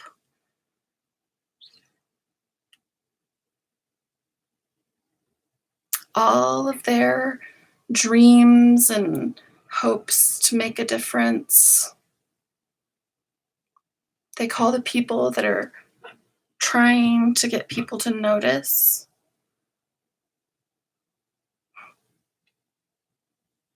They say things like money can't buy happiness, and it sure doesn't, because you guys are not the definition of happy. You're not the definition of safe. No one is. It's ridiculous. But you are all still scrabbling to get on the top. What, the top of a bunch of bodies? Good job. I hope you're happy. I hope your kids do well in life, but they will continue the cycle because you did. You did. Doesn't matter who's listening. You did.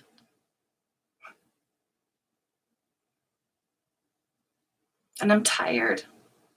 I have almost no resources. I have one person I trust in my life because everyone else has been taken away.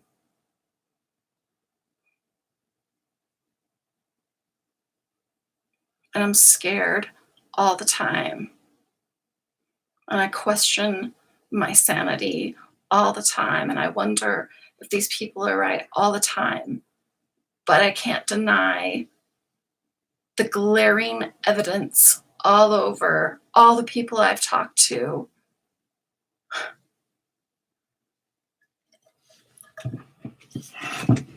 I tried to go to the news about the schools. I tried to talk to professors. UVU denied that they had that meeting with me and told me I could disappear or I could get a degree because by the second placement, I was sick, I was disgusted, I was afraid, I was traumatized. But mostly, I'm always confused. Why are we doing this? Why are we recycling kids' homework? Why doesn't the money reach the teachers? Why do we pay athletes more than the people that care for our children? Why are we okay with only a few people running the world? Why do we think we can't do anything about it? There's always more of us than them.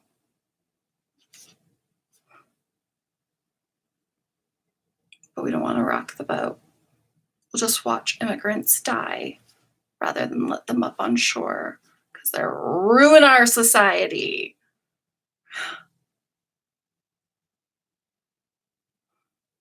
I'm ashamed of the human race.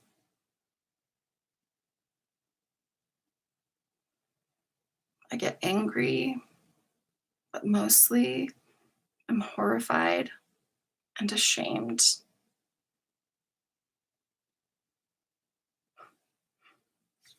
I hope, I hope we don't have to get all fucked in the ass and totally lose our freedoms before we decide to actually do something. It's almost been 5 hours. Holy shit.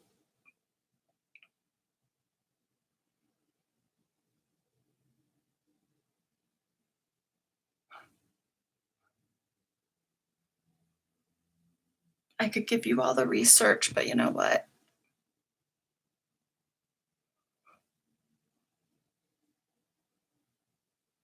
I did it because I was responsible as a human and an adult to try to understand what the truth is.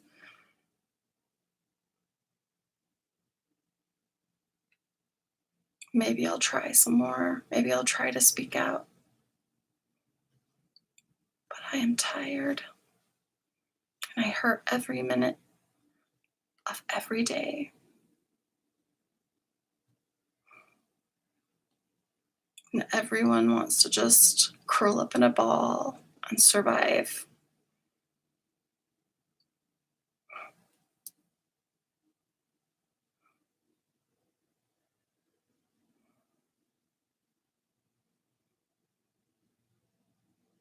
There are secret societies. There are hidden people. There is brainwashing and crimes against humanity and women that haven't let up for a minute. And people, women and men, have the right to scoff at the overreactions. Do the math. The history of the world, the whole planet, we've always had fewer rights, fewer resources. Frankly, as far as I'm concerned, the balance could shift so far over, and we would never, ever be able to catch up and commit the same amount at the same speed of atrocity against men. Never. I'm not promoting it because abuse leads to more abuse. Cutting people's balls off and sending them to prison and privatizing those prisons and letting criminals house criminals and not letting people ever figure out how to live a life. Who thinks this is going to work? Who are you guys? Who are your parents? What happened? What happened to fighting for freedom? We're not free if we're slaves to money or power. We're not free if we're so afraid we can't even see how afraid we are. We're not free if we only know how to hurt people that have hurt people.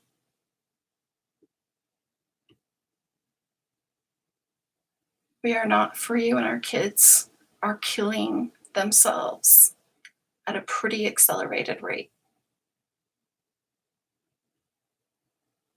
And we're our own prisoners, ignoring the bloodshed and the wailing and pretending like we see it, pretending like we're trying to change as we fly in private jets and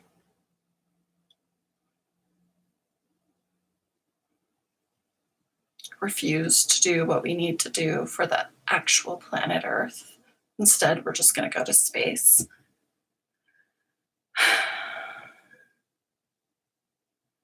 Are there no champions left?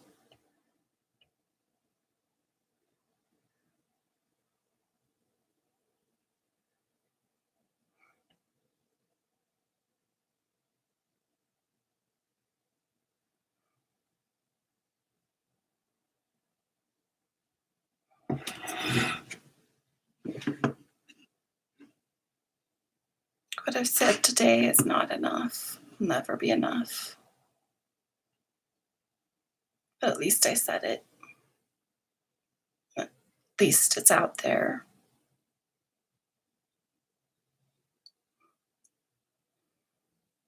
I'll get off and take some pain meds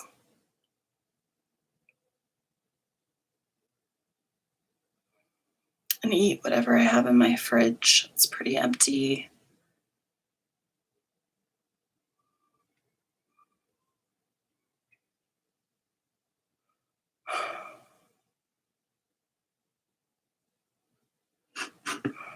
I'm sorry.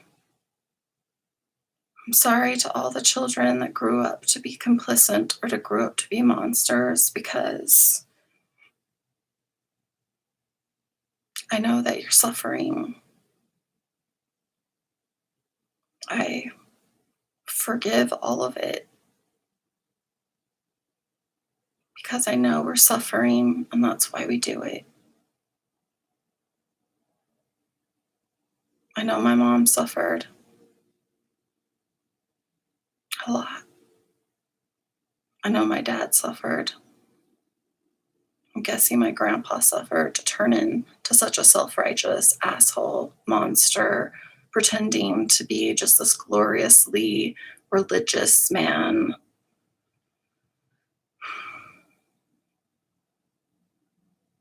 Because we're trying to make up for our sins.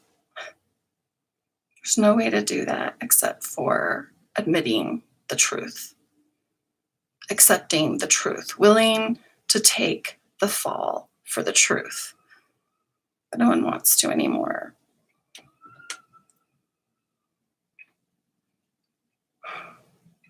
Goodbye for at least today. If I am found dead, I did not kill myself. I'm